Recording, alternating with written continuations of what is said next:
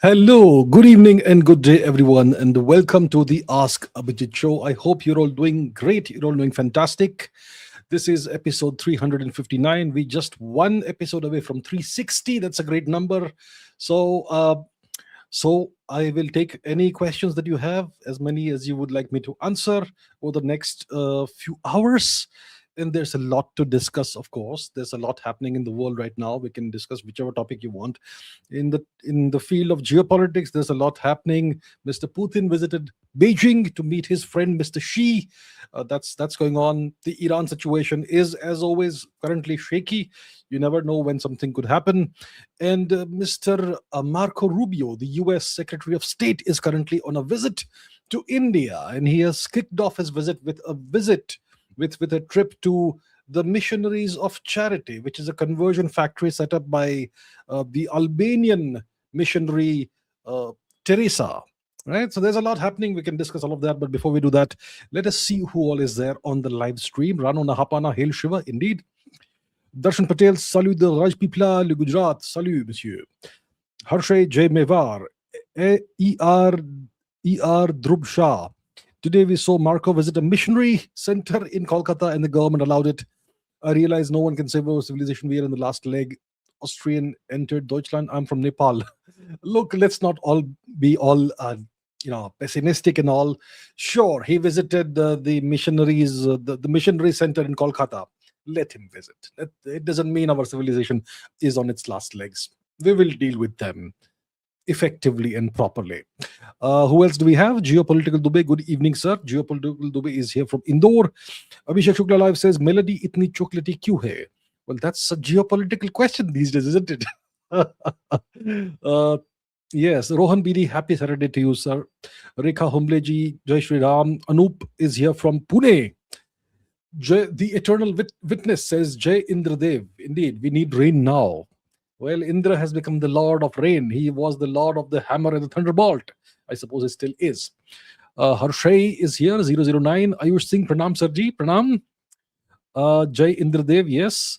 Amayatul Poule says, bonjour monsieur, l'été est arrivé, j'espère que El Niño n'arrive pas. Je suis d'accord, oui, j'espère que El Niño n'arrive pas. Gajapati Dev says, Jai Jagannath from Odisha, yes. Apurva Anupama, Sabhi ko namaste. Yes, Kahan is here from Saket, Delhi. Wise Idiot is here. Kodandara M. Viparla. Jai Shri Ram, sir. Jai Shri Ram, namaskaram, sir. Sugant BVKS, Hare Krishna, sir. Who else? Sumit is here. Good evening, Sumit. Nirvana Shanks, good to see you, sir. Nirvana Shanks. And Nirvana Shanks has wrapped up first among equals. Had a lot of fun with it. Good. And you're moving on to the War That Ended Peace by Margaret Macmillan. Yeah, the whole Europe situation. Check it out. Yes, good move, good book. Dhruv Durya, hello. The Taran Prabhu, hello. Thala. Abhishek Shukla Live is here from Kanpur. Yes, good to have you. Yes. Somi is here from Jaipur. Niket Singh is here from the mountains of Banff in Canada, I think. Yes, Banff. Yes, good to have you. And good morning. Om Bekerikar, hello, sir. Good to see you. Sugand BVKS, thank you, sir. Mahekatta says, namaste from Ethiopia. Well, good evening to you. And I hope you're doing well. What else? Hensi Penguin, namaskar from Pashupatinath's land. Namaskar ji. And good evening to everybody in Pashupatinath's land. Rahul Donake, good to see you, sir. The Achilles of history and science. Good evening. Who else? Gaurav Sarkar, hello. Somalia Paul is here from West Bengal. Hello to everybody from West Bengal and hello to you, Somalia Paul Ji. Imperial Bharat is here. Alvin Rodriguez, hello, sir. Good to see you. Good to have you back. Ryu Kendo, CBSE evaluation. Right. Ashwini Sharma, Shubh Sandhya Ji. Kahan, Harish, you are one is here. Laksh Vaishnav, hello. Extremist is here. Dark Knight, good to see you. Dark Knight is Dheeraj Kamath. Dheeraj Kamath, glad to regain my main account. All right, good to have you back, Dheeraj Kamath. Good to have you back. Random Skull, hello, good to see you. McLevin is here, good to see you. McLevin, what question does he have? If Iran surrenders to the US, would that mean that the US and Russia will be the only ones controlling the global oil? will China also have control over Russian oil? Well, if Iran surrenders, it means that mainly it's the US and Russia that controls global oil, because the US controls a lot of economies that produce oil, right? If you talk about Venezuela, the US controls Venezuela. If you talk about the Gulf nations like Kuwait and so on and so forth, they're all essentially controlled by the US. If you talk about maybe some African nations that produce oil, controlled by the US. And if they are not controlled by the US, they can't say no to what the US says, that you can't sell to so and so guy, they won't sell it. So, yes, if Iran surrenders to the US, it means the US and Russia control the overwhelming majority of the world's oil. Will China have control over Russia's oil? Not quite. Not quite. You see, Russia currently is in the situation of being kind of a junior partner to China, but it is still a very sovereign nation, 100% sovereign nation. China doesn't control Russian oil. And in this situation, if Iran surrenders, China doesn't get to control Russian oil. Russia gets way more leverage over China in that case. Um, V. Sheikh Gupta says, do you think there are any reliefs for Indians in terms of fossil fuels? In terms of fossil fuels, right now, the situation is such that the prices, you can expect them to be high for a while. And when I say a while, maybe a year or two, right? Because of the situation. The situation. What situation? The Strait of Hormuz situation. The Strait of Hormuz is blockaded. There is news coming out, trickling out from time to time, that some vessels are going through because of various arrangements, but mostly it's blockaded. Okay. And because of that, I mean, who has created the situation? It's the US and Israel who have created the situation. By attacking Iran, Iran did not start the war.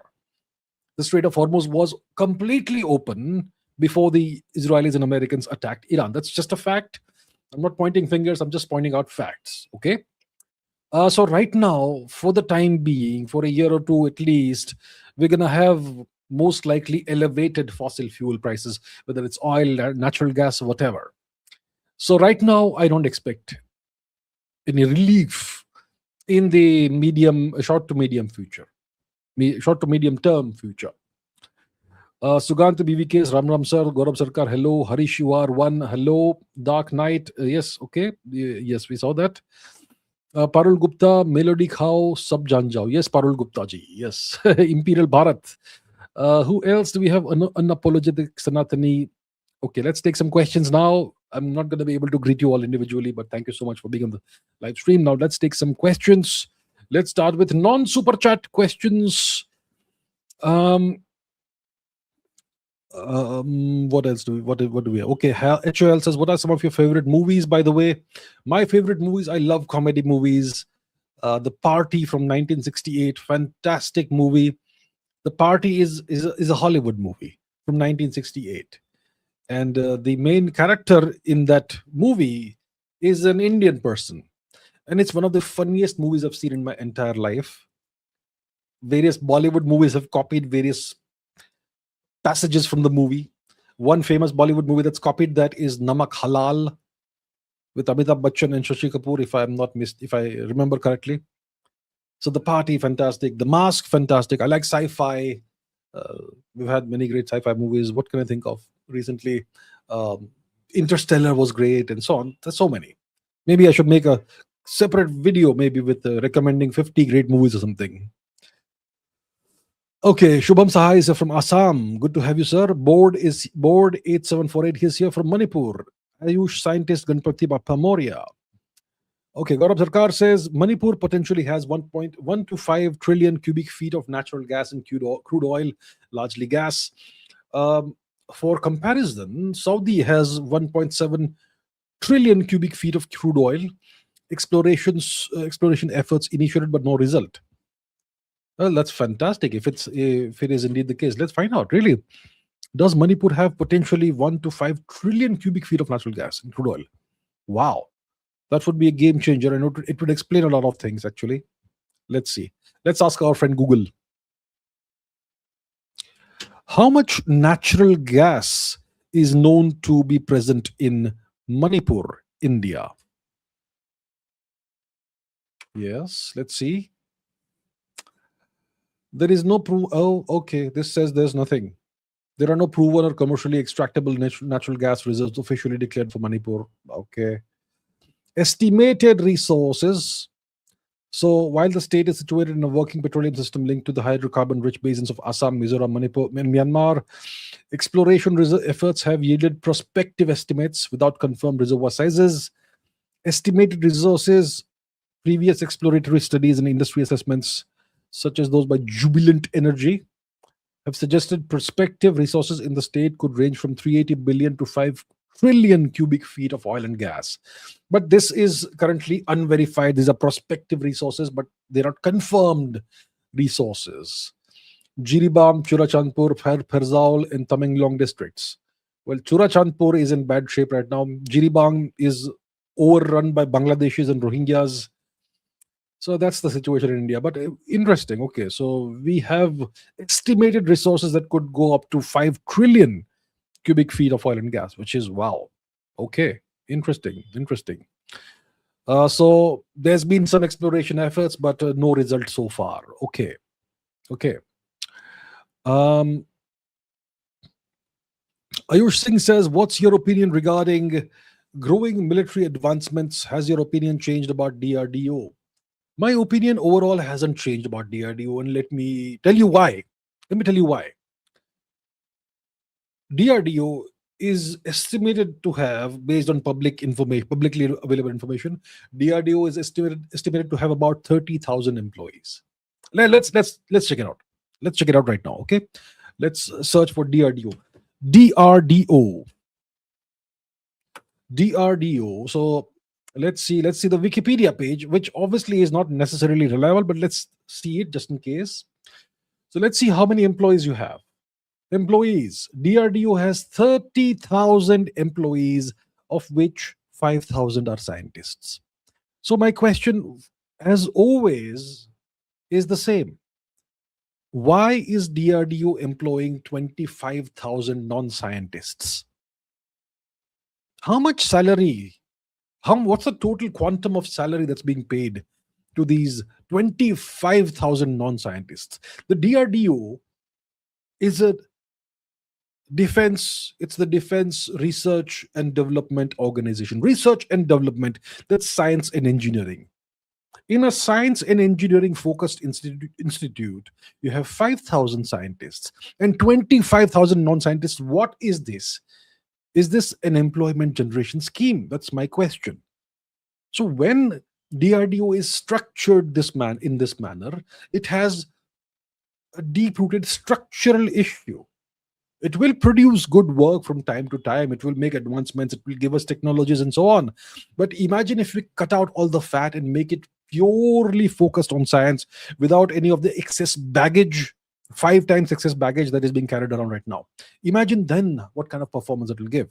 So my opinion hasn't changed. DRDO needs deep and broad reforms. It needs to be structurally overhauled. So my opinion hasn't changed about that. But when it comes to various military advancements, good. I'm glad that the DRDO, this organization, is producing various advancements. I don't remember exactly what it is that you're referring to. Even I have seen news in the past few months from time to time about something or the other that the DRDO is developing and has actually, you could say, completed projects it has completed and breakthroughs it has achieved. So that's good. It's good. But understand this also. Whatever breakthroughs DRDO is achieving, these are definitely indigenously developed technologies, but we are simply developing technologies other nations developed years ago, decades ago, potentially. Okay? So it's not like we are pushing the envelope and developing first in their class in the world technologies. No. We are trying to emulate what other nations have done years or decades ago. Right?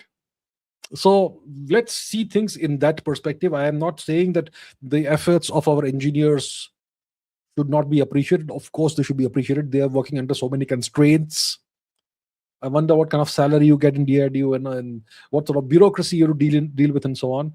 So clearly they are having to work under so many unnecessary artificial constraints, and still they are doing excellent work. So one has to applaud that. One has to commend that.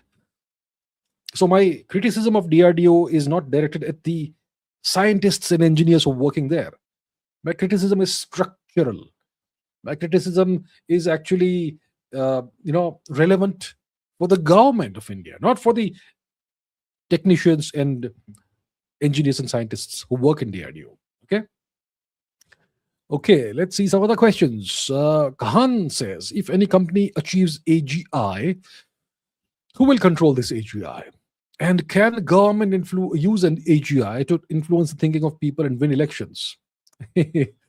Yeah, of course. So first, so there are two questions here. First of all is, if some private organization, some private company achieves AGI, who's going to control that? Well, it's going to be controlled by the government of the nation in which this company is based.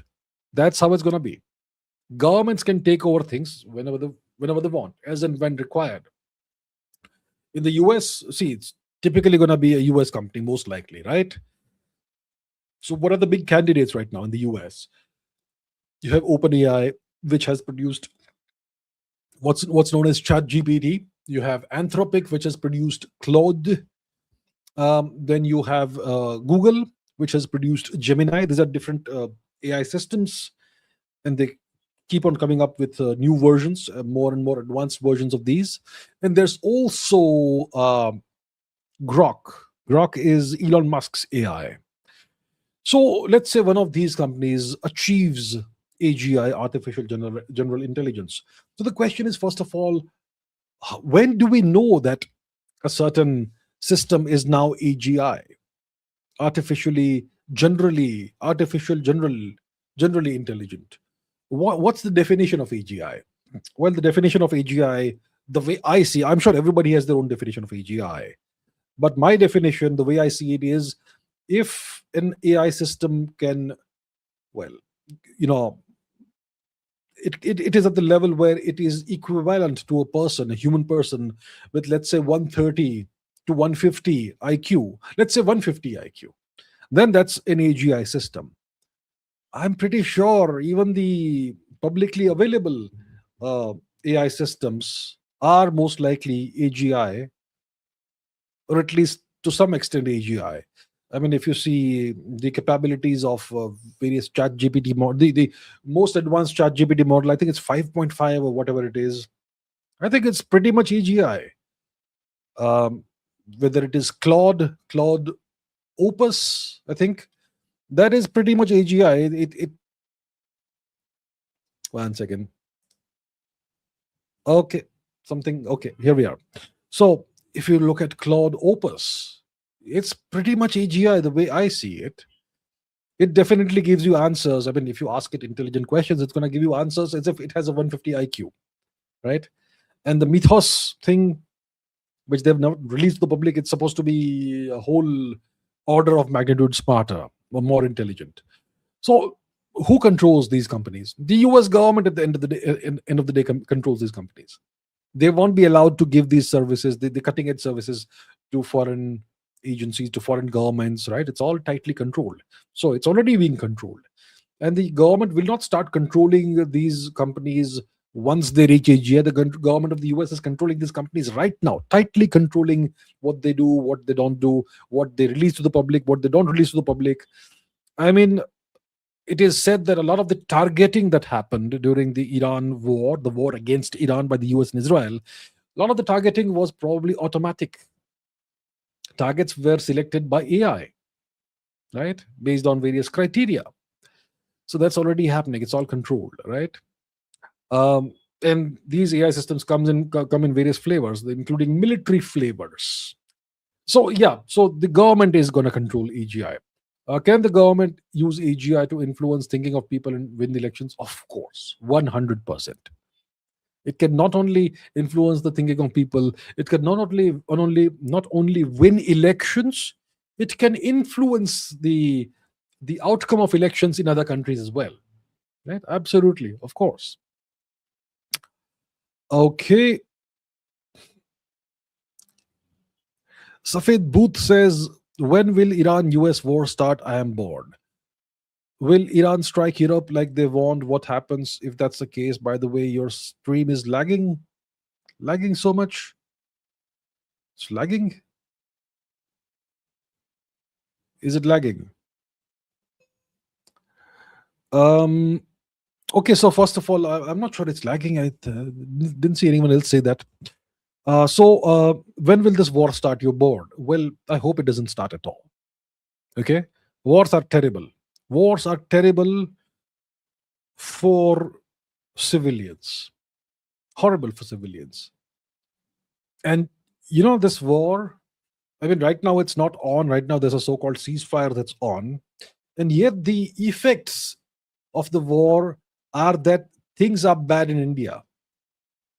There is a shortfall, to some extent at least, of LPG, LNG.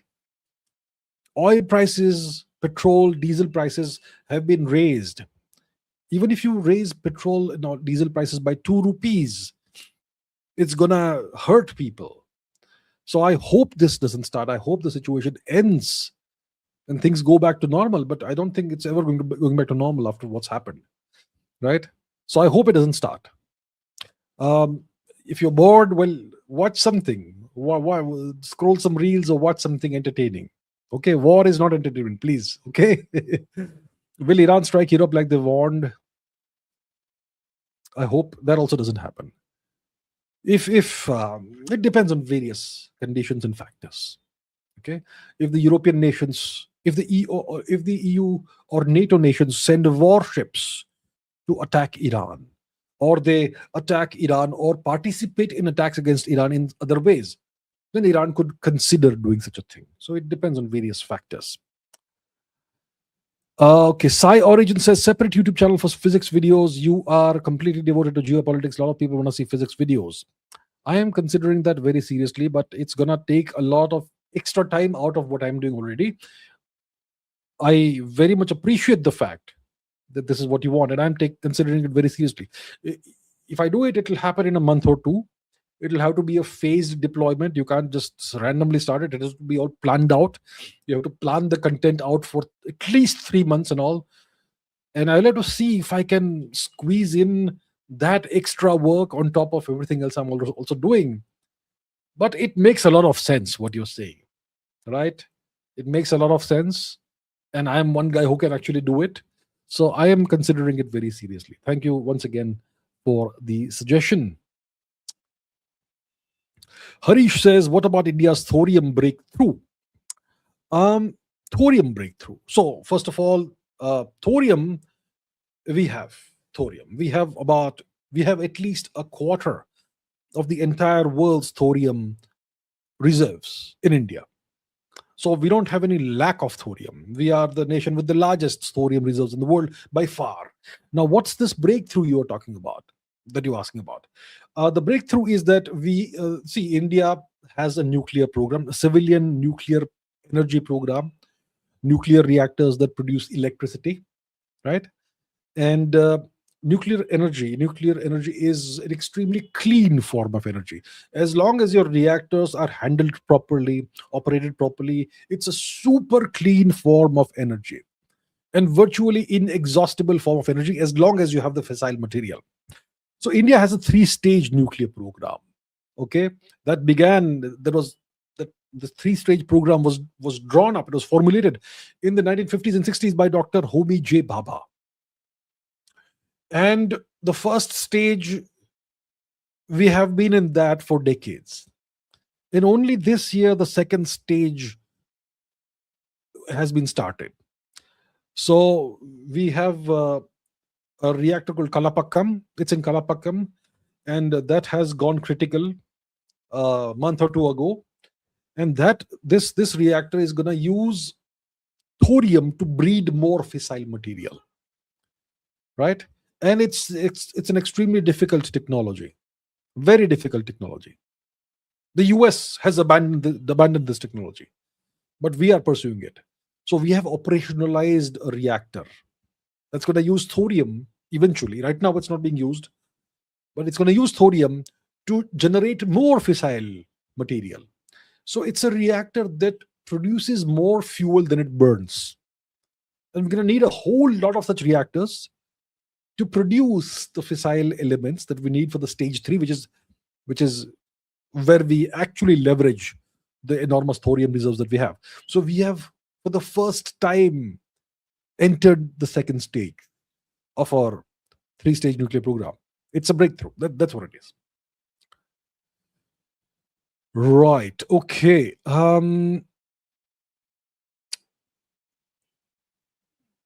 Okay, Swami says, what's the point of doubling our GDP per capita if the world average has also doubled in the past 10 years, basically meaning zero growth? Is that the case? Let's find out. Global GDP per capita over the past 20 years graph. Okay, it's not giving me a graph. GDP per capita has experienced steady long-term growth range, increasing from roughly 7.8 thousand US dollars in 2026 to about 15,600 nominal to 25,500 PPP today. Okay, you're mixing up nominal and all. Okay, let's see this. Okay, let's put a different thing on the screen. So this is our world in data. Growth of GDP per capita has been remarkably steady. So 1994 it was 11,000 US dollars, and today it's 21,000. Is this PPP? Adjusted for inflation and so on. Okay, so it's kind of doubled roughly since 1994, right? So in the past 10 years, from 2015, let's say, until here, in 2015, it was probably 17,000 or something, roughly. And now it's 21. So in the past 10 years, it has increased by 4,000 US dollars in 2021 dollar prices. So from 17 to 21, roughly 4,000. It's not doubled, it's increased from 17 to 21, which is maybe I don't know how much. 17, maybe 20%, 25%. It's not doubled, it's increased by at most a quarter. So the global GDP per capita in the past decade has increased by 25%, and India's GDP per capita has probably increased by 100%. Probably, because India's GDP has doubled in the past decade, and India's population also has grown. So maybe 80 or 90% it has grown in India, but globally it's been 25% maximum. So I think overall it's good. It's good. Yeah, so we got to keep growing. It's the Soldier Boy says, any views on Rubio visiting missionary and gang? They lost Eastern Front against India, West Bengal. FCRA is big deal, as we can see.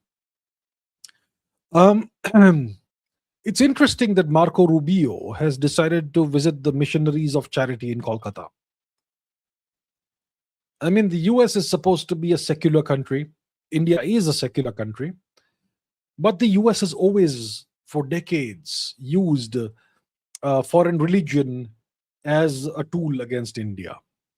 The objective is to convert as many people as possible to the foreign religion, to Christianity, right? And to weaponize that. That's always been their objective. And the United States government doesn't pour in money into conversion activities, but various private organizations, various churches, various religious organizations, they pour in billions of dollars every year into India. And there's industrial scale religious demographic re-engineering that's happening right now as we speak inside India. So this guy visiting the missionaries of charity, clearly one could potentially regard it as a provocation, right? And yes, the government of India has switched off the FCRA thing, right, for the missionaries of charity. FCRA means Foreign Currency Remittance Act or whatever it is. So if you have FCRA approval, it means your organization can receive money can receive funds from other countries. If you don't have FCRA approval or whatever it is, then you can't. So the missionaries of charity can't receive funds from other countries. Yeah, so FCRA is a big deal. If you switch off FCRA for an organization, they can no longer receive foreign funds. And I think it's a good idea for the government of India to do that for every missionary organization in India. I don't know why missionary organizations are even allowed in India. I'm not saying that take away people's right to practice their religion. Of course, people should have the right to practice any religion they want. My issue is with the industrial scale demographic re-engineering efforts that are going on. That needs to be stopped.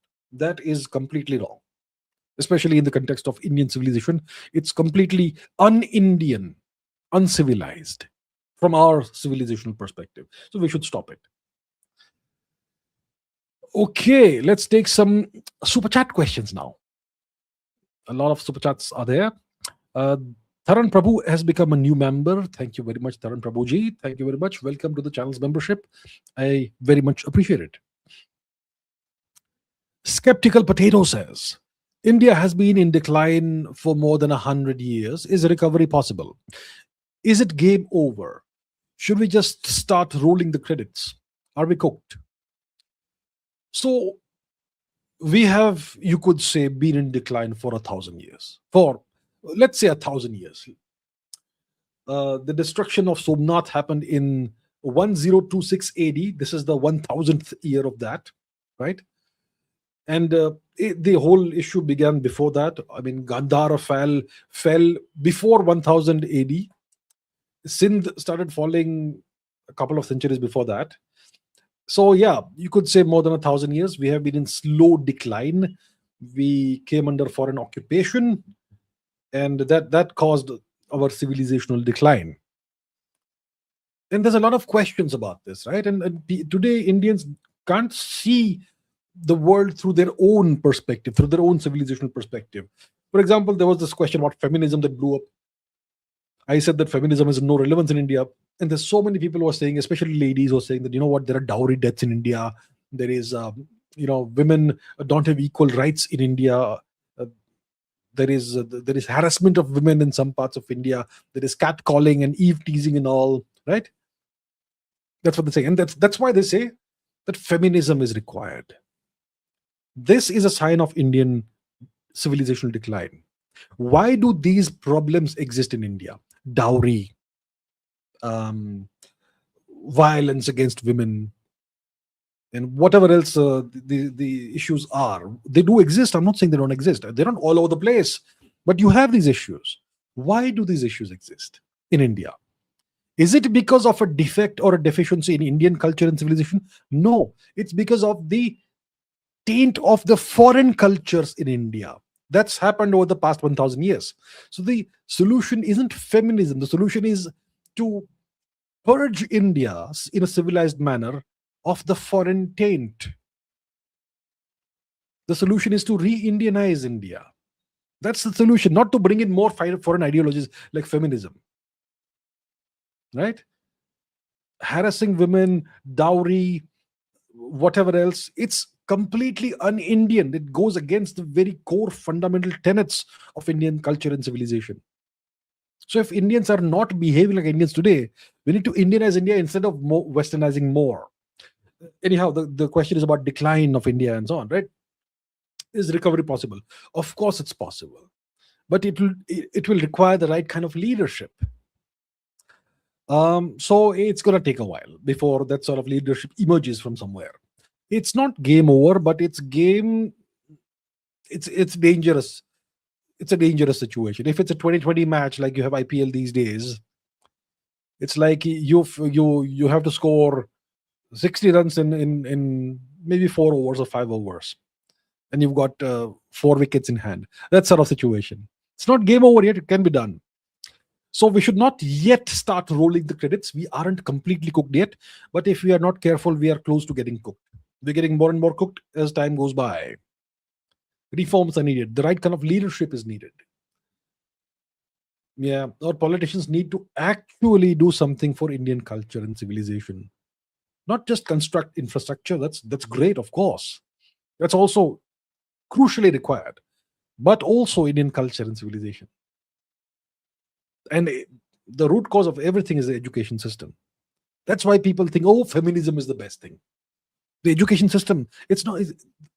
People who say that feminism is required in India, it's not their fault they think this way. They have been misled by their teachers, by the education system. So it's not game over yet, but if we are not careful, it will be game over not too far in the future. Godliness says, what matter in this world today is hard power, but what matters in this world today is hard power. Yes, hard power is what truly matters in the world. Yes, but still, our diplomatic language is all about soft power. Why our diplomats don't learn with time? If our diplomats are emphasizing India's soft power, I actually agree with that. Diplomacy is about saying nice things. You may do all kinds of hard power things in the real world, but your language has to be nice, civilized, soft. Okay, so when you act, carry a big stick and act with it. But when you speak, say the gentlest things. Right? That's what diplomacy is all about. At least public diplomacy. Diplomacy behind closed doors is a whole different ball game. You have no idea how nasty that can be. But public diplomacy is all about niceties. So please understand there's a difference between words and actions. Let's not focus on words. Diplomats in public play a game of words. And I completely support our diplomatic language being about soft power. That's fine. That is fine. I want our actions to be about hard power and our words to be about soft power. That's what I want. Our actions aren't quite all hard power, right? We kind of still, at least in some cases, are kind of suffer from muddled thinking. So our actions should be about hard power. Operation Sindoor was hard power, right? It was. So it's not like we do not exercise hard power. If we have put the Indus Water Treaty in abeyance and we are constructing dams and canals, that's hard power. Okay? So actions should always be about hard power. Your diplomatic language should be about soft power. Always use nice, sweet, soft words in diplomacy, at least public diplomacy.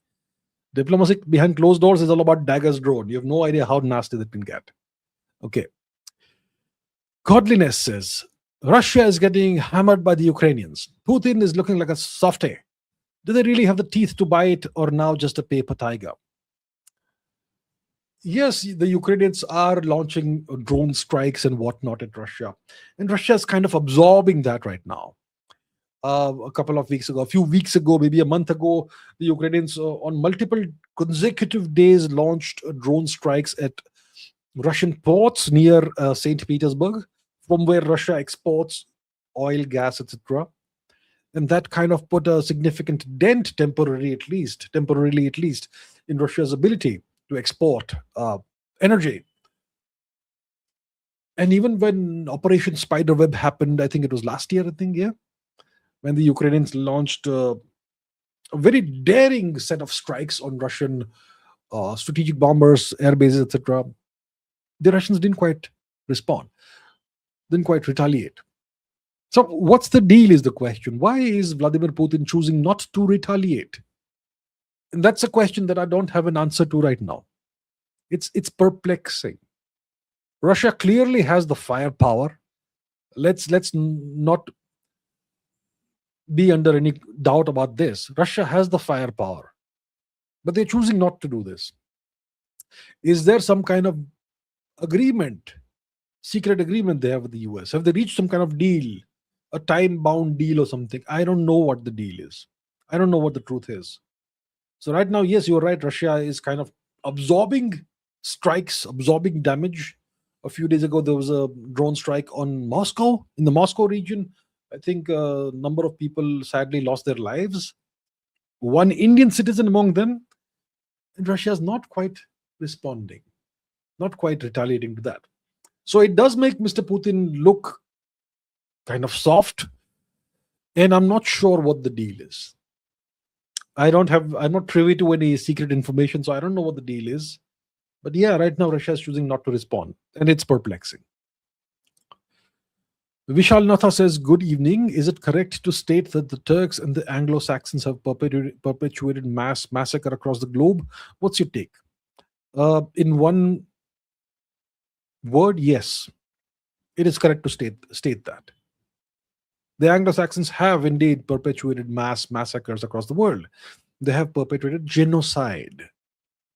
North America, genocide. Where are the natives today? Between 56 to 100 million natives have been wiped out over the centuries, which is no small number. Tasmania, wiped out. There's no Tasmanian left today. They've been eradicated. Australia, the true Australians, the so-called Aboriginal Australians, they are second-class citizens in Australia today. They live on the fringes and the margins of society. In India, the British must have genocided at least 200 million Indians over the period of 2.5 centuries. Right, less than a million a year doesn't look like something big, right? Less than a million a year, yeah. But over 2.5 centuries, it's like 200 million. How? Primarily using the tool that's artificial famines. So the Anglo-Saxons have done that. The Turks have also done their own share of things during the time period of the Ottoman Empire. And not just the Ottomans, but also the Turkic peoples. I mean, the genocide the Turks perpetrated over India, it dwarfs what the British did. But we don't have the numbers. It's possibly 500 million over 1,000 years. That's less than 500,000 a year. It doesn't sound like a big deal, right? When you have a population of 300, 350 million, 500,000 a year is no big deal. But over a period of 1,000 years, probably 500 million, just in India, in the Indian subcontinent. I mean, they used to build towers of skulls and whatnot. So yes, yeah. Piyush Ji says, hello, me going to Howrah for exams. Bye. Okay, sir. Howrah. All right, all the best. Have a safe trip and do well in your exams. All the best. I wish you success. Piyush Ji says, I have prepared some amazing what if questions in the context of this war. We'll ask in the next live stream for sure. Your live stream is happiness. I'm glad you feel that way. Thank you so much. Thank you so much indeed. I look forward to taking your questions in the next one. Until then, do well and all the best for your exam, sir. Dark Knight says LLMs, large language models, struggle with basic calendric orchestration, due to which I am actually building an app myself to enable them to facilitate my life planning like a personal chief of staff. So definitely not AGI. I think it's an interesting point you raise here. They struggle with basic calendric orchestration. The question is, why do they struggle with certain things? Right? Why do they struggle with certain things? Oh, most likely, they face artificial constraints. I mean, take Anthropic. What is it? Claude Opus. There's probably 100 million people who are using Claude Opus at the same time at any given point in time. Right now, as of now, there must be perhaps 100 million people chatting with Claude Opus or using it in agentic fashion. So can you imagine the scale of this LLM? The issue is this. The issue is that when you interact with, let's say, Claude or ChatGPT or Grok or Gemini, the instance of the model that you're talking with or interacting with, it has an artificially limited context window. Maybe 200,000 tokens, and if you are paying more, it's 1,000,000 tokens, right? What's a token? It's a fragment of a word. To put it, yeah, you can think of a token as a fragment of a word.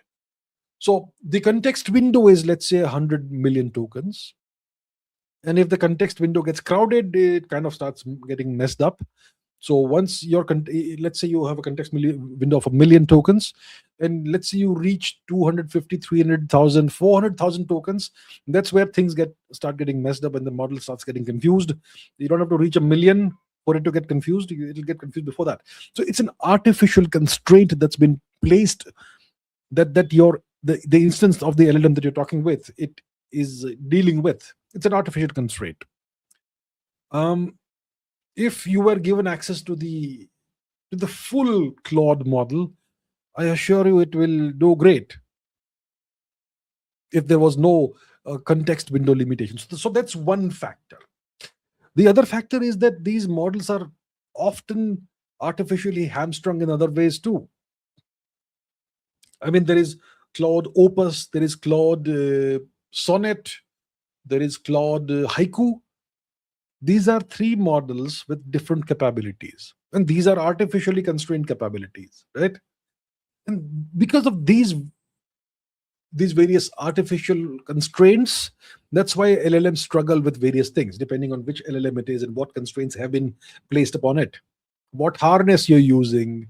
I mean, another issue is that every time you start an instance of an LLM, it's starting with a blank slate. It has no memory of you. It doesn't know who you are, right?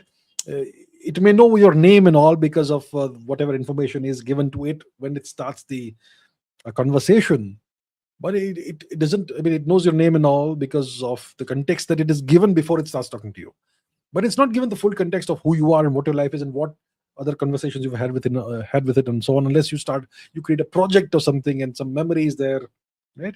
So these are all artificial constraints that are put upon large language models. I suspect that the full Claude Opus model may very much be an AGI, but the little instances that you get to talk to, they probably still don't show significant signs of being an AGI. Yeah, they hallucinate, right, from time to time, and they run into all these issues. So you're building an app yourself to enable them to facilitate your life planning, like a personal chief of staff. So are you doing the Karpathy wiki thing, right? Andrei Karpathy, the LLM wiki. Yeah, you could do that using markdown files, use Obsidian and the Cloud Code or Codex or whatever. And yeah, in that case, it'll know who you are and it'll have the right context. And you can, yeah, direct it and so on. All right, interesting. Marcus Aurelius says, evening, have been listening to you since COVID. All right, good to have you. Thank you so much for having been a long time viewer. Have you influenced a small or large part of the general public in any way? The evidence for it. I suppose I have influenced a small or large part of the public. Probably a small part. I have roughly 950,000 followers, subscribers. I'm not sure that all of them watch all my videos, but there's a subset of those who watch the live streams on a reasonably regular basis. There are others who watch the recorded versions. There are others who watch the clips, the 5-6 minute clips that I put out. And when you watch someone over time, there is some influence that's going to be there. The evidence for it, I'm not sure what the evidence for it is, but I'm sure there has been some influence of some kind, hopefully positive. Yeah. Over time. I've been around for on YouTube for about 5 years now, right? I'm sure I've had some influence, hopefully positive, in some good way, over a small number of people. VSVS, namaste, sir. Namaste. Good to see you. It's been a while since you've been here. So good to have you back, sir. Thank you.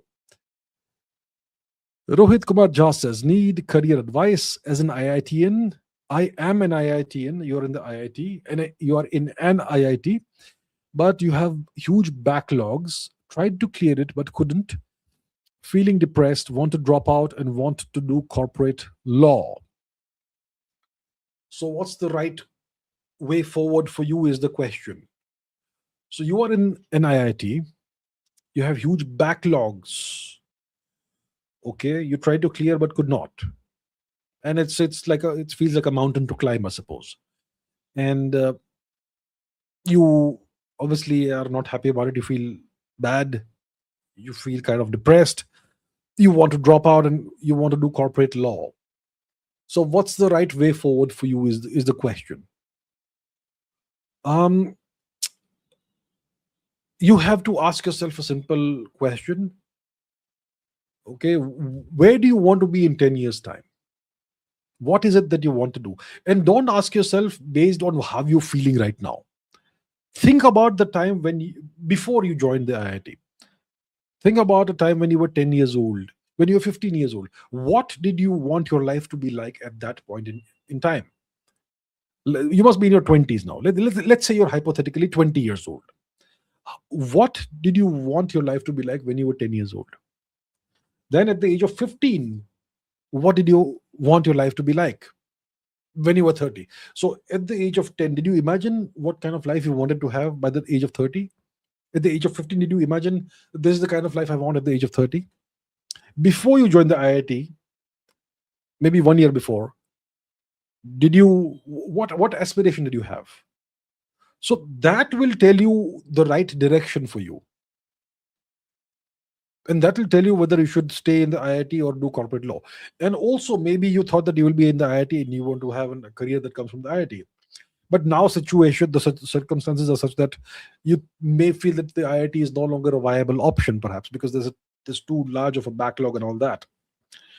So, in that case, you have to take. So, what kind of decision should you take? Is the question. Should it be a decision based on how you feel right now? Should it be a practical decision? Should it be a decision based on what you wanted to achieve in life a few years ago? By the time you're 30, I think your decision should be guided by two things. First of all, what you have always wanted your life to be. Usually, after the age of 12, 13, 14, you typically have an idea or a picture of where you want to be in long term in life. So that's one thing that should guide you. The second thing that should guide you is the current situation. Okay, maybe you wanted to be an engineer, but right now maybe the IIT is becoming too much of a burden. Then so maybe it makes sense to drop out hypothetically, but then you have to ask yourself, will you be able to handle corporate law? You'll have to start from zero again. So you have to weigh these different things in your mind and come to the right decision. It should be a practical decision. Should not be based on emotions and sentiments and feelings and all that. Should be practical. It should be logical. So that's what I can tell you. That's the framework in which you think about things and make decisions. But I don't know you personally, so I won't be able to tell you exactly what you should do. But you have to make a practical decision that's going to give you the life that you hopefully want, right? That you hopefully wanted. And sometimes it's fine to change direction, right? You don't see people will tell you that follow your passion. I think that's not good advice. Follow your passion is good advice for hobbies. Okay, you can follow your passion as a hobby sometimes, but in life you have to be practical. Often you will have a job that you don't necessarily enjoy very much, but makes you good money. Well, in that case, you should stick to the job and follow your passion as a hobby, right? So that's the thing. So you have to be practical and based on your current circumstances, who you are, and so on. You have to make the decision, and it should be a practical decision. It should be something that 10 years in the future you should look back and say, you know what, I made the right choice. So that's what I can tell you. Since I don't know you personally, I won't be able to tell you exactly what to do, but yeah, think about it, take some time. Don't make a decision under the influence of sentiments and feelings and emotions. Keep those aside. Think logically. If you need some time, you take some time off. Maybe change your location for a while so that you can think clearly and think for a while. Maybe consult your elders, consult your family if required, and come to the right decision. A well thought out, logical, strategic decision. All right, sir. Rohit Kumar, all the best. All the best. Do well. VS says the reason behind Germany GDP growing despite no real growth in euros is that the dollar depreciated heavily against the euro in 2025. Let us find out. Let's find out. US dollar versus euro past 24 months. Okay, last 24 months. Over the last 24 months, the euro versus USD exchange rate has largely traded in a range between $1.03 and $1.12. The US dollar experienced periods of strength in late 2024, followed by a steady euro recovery in 2025. Okay. So mid 2025, the euro staged a strong comeback, pushing the pair to 24-25 highs around $1.12 as markets rotated away from the US dollar. And right now it's 1.16. So the euro has appreciated, right? So the euro recovered in 2025. So what you're saying is correct, yes. And so if you calculate GDP in terms of US dollars, then it's going to make a difference. And it look like there's been GDP growth. Yeah, interesting. All right. Chirag Shunat says, bonjour, monsieur Abhijit. Je vous écoute depuis 3 ans. Vive la République, vive l'Inde. Merci, monsieur. Merci beaucoup. Vive la République, vive l'Inde. So Chirag says that I have been listening to you for the past 3 years. And long live the Republic, long live India. Thank you so much, Chirag Shunat ji. Thank you so much for listening to me for the past 3 years. And yes, indeed, long live India, long live Bharatvarsh, long live la République. Thank you. Sharma 108X says, tired of immigrants in the West saying their culture is better because it's traditional or conservative and West is too liberal. Go back then if it is better. So you're in the West and you have immigrants who have come to the West who are saying that their culture is better because it is traditional, it's conservative, and the West is too liberal. And you're saying, if your culture is better, why don't you go back? And I could not agree with you more. So you come to the West, you settle down in the West, and then you said that your culture is better and West is bad. Then why the hell have you come to the West? Go back to your country. I agree with you. I agree. If you actually go to a different country and settle down there, you should respect the local culture. Yeah. And if you are so proud of your culture and so on, and if you feel the local culture, the Western culture is inferior, go back. The point is, if you migrate to a different nation, you should try your best to assimilate. I'm not saying you should abandon your culture, but you should not disrespect the culture of the host country. And there are certain kinds of immigrants who will do this. Indians typically don't do that. But there are certain kinds of immigrants, certain flavors of immigrants who do this and who will try to impose their culture on the West. You will see that very visibly in London. That's an example. You will also see that in the United States. You may also see that in Australia. Yeah, so I agree with you. I agree with what you're saying. AKR says, Ram Ram ji. Will Bharat reclaim POK and Aksai chain in our lifetime? Any government strategies in play? Should we harness Doval's expertise before it's too late? Will Bharat reclaim POK and Aksai chain in our lifetime? Do I want Bharat to reclaim, first of all, POK? I would like that to happen, yes. One word of caution. The people who live in POK, they probably consider themselves Pakistanis today. I have been on the border of POK. I have been literally a stone's throw away from POK, okay, POJK. There is this village in Baltistan, which is Gilgit-Baltistan, and some part of it is currently not occupied by Pakistan. It comes under Ladakh. So there is this village in Ladakh, so to say. It is called Thang village. And it's said to be the last village of India, or across the LOC. And across the LOC, you can see the Pakistani positions in the bunkers. And there's a village there called Bogdang, I think. I think it's Bogdang? No, it's not Bogdang. It's some other village. Sorry. No, no, Bogdang is not. So there's another village over there where you have the POK people who live there. So the people on both sides are the same. They're the same people, Indians, but across the LOC, they definitely consider themselves to be Pakistanis. So if you reconquer POK, reclaim POK, you're going to have to absorb that population that hates you. That's going to be an issue. There is going to be an issue. That issue won't happen with Aksai because no one lives there. It's an empty, barren land, but very strategically important land. So the question is, will India reclaim POK and Aksai in our lifetime? POK, definitely in my lifetime it will happen. Yeah, POK will happen. Aksai Chin is a little more questionable. It will all depend on what kind of growth trajectory we go on, and whether we actually invest in genuine hard power. So Aksai Chin, I would like Tibet to be free in my lifetime, free of Chinese occupation. If that happens, Aksai Chin is back in India, of course, and Kailash Mansarovar are liberated.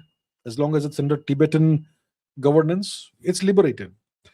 So I would like to see that happen in my lifetime, but it's a little difficult because China is way too powerful and they're not fools like the Pakistanis. POK will happen. Aksai Chin, I'm not sure. I hope it happens in our lifetime. Any government strategies in play? Well, these strategies will never be revealed to the public, so I don't know. I mean, I don't know. There are many YouTube channels that know everything, but I don't know.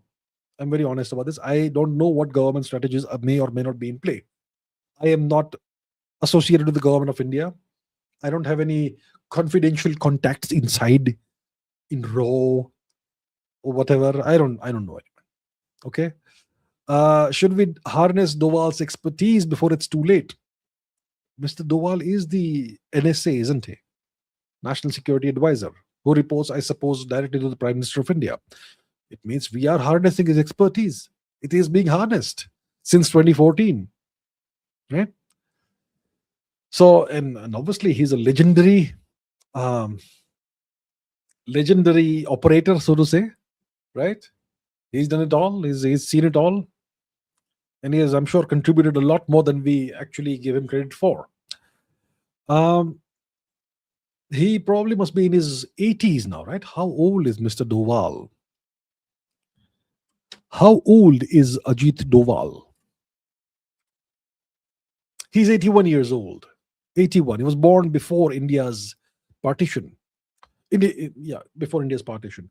So he's 81. I'm pretty sure there must be many other, people of the same caliber as him that we may not be aware of. India is a vast country with a huge population. We have plenty of talent. So Mr. Doval is 81 years old. I wonder how long it will be before he finally retires, hangs up his boots. But hopefully we have many more, people of the same caliber and capabilities who can, fill those boots, fill those giant boots of his. So we are already harnessing Mr. Doval's expertise. I can assure you of that. VSVS says, Sir, be honest. Don't you see way more pessimism against Bharat by our own community than, say, 1 to 3 years ago? You do see this, yes. Yeah, you do see more pessimism today. Yeah. Because of the way the world has shifted over the past few years. So 3 years ago, everyone was making videos of Dr. Jaishankar with those laser eyes. Now you won't see that happening. Yeah. The reason for this is multifaceted. See, right now there is pessimism to some extent because of the closure of the Strait of Hormuz. There is uncertainty or energy or our oil and gas. We are facing a crunch of that, as is every country, but we are also facing it. So in India, it feels like this. So there'll be more pessimism in India right now. Oil and gas prices may probably have been hiked in the past few days. That will cause pessimism. The rupee isn't, the rupee is depreciating against the dollar. There was a time when the rupee was probably around 50. $1 was about 50 rupees. That's like 20 years ago or something. Then it was 70, then it was 80. Now it's almost 95, 96, right? So that has a psychological effect on people. The US attitude towards India has seen a complete U-turn. It's a hostile attitude now towards India. The US is cracking down on visas and green cards and H-1Bs and everything. So it feels like everything is going wrong in the world right now, especially when it comes to India. India is being, you know, kind of hammered a little bit, it looks like, to many people. There's also the news about the economy, lots of FDIs pulling out of India and so on. So that is the overall situation, which is why you have more pessimism right now about India's prospects, economic prospects, geopolitical prospects, and so on. I would say India's fundamentals are good. These things are not in our control. If the Strait of Hormuz is closed, it affects everybody, not just us, and we can't control that. It's Netanyahu and Trump who started this thing, right? If Trump has decided to take the side of Pakistan, that's not something we can control once again, right? If the US does regime changes in the subcontinent, East Pakistan, West Pakistan, Nepal, that again is kind of beyond our control because we are not powerful enough compared to the US. So right now, India's limitations have kind of become apparent and visible to people who typically don't see them. And that's why there is pessimism. But I would say it's a passing phase. It's going to be a tough phase the next 5 years, like I've said. There's a 50% chance perhaps of India becoming a US vassal in the next 5 years. If we can weather the next 5 years, if we can weather the storm of the next 5 years, I think no one's going to be able to stop us. So the next 5 years are crucial. In the meanwhile, you're going to have pessimism, you're going to have naysayers, you're going to have people who will moan and cry and all. But we've got to stay positive and keep working, and things will be fine. All right. Lippy the Lion says, does India have any possible leverage geopolitically to expedite GE engine deliveries beside LD clauses? Deliberate US ploy to deter our air prowess. What's a LD clause? Clause. LD clause. Not Claude clause. Liquidated damages clause. Okay. It's a contractual provision that establishes the predetermined amount of money one party must pay to the other if they breach specific terms of the agreement, such as missing a deadline. It provides certainty and avoids the difficulty of calculating actual damages. So that's what it is. Liquidated damages clause. Well, if the liquidated damages clause, we could bring it into play against the US because of what they're doing. But that doesn't solve the problem. And the problem is that we need engines to power our fighter jets. The Tejas fighter jet program is currently kind of, you could say, very badly hampered by the shortfall of engines. The US was supposed to deliver engines to us, and they have been very lax in doing that. They're dragging their feet. They're delivering like 2 or 3 engines a year, or I don't know what the number is, but it's way less compared to what has been established by the contract. And that's the deal, right? So does India have any possible geopolitical leverage over the US that could make the US expedite their deliveries and deliver the engines on time? India doesn't have any leverage. India doesn't have any geopolitical leverage that would force the US to expedite their GE engine deliveries. No. What is it that we have? The Chinese have rare earths. They control 95% of the world's rare earths supply. That's a massive leverage the Chinese have over the US. And that will make the US behave. Not in all domains, but yeah, it puts limits on what the US can do against China. That's real leverage. A lot of US companies still have a lot of stuff manufactured in China. That's, again, major leverage. And the various other forms of leverage the Chinese have. What leverage does India have? Nothing similar to what China has.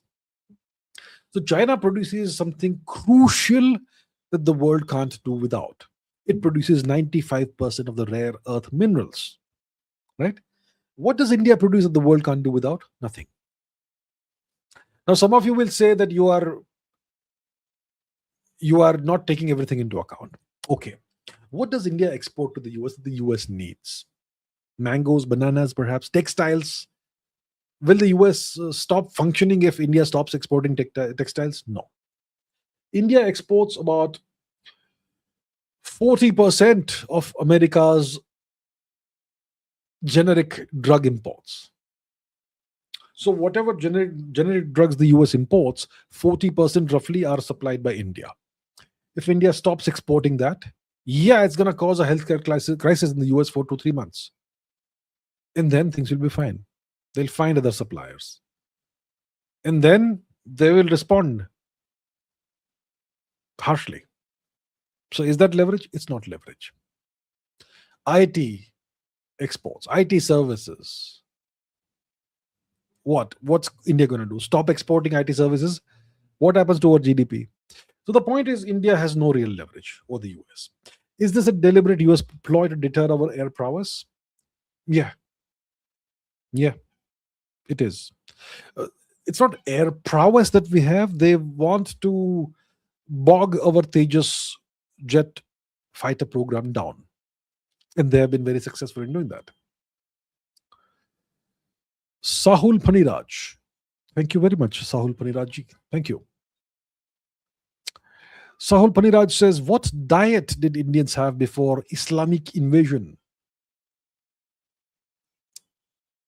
It was a standard Indian diet. So there were certain things that Indians did not eat that we eat right now. There are some Indians who eat beef today. Indians did not eat beef ever.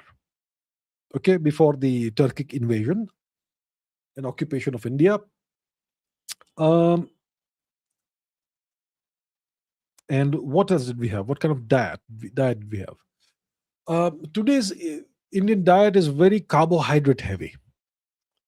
It's kind of a starvation diet. So the past 2.5 centuries, we were under British occupation, and the British engineered hundreds of artificial famines in India. So Indians had to modify their diet, and subsist on non-perishable foods or foods with low perishability, like lentils, like dried lentils and things like that, all dals and all that. And cereals, more emphasis on cereals and grains like wheat and rice and whatever else. So India's diet became extremely carbohydrate heavy in the past 2.5 centuries. Before that, I'm pretty sure Indians ate way more protein than they eat today.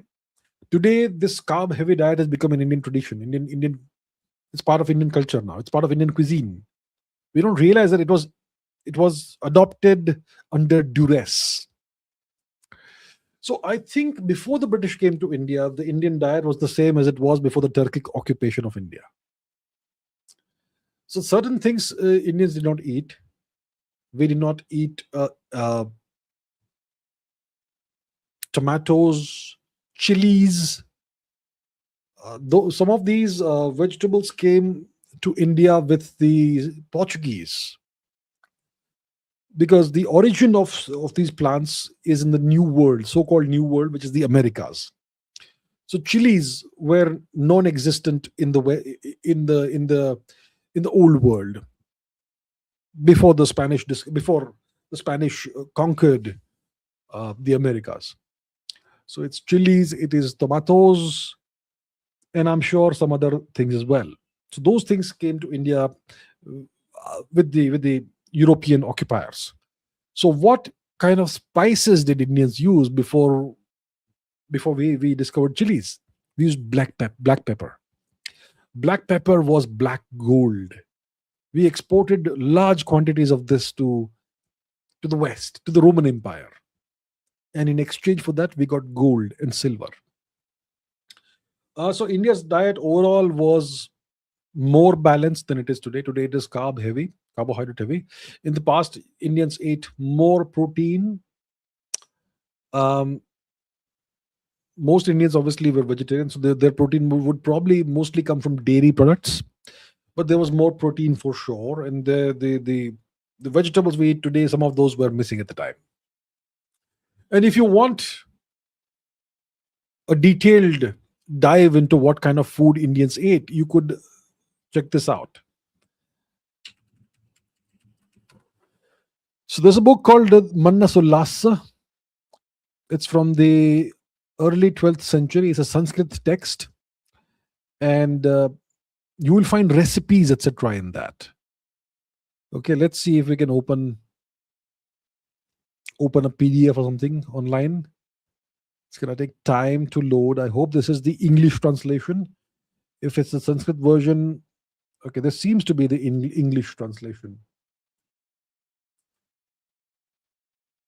Right. So no, this is the Sanskrit version. But there's an English version also available online. And so what you can do is check that out. Is this the right one? Let's see. Manasolasa of King Someshwar. So if we go to a random page, okay, this is also a Sanskrit version. There is an English version that you will find online, and that will have recipes, etc., from the early 12th century. That's an interesting thing to read. Vishal Nath says, why do some of the factions of our country's population want to propagate the fake Aryan invasion theory? Is it due to the skin color of the invaders or of the proposed theory to feel superior or some reason?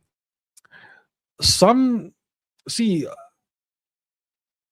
a large percentage of India's population believes in this Aryan myth, whether it's the invasion myth or the migration myth.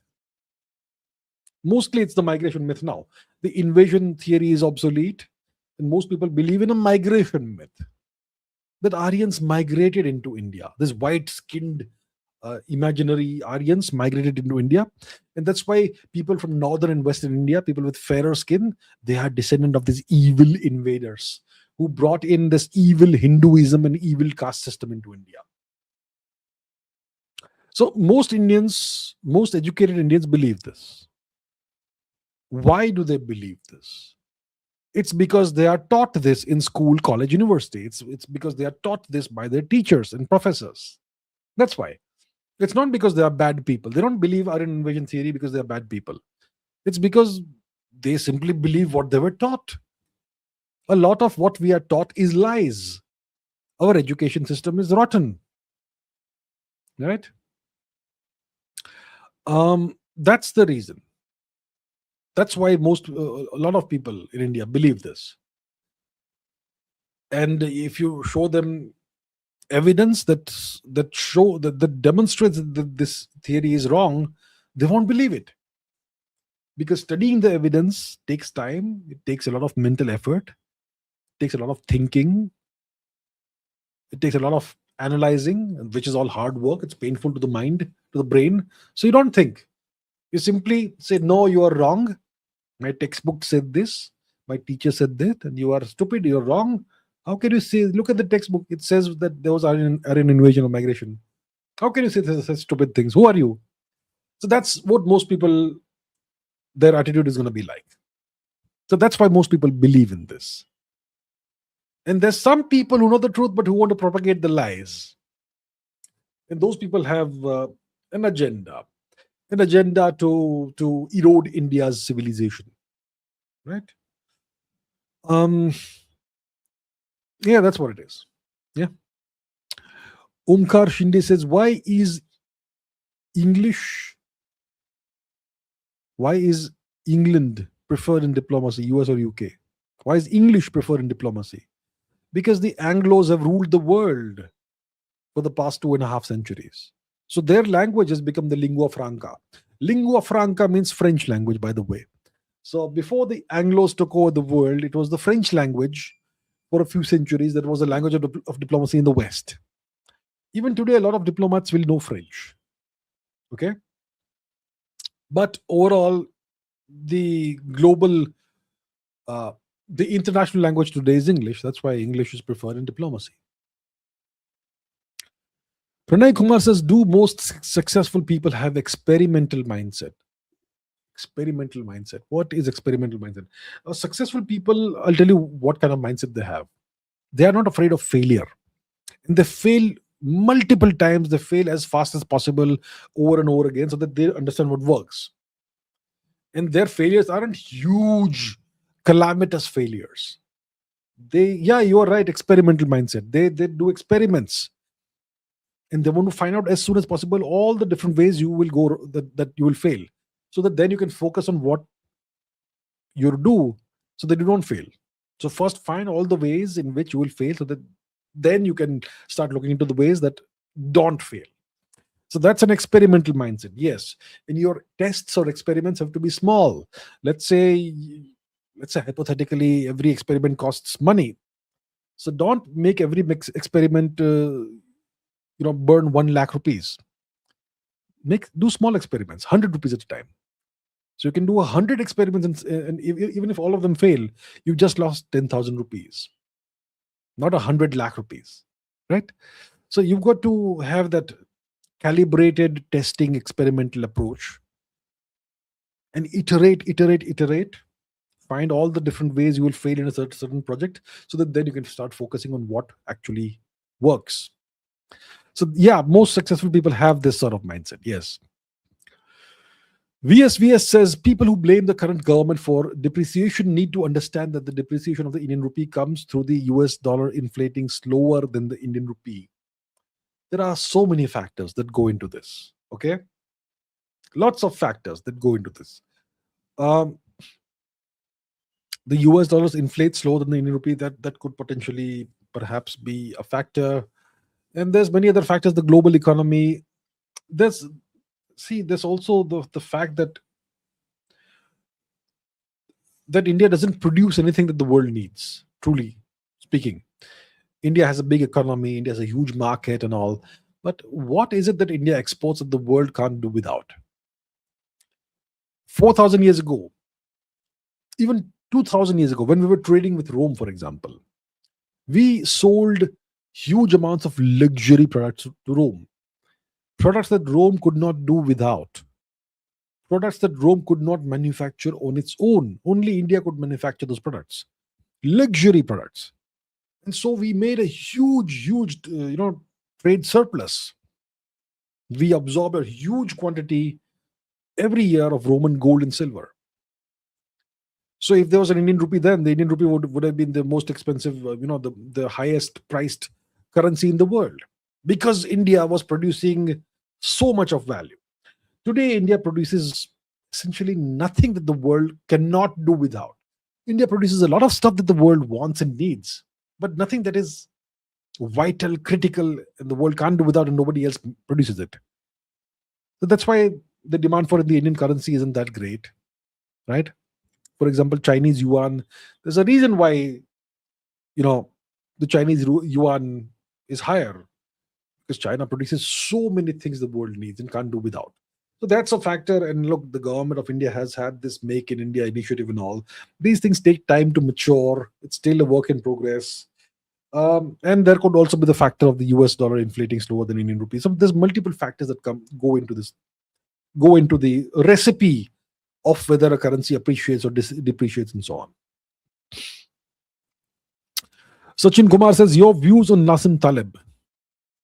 Very interesting author. An original thinker. Anti-fragility is a very, very interesting and important concept. And he came up with it. Nobody else did. Anti-fragility. The concept of the black swan event, once again, that's his original concept. The concept may have been around in different shapes and forms, but he actually, put it into words properly, defined it thoroughly, and wrote a book about it. So I think is a very influential author, very interesting author, very original thinker, and overall, I think I have a very high regard for Nassim Taleb. Sachin Kumar says, which banned books do you recommend every Indian read? Banned books. Banned books must be illegal, right? Well, if I recommend something illegal here, I think I may be breaking the law. So I don't think I can recommend banned books here, right? I don't want to break the law. But when it comes to banned books, do I know any banned books? I'm sure I must have read some books that must have been banned here or the other, somewhere or the other. One banned book I can think of, but I can't recommend because I haven't read it, is what was it? Salman Rushdie's book, right? Satanic Verses. I've never read it. I think it's no longer banned in India or something. I don't know if that's the case, but I haven't read it, so I can't possibly recommend it. I can't. Uh, I've tried reading Salman Rushdie, couldn't make it past a few pages ever. So anything else? Banned books? Can't think of any. Sorry. And anyway, if it's banned, I can't legally recommend it, right? VS says, what's your opinion on US PSYOP CJP? What is a CJP? US PSYOP CJP. I don't know. Let's see. What is CJP? Citizens for Justice and Peace. A prominent human rights Is this what you're referring to? Oh, this Cockroach Janta Party. I don't really know what this is. This is all over the social media right now. It's some kind of satirical political movement. Obviously, it seems to make the intention seems to be to make fun of the Bharatiya Janata Party. It looks like that. Is that an American psyop? I don't know about that, and I haven't seen what it's all about and who the persons behind it are.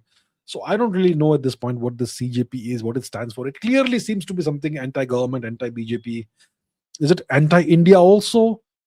I am not clear about this. It's only been a few days, like 2-3 days.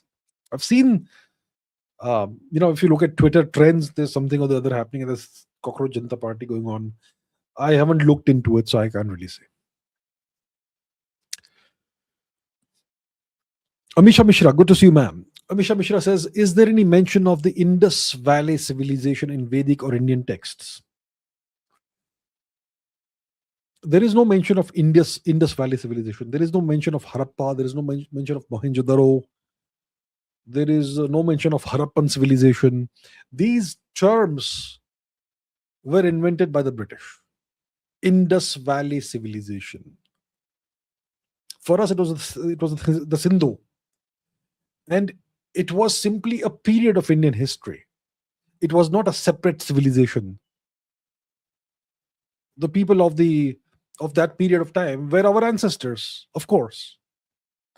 So there is no mention, and these cities, Mohenjo-daro and Harappa, these are modern names. We don't know what the cities were actually called. The people from 5,000 years ago, they did not call these cities Mohenjo-daro and Harappa. They must have had proper names from that time. We don't know what those names are. Those names are lost. But when it comes to Vedic texts, when it comes to the epics, the Ramayana, the Mahabharata, we obviously have copious references to the same geography. And there are references to cities and towns that may no longer exist today. So maybe some of those names are perhaps related to the cities that eventually were abandoned, possibly. There are mentions of sailing on the Saraswati. So I'm sure there are references embedded in our ancient texts that refer to the geography of this region and possibly the cities of this region. But we don't know for sure. So there is no reference to Indus Valley civilization or Harappan civilization, because these are new names. There is no reference to Mohenjo-daro or Harappa. But the geography is there. There are references to, like I said, pilgrimages in the West, journeys on the Saraswati, on the Sindhu. So we are referring to the same geography. And if the Mahabharata happened 4,000-5,000 years ago, it is smack bang in that time period of the so-called mature Harappan phase. So but we're not able to, establish a one-to-one correspondence between the name of a certain city and an actual archaeological site today. So that's an issue we still face. Once we do more archaeological work, And if we find more inscriptions, hopefully inscriptions with the name of the place, then we can start doing this correspondence. So right now it's still, early days in that. Rajat says, how are you? You can be called a true influencer, unlike those who endorse cheap software and products. Please explain black hole super radiance in simple words. First of all, thank you so much. Yeah, I don't really do any endorsements, do I?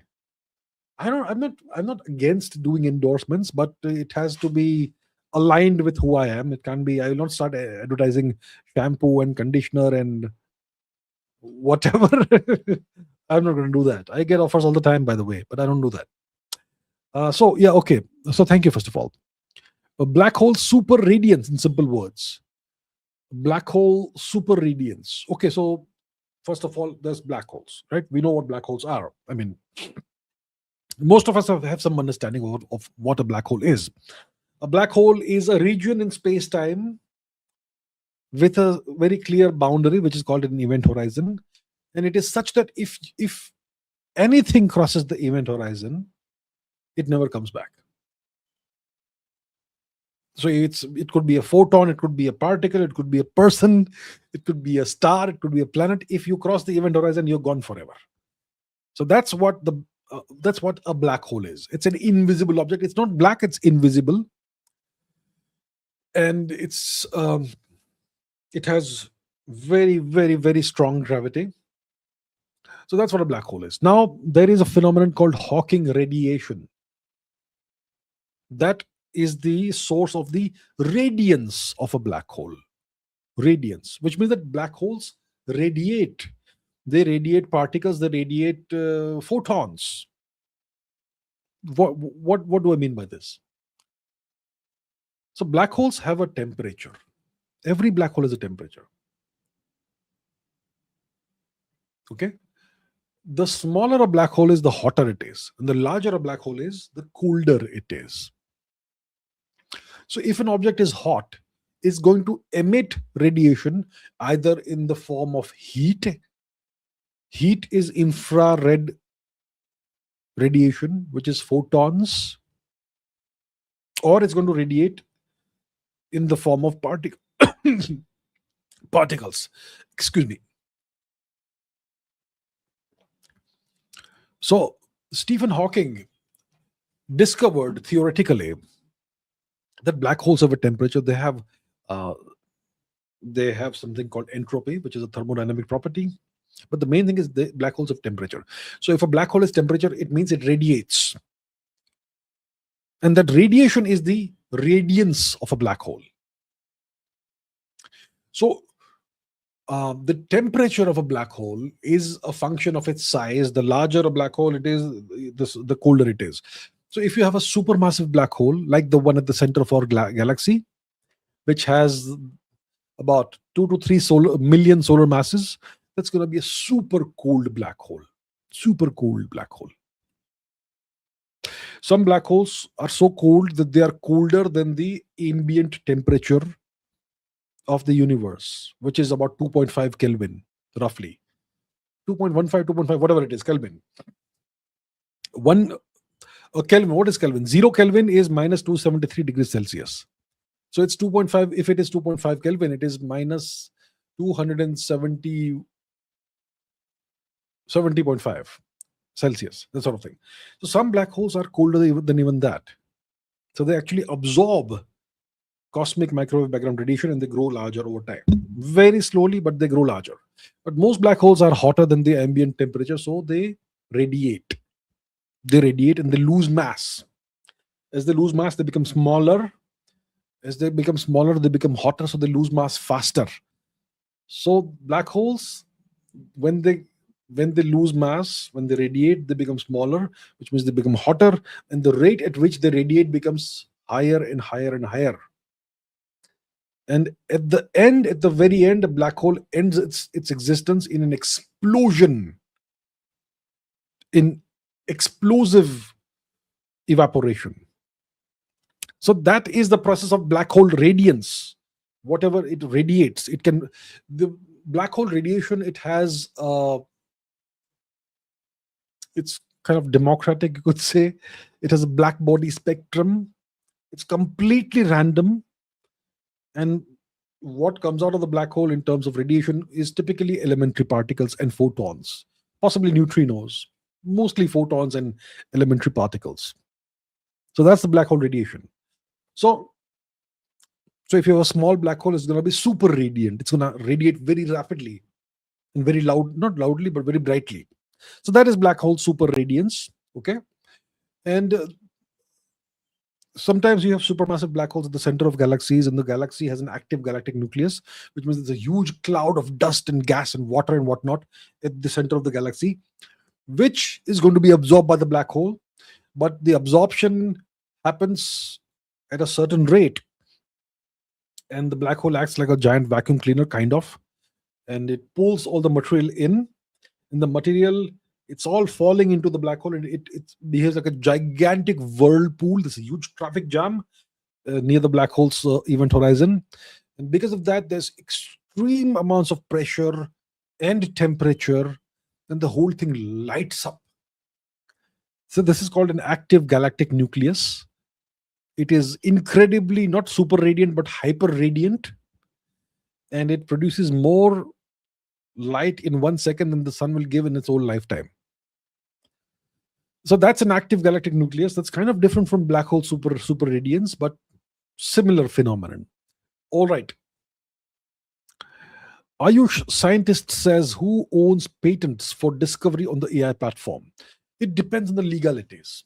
Okay. It depends on the terms of the contract and all, the employment contract and so on. So let's say I am a researcher who's working for a big AI lab, and I make a discovery while working for the AI lab. Maybe it's Anthropic, maybe it's OpenAI, whatever it is.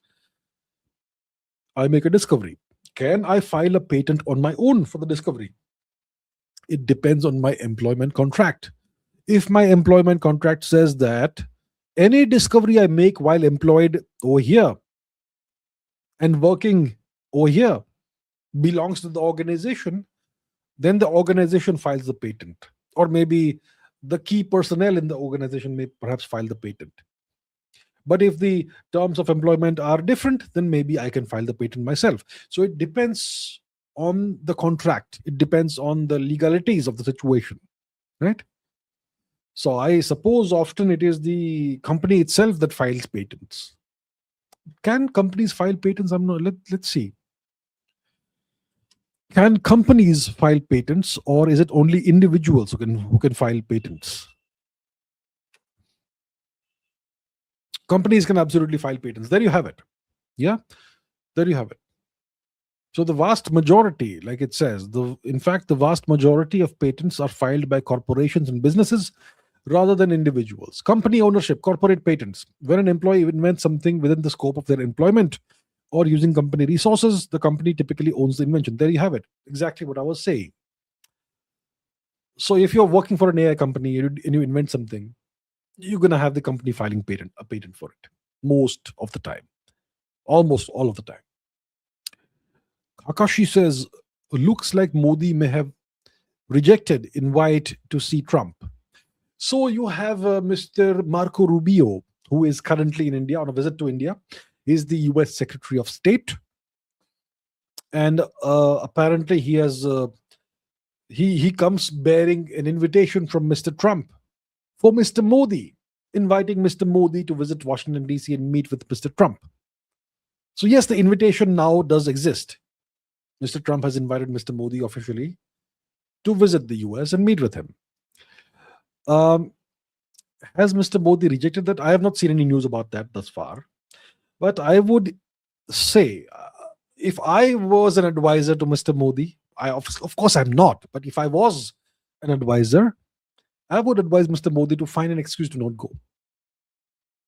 Okay, it is not a good idea for Mr. Modi to go and visit Washington, D.C. while Mr. Trump is president. It is not a good idea for Mr. Modi to meet with Mr. Trump anywhere right now, because Mr. Trump has a habit of humiliating world leaders. Apart from Mr. Putin and Mr. Xi Jinping, Mr. Trump wants to humiliate everyone he meets. Just see the way he treats even his allies. NATO allies, Canada. He routinely taunts Canada and their leader, 51st state, the governor of the great state, 51st state of Canada. When Mr. Trump meets with Monsieur Macron of France, how does Mr. Trump treat him? So I don't think it's a good idea for Mr. Modi to be anywhere near Mr. Trump right now. And it makes sense for him to find a way to politely kind of defer the invitation or the visit indefinitely. Sachin Kumar says, ruined my illusions at 40, needed you at 20. I'm sorry that I ruined your illusions. But you know what? It's always a good idea to see the world for what it really is. Yeah. Even I needed someone like me, like what I am today when I was 20. So I'm just trying to do what I can. I'm glad I was of some help. Thank you, sir. Thank you. Marcus Aurelius says, is the Sukhoi 57 at least as good as the Rafale in every way? Please examine. Never mind, it's not a perfect stealth aircraft compared to the F-22, so buy it already. So I haven't examined it technically in detail, component by component and capability by capability. See, the Rafale is said to be a 4.5 generation fighter plane. It is said to have some stealthy characteristics, but it's not really a stealthy aircraft. It has some kind of stealthy characteristics. The Sukhoi 57 is at least a partially stealthy aircraft. So its stealth profile is significantly going to be better than the Rafales. Its radar cross section will be significantly smaller than that of the Rafale, at least in certain orientations. From behind, maybe its profile is kind of very visible to radar. It has the serpentine intakes and all, but I think the engines are still exposed. And so from certain profiles, the Sukhoi 57 is reasonably stealthy, and from certain orientations, it is not very stealthy. But it is still more, better from a stealth perspective, significantly better than the Rafale. The Rafale, is it a single engine fighter plane? Is the Rafale a single engine? Let's see. Rafale.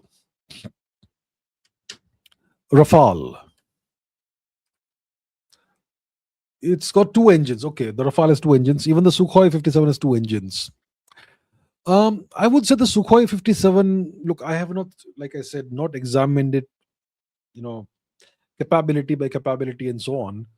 My point is the Rafale is going to be at least as good as the Sukhoi. The Rafale is actually a fifth generation fighter plane. The Rafale is a 4.5 generation fighter plane. The Rafale actually has actual stealth characteristics. The Sukhoi actually has stealth characteristics. The Rafale is kind of slightly stealthy-ish, but not really. I think overall the Rafale is still half a generation behind the Sukhoi 57. And the Sukhoi 57 is cheaper than the Rafale, and the Russians will give India the source code for that. The French are unwilling to provide India the source code for the Rafale, even after we pay so much money. Right? So overall, I would say the Sukhoi is not a bad option. As long as we can manufacture the whole thing in India, not screwdriver business of assembling it in India, but actually manufacturing it in India, including the engine. If that is the deal we're getting, I think we should just go for it and buy it already. As long as we get to manufacture the whole thing end to end, the whole supply chain in India, and we get the source code, I think it's a great deal. Rohan Surija says, how to climb the top notch in quantitative finance? I don't know. I won't be able to answer this question. I'm not in quantitative finance. I don't know anything about this. I don't know how it works. You have to be good at mathematics. I can tell you that. Some of the best quant finance guys are mathematicians. Jim Simons, for example, great mathematician. a co-formulator of the Chern-Simons theory, right? Which has applications in theoretical physics, and also, the founder of a outstanding quantitative finance firm. So you need to be good at mathematics, but apart from that, I am not sure how to climb to the top notch. Yeah, I'm not the guy to answer the question. Jagannath Vignesh says, how to speed run to become a top politician realistically in, is it booth presence, a big loot, or a sponsor? How do you quickly become a top politician? In politics, how do you so let's examine past examples of someone who became a top politician quickly, who speed ran the whole thing. Um, who can we think of? Yeah, in the US, there's this Mamdani guy, right? Zohran Mamdani came out of nowhere and is now the mayor of the world's economic capital, New York City. Zohran Mamdani. Indian parents, total lefty. So, how did this guy become the mayor out of nowhere? He clearly had a tremendous backing from a political party, the Democratic Party, right? That's an example. So, how did this happen? So, first of all, he has very well connected parents, wealthy parents. His mother is a world famous filmmaker. His father is a, academic, and I suppose they would have had political connections and that sort of thing. And Mamdani must be in his 40s now, right? So it's not like he is a young person. Zohran Mamdani age is 34, so he's actually pretty young for politics. So clearly, there's more to this guy than meets the eye. Zohran Mamdani. When it comes to Indian politics, who do we have who suddenly came out of nowhere and became a top politician, let's say chief minister? You had actors who've done that in southern India. You had M.G. Ramachandran, you had Miss Jayalalitha. Do we have anything? There's the current chief minister of Tamil Nadu, Mr. Joseph Vijay. So if you're an actor, I suppose you've got a big following. If you can leverage that, you can become a top politician. Uh, Apart from that, I don't know how to speed run it. It's politics is a long term game. Nobody really speed runs it. Even these actors who became top politicians, they had to spend like at least a couple of decades in cinema, and they had to become top superstars first, which takes years, decades, and so much effort. And that was then transferred in that leverage was then transferred into politics. So they put in at least 20 years each of hard work. So it was not overnight success. They were already superstars. If you really want to speed run it, so in politics, it's all about street power. Political power is street power. If you can get 10,000 people tomorrow morning on the street, if needed, you've got political potential, serious political potential. It's all about street power. So that's what politicians in India and most of the world have to develop. They have to develop the grassroots connections and the grassroots support that you need. So can't really speed run it. There's no overnight success in politics. It takes time. You have to cultivate connections. You have to cultivate supporters, followers, all that. You have to build up a base. That takes time.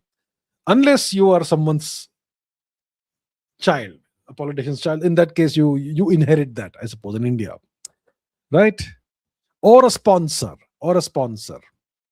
If you are in some way valuable to a political party or maybe to a foreign country, then maybe you will get sponsorship and you may suddenly emerge overnight with a brand new political party and become chief minister or something of something. That's also hypothetically possible. Hypothetically. Okay. Uh, Sean Jadhav says, a little donation from my side. Sir, thank you so much, Sean Jadhav ji. Very kind of you. Thank you. It all helps. Thank you so much. Shiva Shakti says, views on Cockroach Janta Party and how to trust people living in foreign countries saying we are doing this for the betterment of your country. As you said, words do not matter. So right now, I've not really looked into this Cockroach Janta Party. It clearly seems to be, the name seems to be targeting the Bharatiya Janata Party, clearly, right? It's a satire, it's an kind of semi-insult to the Bharatiya Janata Party. So clearly, it's a faction, it's a group of people, whoever they are, who oppose the Bharatiya Janata Party. Is somebody big behind them? I can't say. I can't say. It's something that's emerged or become it started trending in the past 2 3 days only, and I've not really looked into it because I don't look into Indian politics as such. So I've not really looked into it thus far. But the question is there somebody behind it? Maybe hypothetically some Indian political party, hypothetically perhaps behind it, hypothetically some foreign power behind it. I don't know. Anything is possible at this stage. I'm just saying hypothetically, right? So I don't know at this stage if that is the case. Okay. Um, how to trust people living in foreign countries saying we are doing this for the betterment of your country? As you said, words don't matter. When I say words don't matter, I mean geopolitically, even politically. But words, when you want to understand whether a person is trustworthy or not, you certainly should pay attention to their words also, and then match those words with actions. So, words and actions, they have to match. That's when a person or an organization or a country or an entity or a leader is trustworthy. When their words and actions are in synchronicity. When you have somebody who says something and does the exact opposite all the time consistently, there the words are an important indicator of the person not being trustworthy, right? So the words also you have to pay attention to, but you have to focus on the actions. Um, Now people say that people living in foreign countries. You mean foreigners or Indians or Indian origin people? What do you mean? I don't know. So people living in foreign countries saying that we are doing this. Doing what? Are they supporting the cockroach party? They're doing this for the betterment of your country. So if this cockroach party is so, first of all, I don't know what it is. Is it positioning itself as an opposition party? First of all, they are not in parliament or elected anywhere, so it's just essentially a meme or a movement. But are they opposing the government of India? Are they aligning with certain political movements in India or certain political parties in India? All that has to be seen. But if it is somehow damaging India's interests, hypothetically, if it is, hypothetically, and then foreigners are supporting it, then that's actions. Supporting, as in doing this. When you said doing this, I'm not sure what you mean by doing this. Are they sending money to this party? Are they supporting verbally? What exactly is it? If they are supporting it verbally, that also counts as engagement on social media. So if it is foreigners who are doing it, there is direct foreign interference in India. But today in social media, it's all possible. So yeah, it depends on what exactly it is that you're referring to. I'm not very clear based on what you've said. People living in foreign countries can mean 78 different things. Is it foreigners living in foreign countries? Is it Indians living in foreign countries? Is it people of Indian origin living in foreign countries? That I'm not clear of. And when you say we are doing this for betterment, doing what for betterment? Doing what?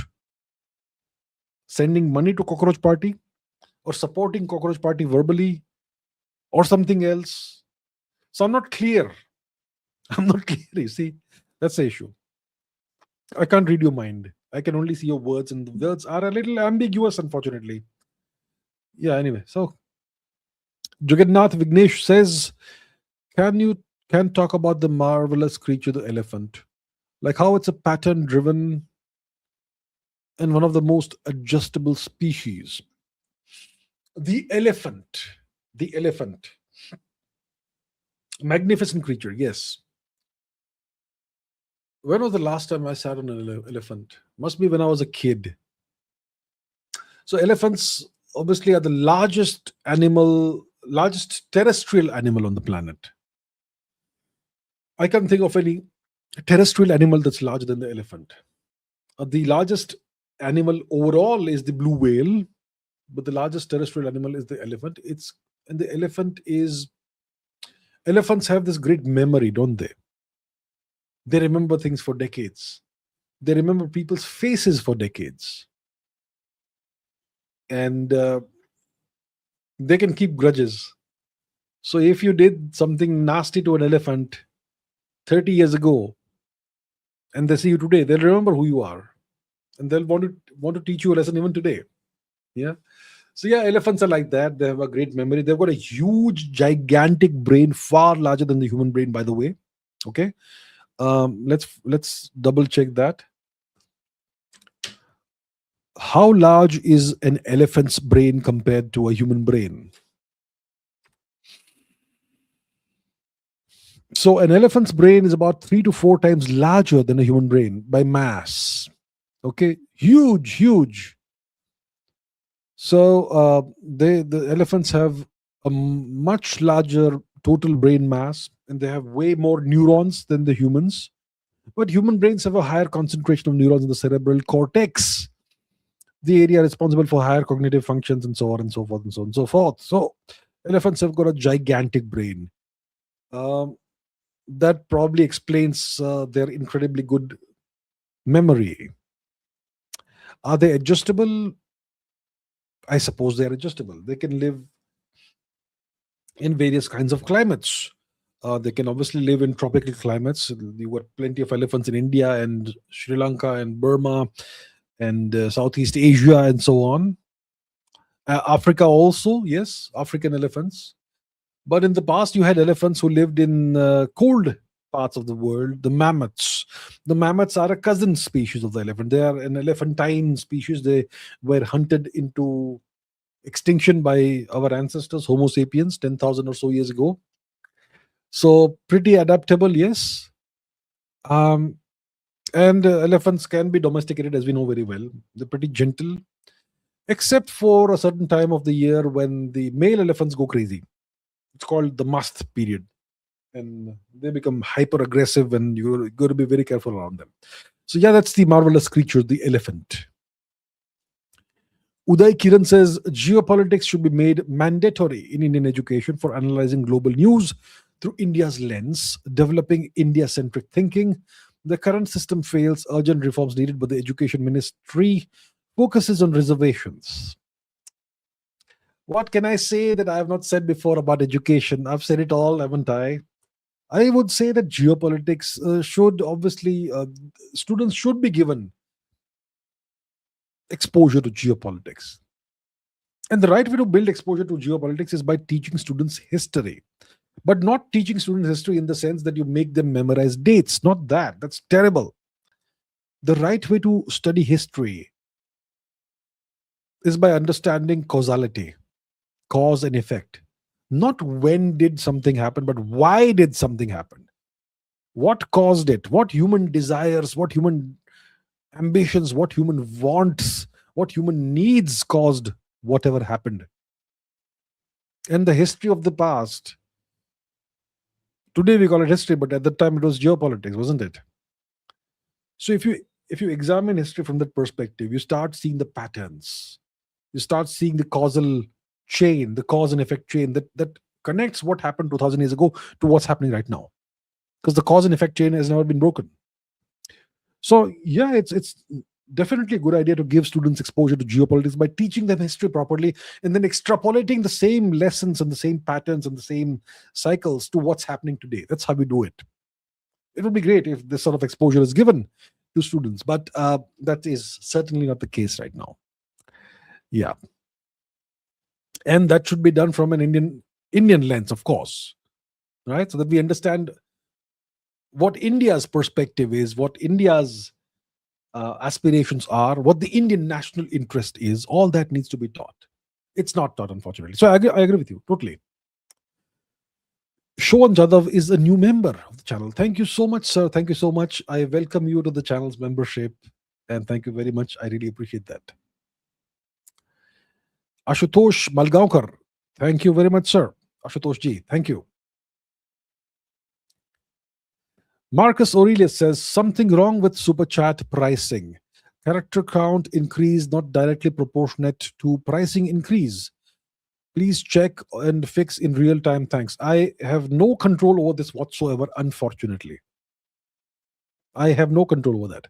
That is something that's entirely under the control of the platform, which is YouTube. I don't get to decide how many characters you get for so and so amount that you may put into super chat. I don't get to control that at all. That is completely controlled by the platform. I have never had the power to determine or control or determine or control how many characters you get for a certain amount of super chat money. I don't control that, unfortunately. That's entirely on the platform. So sorry, I can't do a thing about that. That's just the platform. The platform may have changed something. I don't know. I don't control it, sadly. Roshan Panigrahi says, Cockroach Janta Party, friend or foe? I don't know. I haven't looked into this. But it sounds suspicious. Cockroach Janta Party. Clearly, they're poking fun at the Bharatiya Janata Party. So this is a political thing, clearly. Clearly a political thing. Now, look, it's okay that you're making fun of a political party. I suppose in democracy you have the right to do that. So they seem to be anti-BJP. It looks like that. I have not examined, but it looks like that. The real question is, are they also anti-India? And that I don't know right now. Yes, I don't know.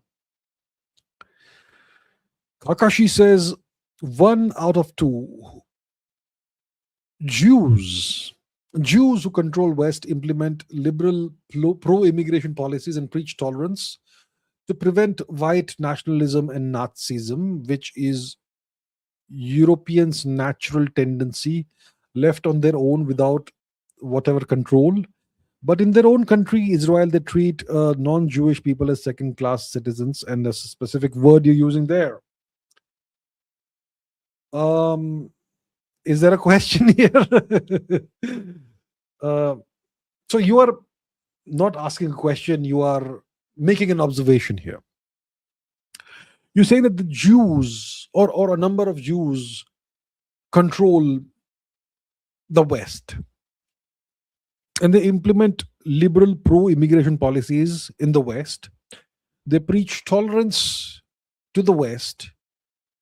They seek to prevent white nationalism and Nazism in the West. And that, you say, is the natural tendency of the Europeans, white nationalism, Nazism, if they are left on their own without globalist control.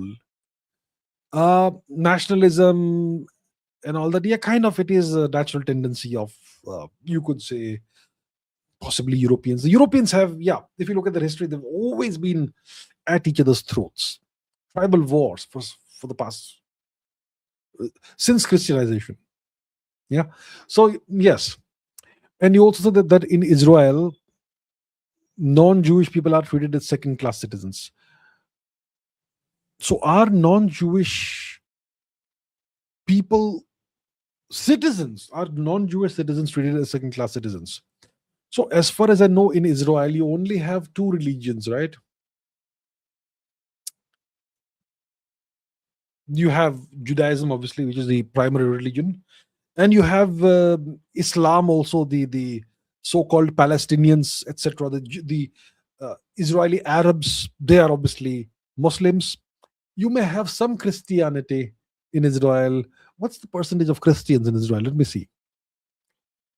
What is the percentage of Jews, Muslims, Christians, Druzes, and Hindus in Israel? Okay, so Jews are 73%, Muslims are 18%, Christians are 2%, the Druze community is 1.6%. Hindus don't even exist, I suppose, in Israel. If you are a Hindu, I don't think you can be an Israeli citizen. Can a Hindu be a citizen of Israel? Let's see. Really? So a Hindu can legally become a citizen of Israel. Um, that's interesting. Fantastic. So it's genuinely secular as a nation. Not secular as such, but it allows non-Jews to acquire citizenship through standard immigration processes. And there's a set of rules you need for naturalization. But are non-Jews treated as second-class citizens? Um, Palestinians, are Palestinians Israeli citizens? Let me find out. Are Palestinians Israeli citizens? Yes, approximately 2 million Palestinians are Israeli citizens, making up 20% of Israel's population. Arab citizens and so on. They serve in the Knesset. Um, Structural and legal inequalities. They have citizenship, but there is systemic discrimination and so on and so forth. Okay, so there are issues in Israel. There's always going to be issues in every nation. Okay, so clearly the Jews are very powerful, very influential in the US at least. Yeah, and you have, I would agree that you have liberal pro-immigration policies in the West, but not in Israel. But does Israel control the West? That's the question here, right? I don't know. Yeah. Okay. Okay. I get what your observation is. Thank you. Jagannath Vignesh says, "You have a great quote. Keep raising your standards." Yes. Also, hydration check. Thank you very much. Hydration check. Let me hydrate. Thank you for the reminder. What is power? How can one attain it? Is Super El Nino really that bad for us? Okay. Yes, keep raising your standards. Yes, indeed. Now, what is power? Power is the ability to command and control other people. That's what power is. At the end of the day, that's what it is. So let me give you an example. I've done this many times. Maybe you've not seen it perhaps. So let's say you are an influential person. Let's say you have 1 million subscribers on YouTube and 1 million subscribers or followers on Twitter. So there's 2 million people in the world who take you seriously sometimes and who think that you are interesting enough to be followed or useful enough to be followed. Right? So you have influence over those people. When you say something, they may take you seriously potentially. Maybe not all the time, but they will at least take you seriously in certain things, which is why they followed you. That is influence. So I have, hypothetically, let's say I am someone with 2 million followers or subscribers. It means I have some influence over 2 million people. Some influence. Now let's say I have 100 extremely highly trained soldiers at my disposal. They are heavily armed with the best weapons. They're extremely well trained, and they will obey my commands without question. That is power. Having 2 million followers or subscribers, that is influence. Having 100 highly trained, heavily armed men who will follow you, who will obey your commands without question, that is power. Okay? Power is also the ability to unleash destruction on demand. It can, of course, be used constructively as well. But power always comes with the threat of violence. The implicit threat of violence. Sometimes the explicit threat of violence. So that is power. Power is the ability to command and control. The more people you can command and control, the more power you have. That essentially is power in politics and geopolitics. Right? How can you attain power? Well, that is the big mystery, isn't it? That's the secret. That's the secret. How does one attain political power? How does one get to command and control people? Well, that's the kind of mystery only a few politicians have the answer to, right? Yeah, there's no short, simple answer to that question. You have to spend years, perhaps decades, cultivating power. That's how it goes. Okay, El Nino, super El Nino, is it really bad for us? Potentially, it could lead to a very, very, scanty monsoon with very little rain. Potentially, that's what can happen. Yeah, drought-like conditions, uh, insufficient rainfall, that sort of thing could happen because of the El Nino. So it could be bad if that is what actually happens. That could be bad. Krishant Borduloy says, "What do you think Modi and Meloni did? Why do you think Modi and Meloni did the real Olympics? Just for fun. Just for fun, right? It's also something that keeps people happy in both the countries. It makes both leaders popular in each other's country. It makes both leaders popular in their own country. It's light-hearted fun, and politicians always like to have light-hearted fun whenever possible, because it creates a better connection with the masses. It's relatable. The main thing is relatability, right? Two leaders having, who clearly are comfortable with each other, who are friendly, who have a good amount of respect for each other, and having some light-hearted fun. It makes both people relatable.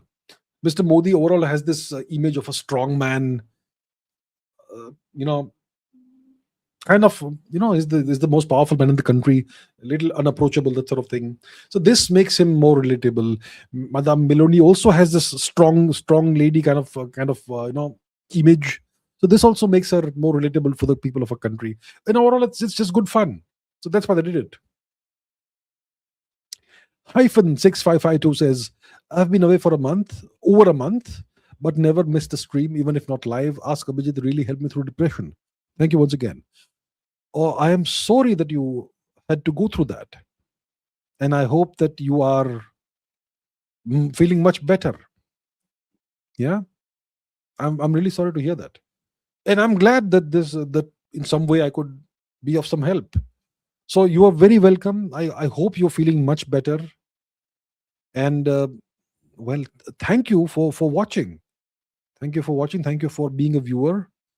I really hope you're feeling much better. I don't know what you went through, but I hope you're feeling much better.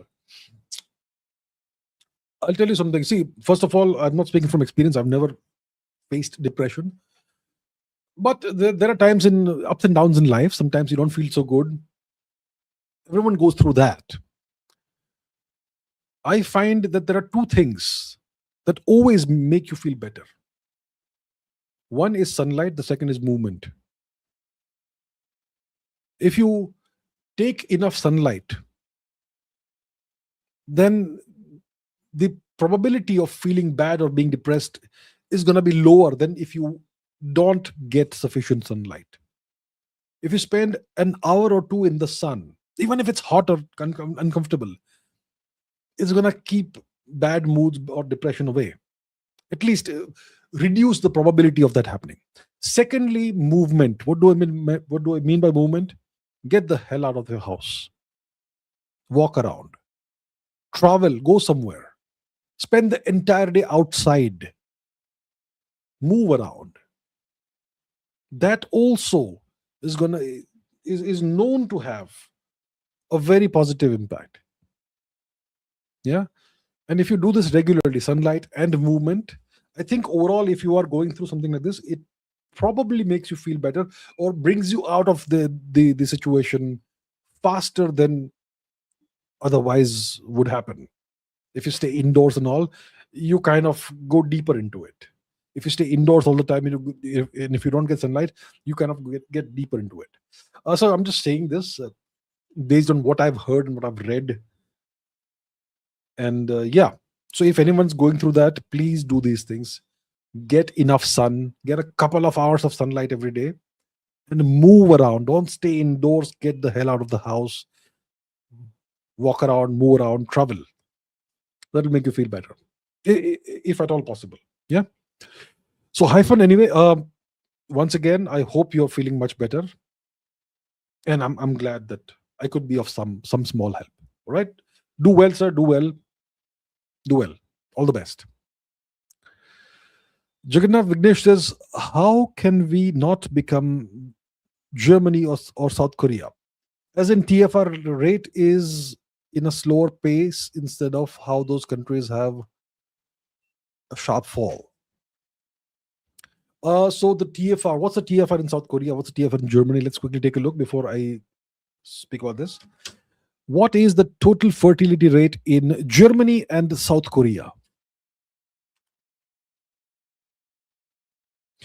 So these are AI answers. Good God, zero point 0.8 in South Korea. That's horrific. And 1.35 in Germany. And what's India?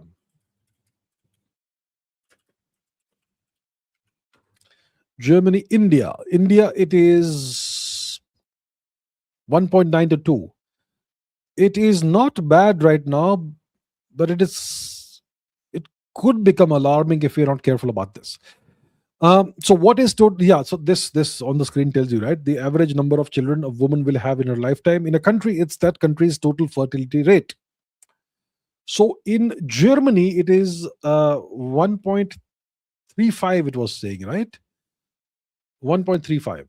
In South Korea, it's 0.7 to 0.8. That's a disaster. That's a disaster. India, it's 1.9 to 2. So for a population to stay at the replacement level or to stay where it is in terms of numbers, you need a TFR of 2.1. If your TFR is lower than 2.1, let's say 2.0, then the population will slowly start decreasing over the years. If it's above 2.1, the population increases.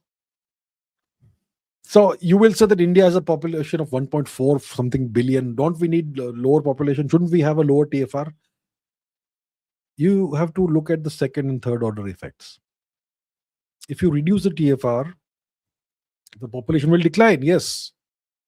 But the average age of the population will rise. And that is a problem.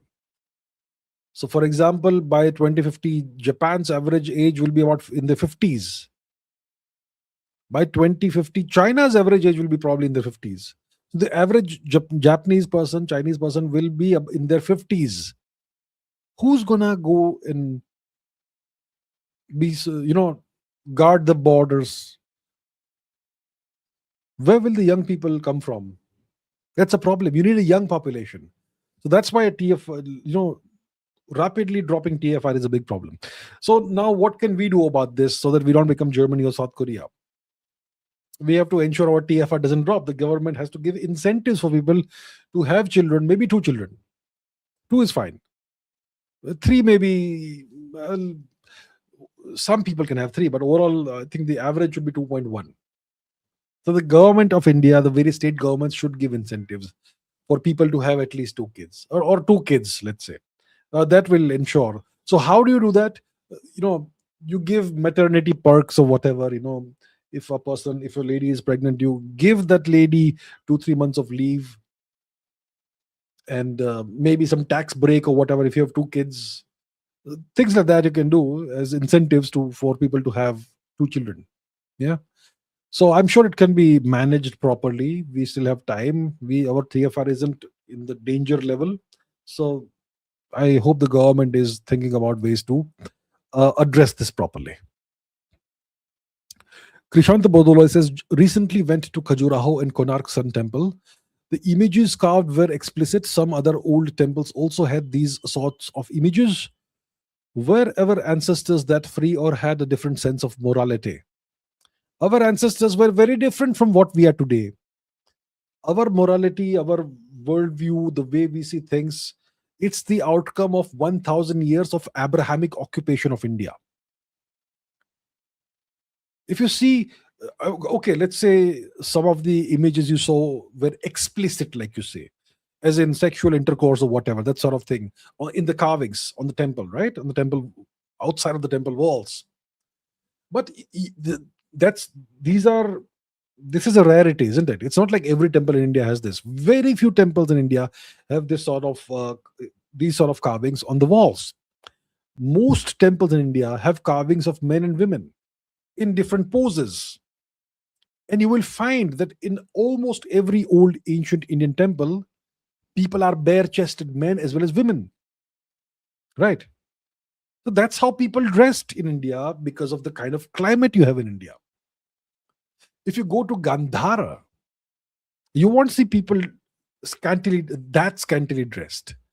But even in Gandhara, if you see the carvings of more than 1,000 years ago, you will still see people who are bare chested, both genders. So India was a very free society. The closest society today is probably Thailand. I'm not talking about what you're thinking about Bangkok. Forget about that. But today's Thai society, I think it's still mentally liberated and free. It is free from the Abrahamic baggage and chains. Indian society probably was closer to that.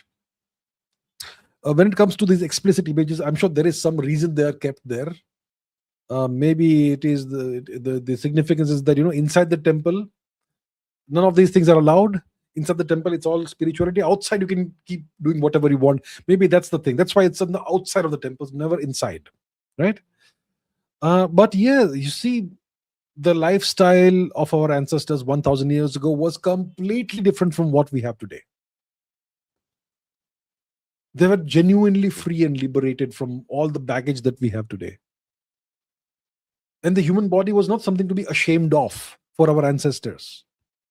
I'm talking about our ancestors, our mothers and fathers from 1,000 years ago. Okay, I'm talking about them. And they were not ashamed of their bodies like people are today. We want to cover up and all that. It is what it is. It was a different time period. It's before all the horrors happened. All the Abrahamic horrors were inflicted on India, and the whole morality changed. Women had to cover up and they had to be kept hidden in the house. They had to cover up their faces and bodies and everything. These traditions came in because of the foreign occupation of India. Our ancestors, before the foreign occupation of India, did not have to deal with any of this nonsense. And so you can see the evidence of all of that in our temple carvings and the carvings on ancient monuments. Shivansh says, how is speaking against the invaders of our civilization Islamophobic, but speaking highly of them is not Hinduphobic? Recently, government proposed a name change of Bakhtiarpur to Magadwar, and people are going nuts. This is called decolonization. This Bakhtiarpur, this name, this town is named after a person called Bakhtiar Khilji.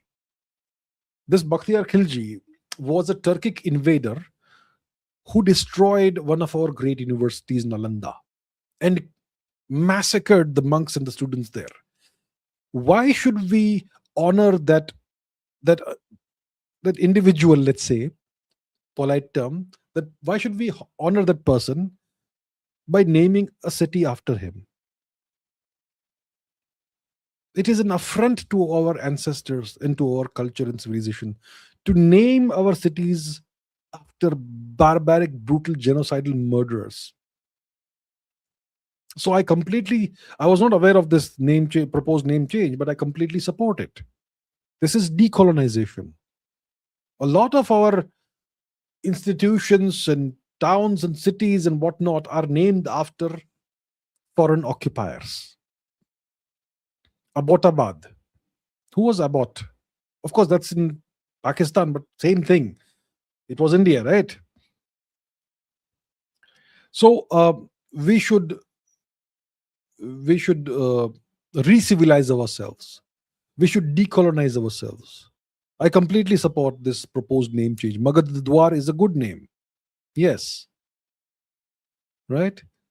So, if see, it's not everyone who's going nuts about this. It's certain people who are going nuts about that.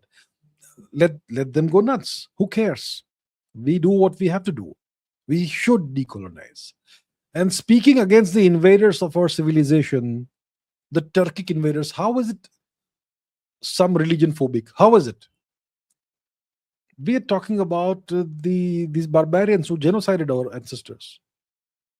How is that against phobic against some religion? And there has to be reciprocity. There has to be symmetry. So if you speak badly against them, it's against some religion. If you speak highly against them, is it not against our religion? There's no symmetry. There's no reciprocity here in the logic. So there's no logic at all. There's no logic. You see, zero logic here. Anyhow, I totally, fully support this proposed name change. We should do that everywhere. Everywhere. NVM says, need career advice. Wanted to do MTech in artificial intelligence in IIT. Do research. 3 gate attempts. I couldn't clear it. But I have good skills and have data analytics job. How can I pursue an AI research academic path? Is it possible? Okay, so you did 3 gate attempts, could not clear it. To enter the IIT, you need GATE, right? GATE. What is I think GATE is the entrance exam for IITs. IIT entrance examination, GATE.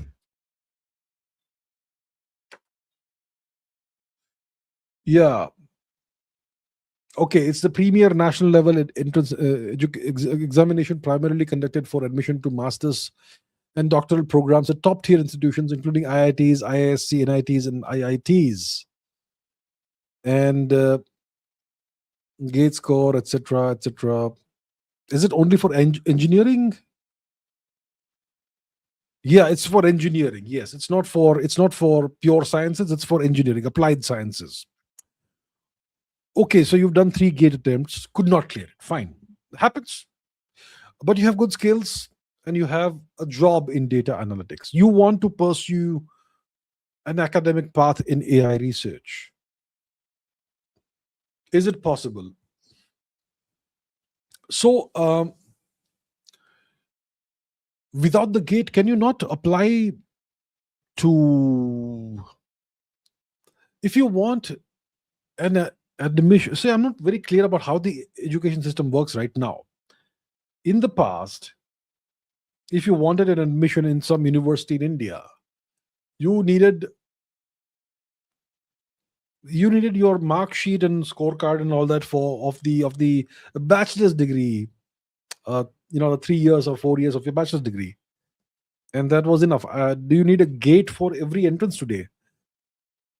I'm not really sure how it works. I know that if you want to do a PhD in specific departments in India, you can. There is every university or every department has its own PET, PhD entrance test. So you can do a gate, you can do some other exam also, but even the local department has its own exam, PET. And if you clear the PET and clear the Viva or whatever it is, the interview, then you can do a PhD there. So it certainly is possible to do a PhD without the gate if you can pass the PET. For example, let's say Delhi University PET. Okay, let's see. Delhi University Engineering PET. Do they have it? Does not offer an engineering PET degree. No, it's a PET test.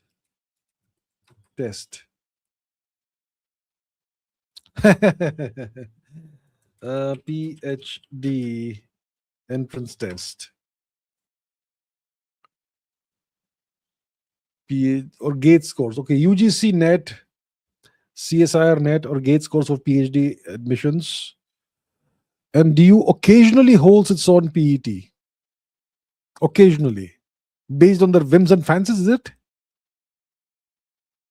I'm not sure. So Delhi Technological University has its own 90-minute screening test, then presentation and interview. NIT Delhi has its own exam. So every university, every department has typically its own exam and its own processes, which you can do even if you don't have a gate, I think. At least for the PhD level, you have that. For a MSc, I'm not sure. So you'll have to look it up. But so I'm not very clear about how the system works right now. It's been too long since I was in it. I don't know the specifics of each exam and all that stuff. I don't know. I know the big overall macro picture of how it is and how rotten it is. But each specific level for MSc, what entrance exam you have, and all that, I'm not very clear about. There's some CUET also these days. All that. So, how can you pursue an AI research academic path? I am sure it is possible. You're going to have to go and knock on doors, look into various departments and what are their individual entrance paths. And if they have some entrance exam that you can give, then you can do that. So I'm sure that the door to AI academic research is not closed for you. You just need to do your due diligence. You need to look into different departments in India, different universities, perhaps go visit, perhaps knock on lots of doors. But if you are genuinely determined to do this, I'm sure it's possible. All right, sir. So, but also I would say don't be idealistic, be practical, right? But anyway, make your decision based on what. Obviously, you know better about yourself than me. So, yeah, whatever you seek, I hope you get it. All right. All the best, sir. All the best. Do well. VS says between 2010 and 2025, the Indian rupee had 80% higher cumulative inflation than the USD, and the depreciation of the INR against the US dollars is roughly 90% because the currency is currently undervalued. The currency is currently undervalued. Are you saying the Indian rupee is undervalued or the US dollar is undervalued? Okay, let me read again. Between 2010 and 2025, the Indian rupee had 80% higher cumulative inflation than the US dollar, and the depreciation of the Indian rupee against the US dollar is roughly 90% because the currency is currently undervalued. Okay. All right. I'll have to examine and analyze this in a little more detail to understand the causality here. So the Indian rupee had 80% higher cumulative inflation. There was more inflation, way more inflation of the Indian rupee than the US dollar. Okay. So the Indian economy had 80% higher cumulative inflation than the American economy.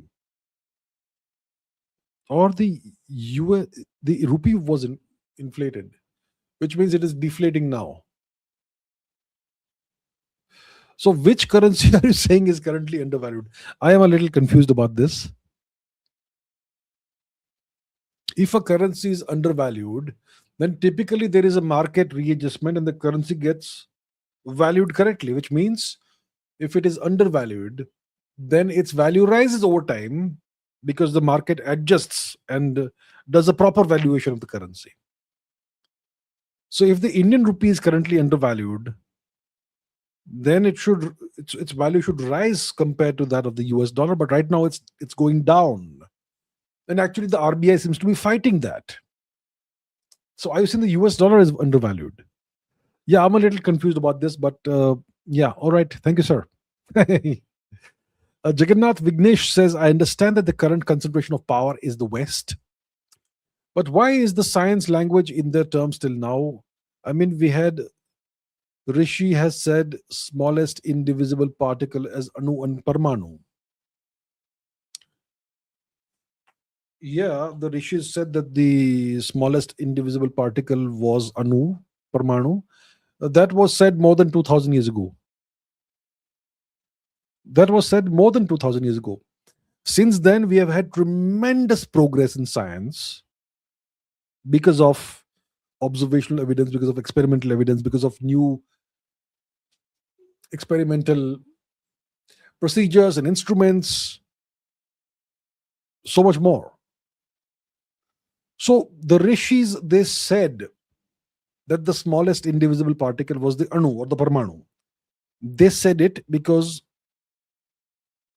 Not because they saw the particles, but because they thought it was the most logical thing. But they had never actually seen the Anu or the Parmanu, right? And they did not specify the properties of these particles. But today, experimentally, we know exactly what particles we have. There's a whole zoo of particles. And all these advances have been made by the West.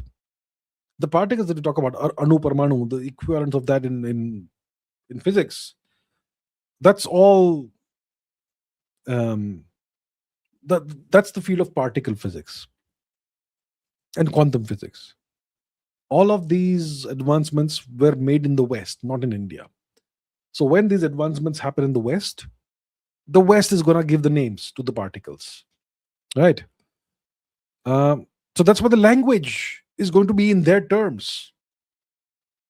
The idea may have come more than 2000, may have been introduced more than 2000 years ago, but because in the past 1000 years we were under foreign occupation, our universities and our education was destroyed gradually. That's why we never had the chance to experimentally test and verify these things and take our science forward. So the West absorbed our ideas and then made our ideas their own and then took them forward. So that's how it went. That's why the language of science is the language of the West. Abhay Singh says US jet engines last 2000 to 8000 hours, while the Chinese last a mere 80 and Russian engines 200 to 400. Even if we succeed in Kaveri, won't we still be far behind? It's a process. It's a process. We will be far behind. So what? We'll keep going. We'll keep pushing forward. We'll build more engines. There was a time when British and American engines lasted what, 20 hours? Essentially, after every flight, you had to replace them. Did they give up? No.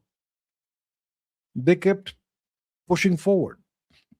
Today, is it true that US jet engines last 2000 to 8000 hours? General Electric F404.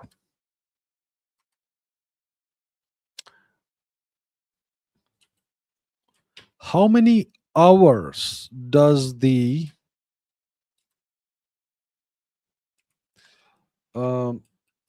last between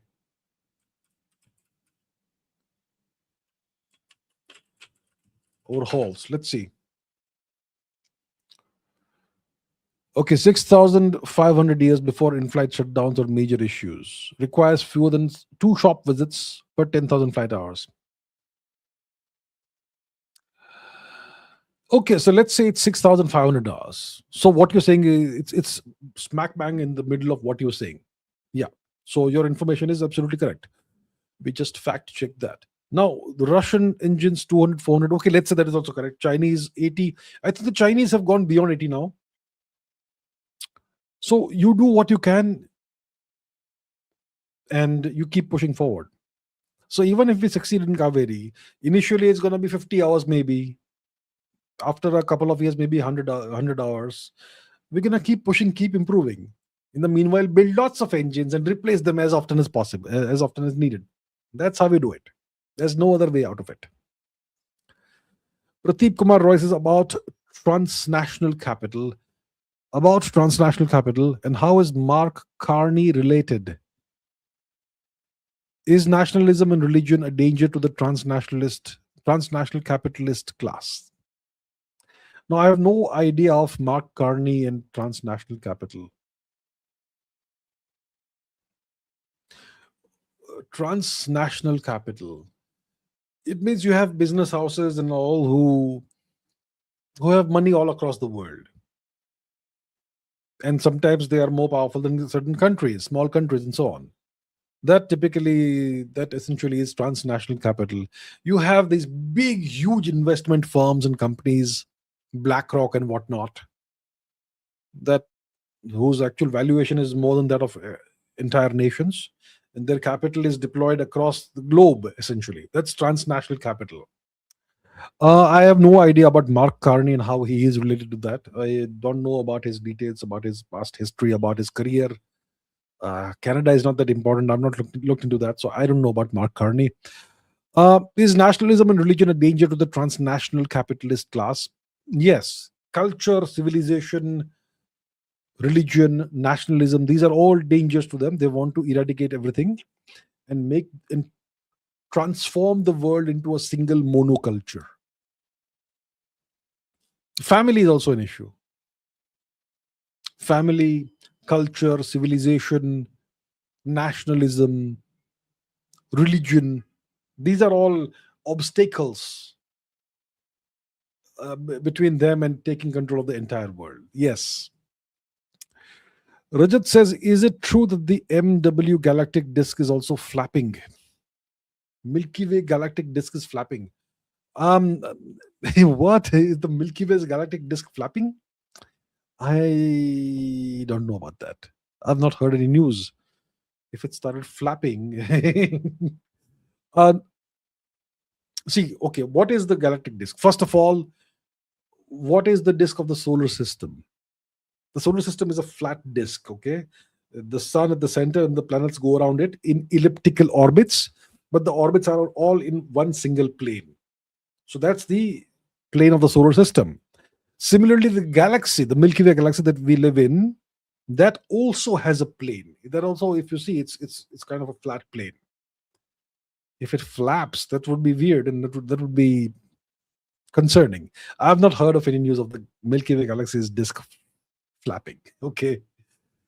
Ok, Chirag Chirag says, bonjour Abhijit, comment voyez-vous la politique étrangère française depuis les années 1960 et après la guerre froide, plus alignée sur les USA ou rester indépendante envers Europe, les États-Unis et Inde? So what Chirag is asking is, how do you see the French politics between 1960 and after the Cold War? Is it more aligned with the US or has it stayed independent vis-a-vis Europe, the US and India? So French foreign policy, essentially.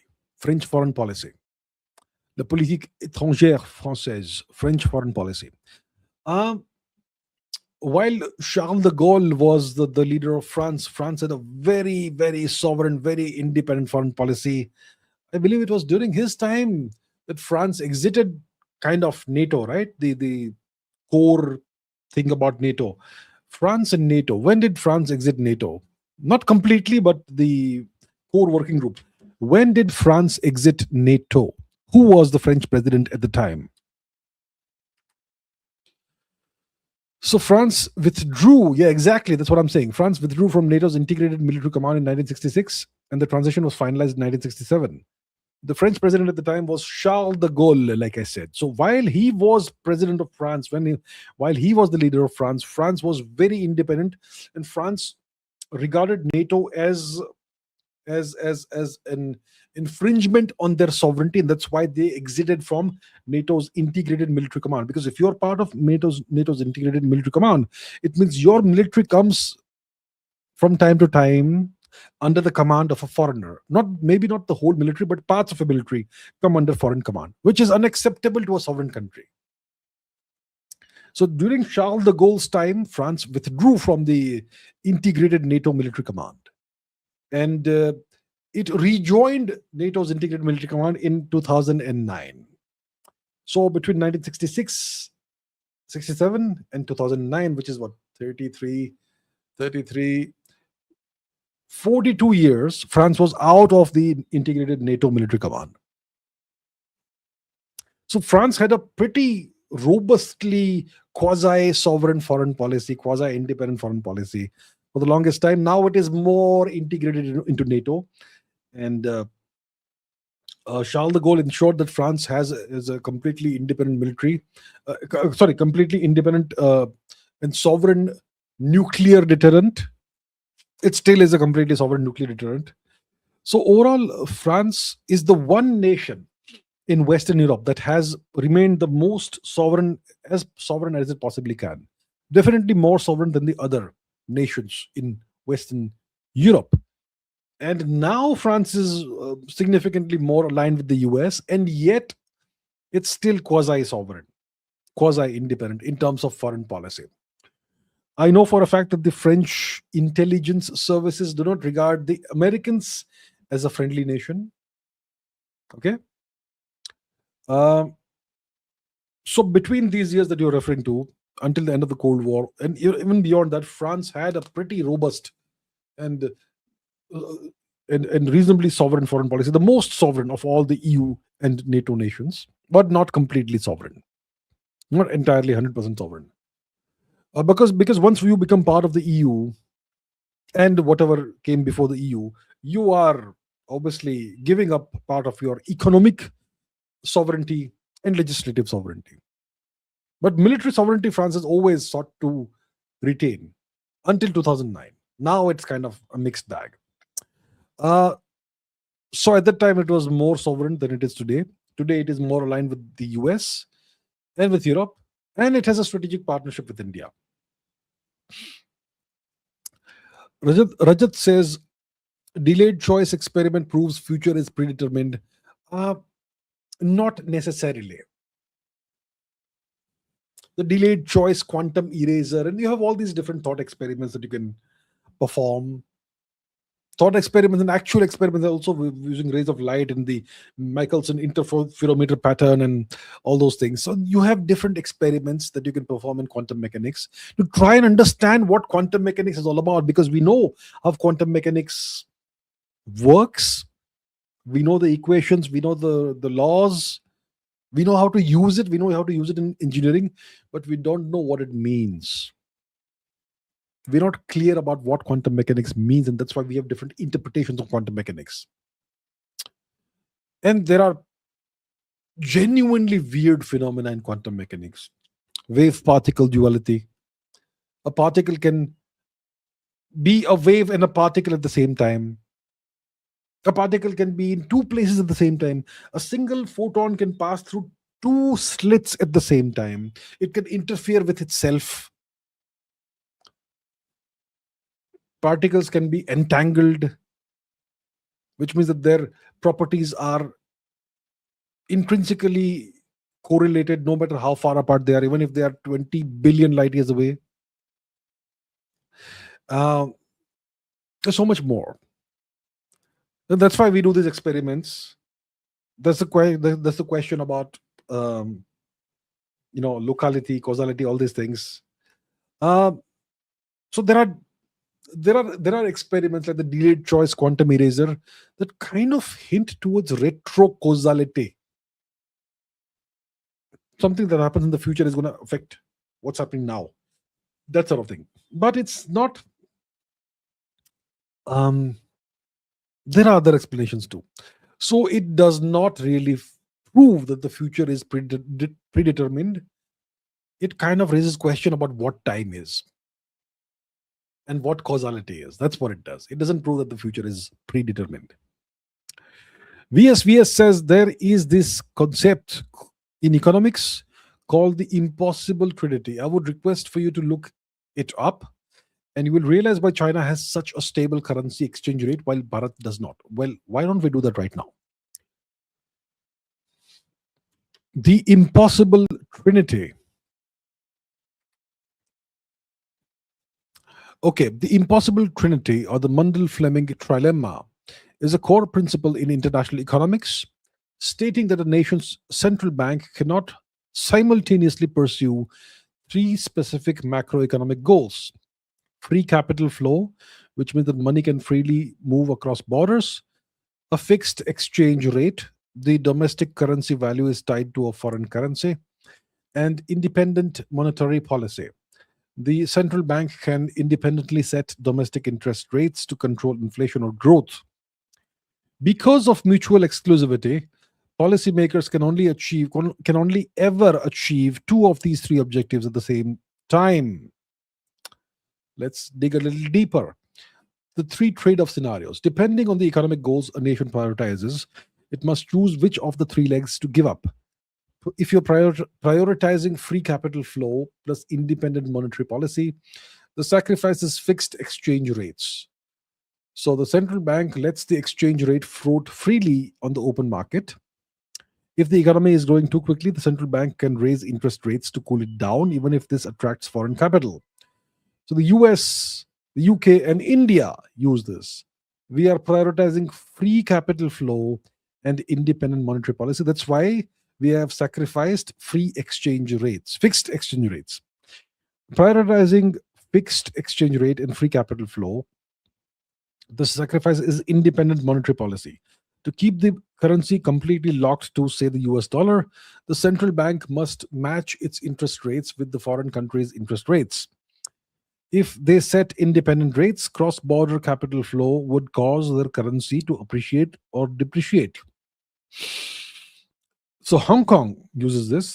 They peg their currency to the USD and allow free capital flow. And prioritizing fixed exchange rate and independent monetary policy. The sacrifice is free capital flow. So, to keep an independent monetary policy and a pegged exchange rate, the government must strictly control or restrict the money flowing in and out of the country. This prevents the market from undermining the currency peg. China uses this, and China maintains a managed or fixed currency, correct? Yes. And an independent interest rate for policy relying on strict capital controls. So that clearly explains why China has a stable currency exchange rate and Bharat does not, because Bharat wants free capital flow and an independent monetary policy.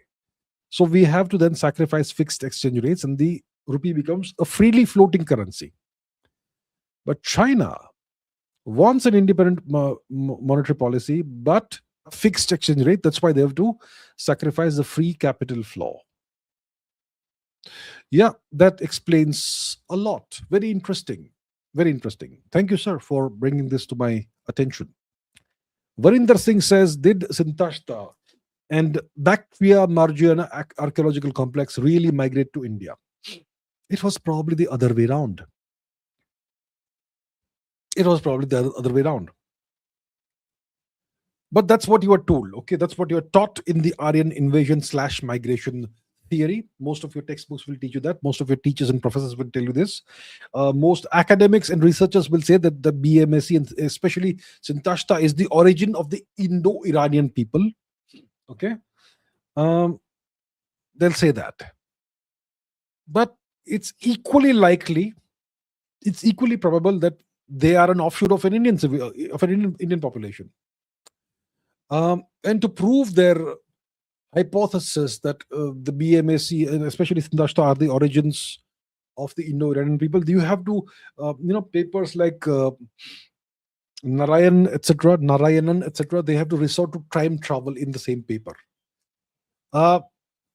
So the Sintashta were definitely closely related to us, to Indians, civilizationally and genetically, but they most likely were an offshoot of the Indian population.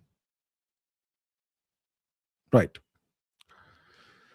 Vinay K22 says, good evening to you.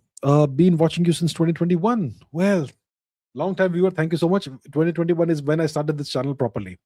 So thank you so much for having been a viewer for so long. The question is there any hope for Tibet? If yes, how? And in what scenario it can happen? You're awesome. Thank you, sir. Is there any hope for Tibet? I think the hope for Tibet is very low right now. The Chinese have completely taken over Tibet. Okay. They are in complete control and command of Tibet. There are more Han Chinese than Tibetans inside Tibet today. The Tibetan kids are forced to learn the Chinese language. They are forced to become Chinese. They are prevented from learning their own mother tongue. The education is in Chinese. So Tibet is being Sinicized generation after generation. And if this process goes on for too long, then the Tibetans may become Chinese. And it's already been what? 70 plus years that the Chinese occupied Tibet. It's been a long time. Long time. So the hope for Tibet is very small now. It's not completely hopeless, but there's very little hope now. If yes, in what scenario can Tibet be freed from the Chinese occupation? While either the Chinese empire crumbles, which is highly unlikely, or India becomes so powerful the Chinese withdraw from Tibet, or India defeats China in Tibet, which right now is extremely unlikely. So that's why the hope for Tibet is very small right now. Kakashi says, considering Mexico's unfortunate position next to the US, I think AMLO, Scheinbaum are doing a good job developing their country. Also, why is Mongolia so poor? Uh, what's AMLO? Is it the political party? Mexico, AMLO.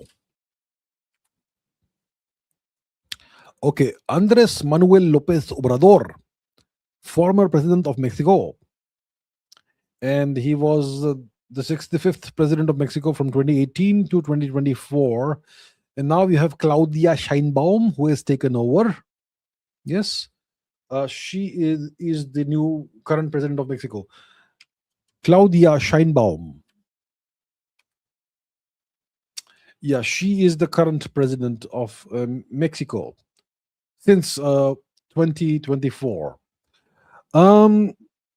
I think they're doing a reasonably good job of developing their country. They're doing the best they can, I suppose. What's Mexico's GDP per capita? Must be much higher than India's. What is Mexico's GDP per capita? Come on. So Mexico's GDP per capita is 15,000 plus US dollars. Way, way ahead of India. Yeah. What is India's GDP per capita? It's 2,800, I think. 25 to 2,700 US dollars. In Mexico is 15,779. Mexico is like very comfortably a middle income nation. So overall, Mexico is in a much better position than India. The Mexicans are way more prosperous than India. And I suppose Scheinbaum must be doing a good job. Why is Mongolia so poor? What's the population of Mongolia, first of all? What's the population and the land area of Mongolia? The population is 3.5 million and 1.5 million square kilometers. Massive land area. Massive. So it's the world's most sparsely populated sovereign state, right? So that explains a lot. It's almost empty. Let's go to the map, shall we? It's a gigantic country that's mostly empty. Tiny, tiny population, right? 1 second. So Mongolia, if you want to reach Mongolia from India, what you can do is go to Manipur, then just go north. Just go straight north and you will reach Western Mongolia. Mongolia is gigantic. It's a huge country with 3.5 million people. I mean, you have more people in Indian suburbs compared to this entire gigantic country, right? So that's why the GDP of Mongolia will be very small because they have only 3.5 million people. But what's the GDP per capita is what I wonder. Let's figure that out. What is Mongolia's GDP per capita? $7,800. India is $2,500 to $2,700.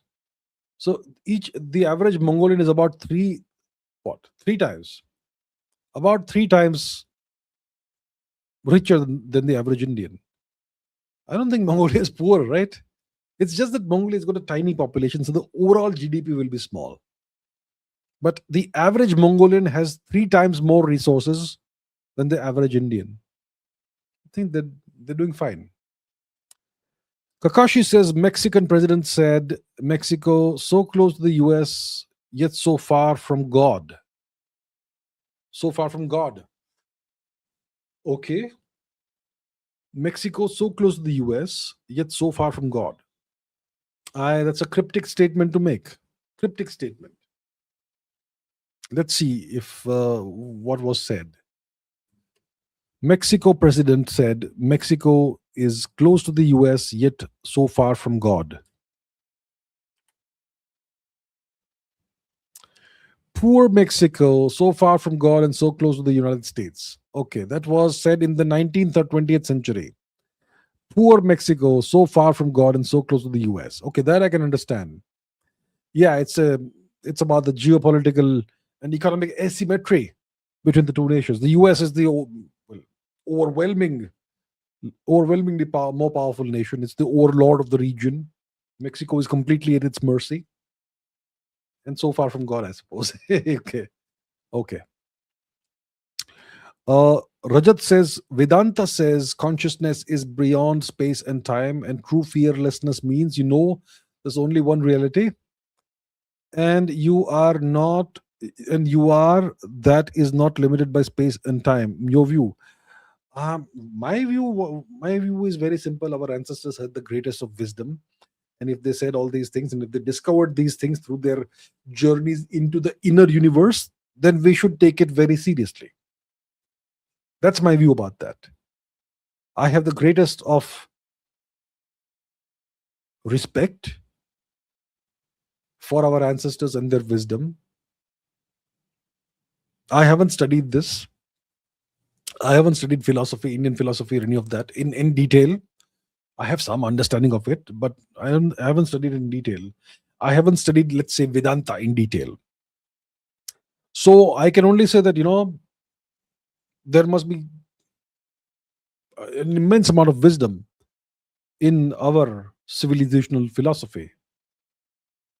And yeah, I'm not going to comment on it from a scientific perspective. I never mix philosophy and science.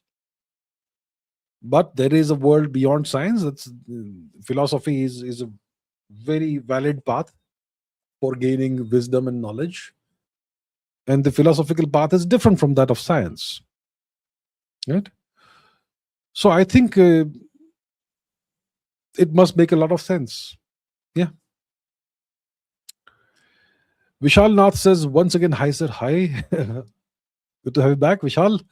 I have come to the conclusion that AI would never be self-conscious. Okay. The explanation I can't explain here in detail, but I have propagated this conclusion from Upanishads. Okay. So you have studied the Upanishads, and from your studies of the Upanishads, you have realized and understood then AI can never become conscious. Okay, interesting. Uh, Dr. Subhash Kak also believed that AI can never become conscious. Subhash Kak, AI consciousness. So there is this article by Dr. Kak from 2017. That's 9 years ago. Um,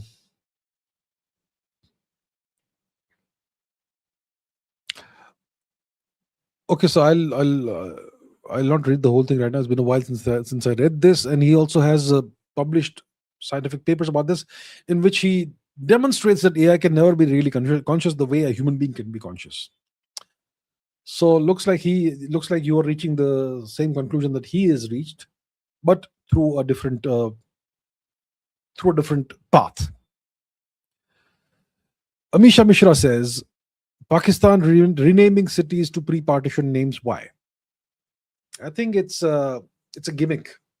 I think they have been coached by the Americans to do that.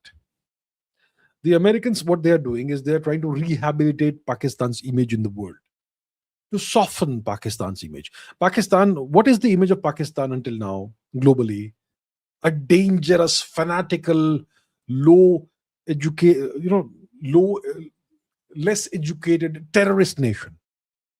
A nation that has genocided its Hindu minority, which went from 28% to less than 2% today.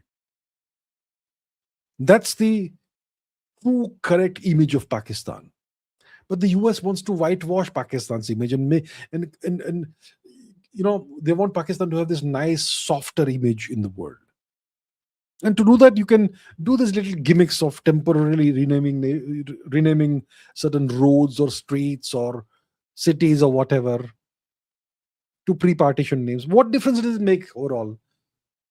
Nothing changes on the ground. They'll still keep genociding the Hindus. They'll still keep converting people by force. This is just a paint of varnish on the whole thing.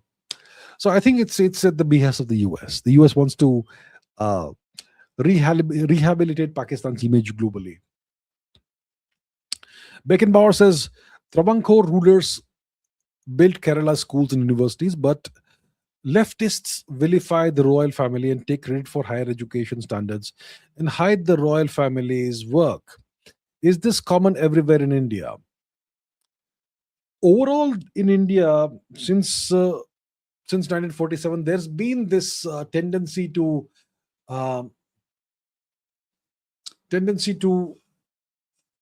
marginalize, or um, so whatever the royal families did, there's this tendency to brush that under the carpet and give all the credit to the politicians who came into power after 1947. So even after 47, after the royal families lost their privileges and everything, it was all taken away from them. Many of them still did social work and good work for the country. The credit is never given to them. So overall in India, there is this tendency to not give credit to royal families for the good work they did. So see, first of all, we have to understand most of these royal families are puppet families installed by the British. Not all. I don't know about the Travancore rulers, but many of these royal families were simply puppet families installed by the British, who were not really royals, but the British gave them titles and royalty after 1857. In 1857, the real royalty of India was massacred and wiped out. And then the royal lineage was continued artificially by placing pretenders on the throne by the British. And then those people would obviously cooperate with the British. Some royal families are older royal families who chose unwillingly, grudgingly, to cooperate with the British just so they could keep on serving their people. So there are two classes of royal families. Okay, princely, royal families in India. Some are actual original royal families. Some are fake. I am sure the Travancore rulers must be an older royal family that predates 1857. So, and there are some in Mysore and so on also. Yeah. So they built Kerala schools and universities. They gave the funds. They gave the land. They gave the salaries for the teachers and the professors and all. Right? They must have done that. But the politicians, leftists, etc., they vilify the royal family, and they take credit for higher education standards and suppress the truth about what the royal family actually did. So that is unfortunate, but that's what you will see in India. There are some tremendously brilliant, outstanding politicians in India who are genuinely patriotic and serve the country, but they are a rarity. The average politician is not of the highest standards, self-serving people. And when it comes to the left, they typically hate Indian culture, civilization. And if a royal family stands for those values, they're going to hate those royal families too. And politicians typically want to take credit for anything good that happens in the country, big or small. Not all politicians, but most politicians want to take credit for everything. Me, maine kiya, right? That sort of thing. So that's why you have this situation and this phenomenon. It's nothing unusual in India, unfortunately. Chandragupta says, if all major powers nuke each other, then all fall. Does India any chance become superpower? Hypothetical scenario. You see, let's say there is a nuclear war, a nuclear exchange between the major powers, and India somehow stays out of it. India doesn't get involved in the nuclear exchange. So let's say it's Russia and the US going at each other. Russia launches 1,000, the US launches 1,000, maybe even China is involved. Then at the end of everything, once the dust clears, does India become a superpower? No. There'll be no humans left. That's the problem. That is the problem. If there is a nuclear war with thousands of nuclear explosions, there will be no humanity left. Because those nuclear explosions will raise a they'll raise a gigantic amount of dust and ash and throw it up into the atmosphere, and that's going to blanket the entire atmosphere for years, maybe a decade or so. It's going to cause a nuclear winter. The temperatures on the planet will drop precipitously, and you will have a situation where it will be snowing in Chennai. Chennai is a hot, sweltering city. So is Bangkok. You're going to have snow and ice in Chennai and Bangkok. And so if that's the situation in the tropical areas, imagine what will happen near the poles. So there's going to be nuclear winter. There's going to be no sunlight for maybe a decade. All the plants die. If the plants die, the animals die and the humans die. So India doesn't become a superpower. Nothing is left if the major powers nuke each other, unfortunately. But we hope that humanity survives.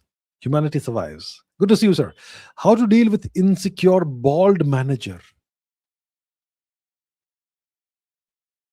Insecure bald manager. Who is this insecure bald manager? Are you referring to some sport, some cricket, some IPL? I'm not watching the IPL, so I have no idea of what's happening in the IPL. I haven't watched a single game this year. So I don't know if is there some insecure bald manager in IPL? I have no idea. I have no idea. So I don't know what you're asking about, unfortunately. Otherwise, I would have loved to answer it. Maybe you're assuming that I'm able to understand what you're talking about. But yeah, if it's the IPL, I'm not watching it, so I don't know who's managing whom. Sorry. Abhay Singh says no shampoo ads is a shame because a lot of people will love to have your hairline. Yeah, well, so I just gave shampoo. I said shampoo as an example. Maybe shampoo is not actually a bad idea, perhaps.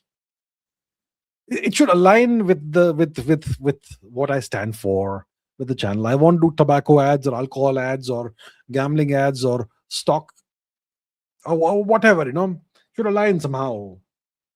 Maybe shampoo is not actually that bad of an idea. Yeah. Godliness says, to be what China is today, we need ruthless reforms, active and tech-driven bureaucracy, political accountability, and so much more. This staying in comfort zone with freebies will not turn us into China. It won't. The Chinese did a tremendous amount of work to reach where they have reached today.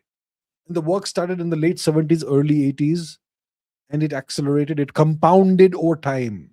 They reformed their systems. They poured trillions of dollars of worth of today's money into their education system. They completely overhauled, revamped, and reformed the education system. The education system they have today is nothing like the education system they had in the 1970s or 80s. They reformed everything. They did a tremendous amount of work. It's extremely uncomfortable doing all that, but they did it. So you're right, you need ruthless reforms.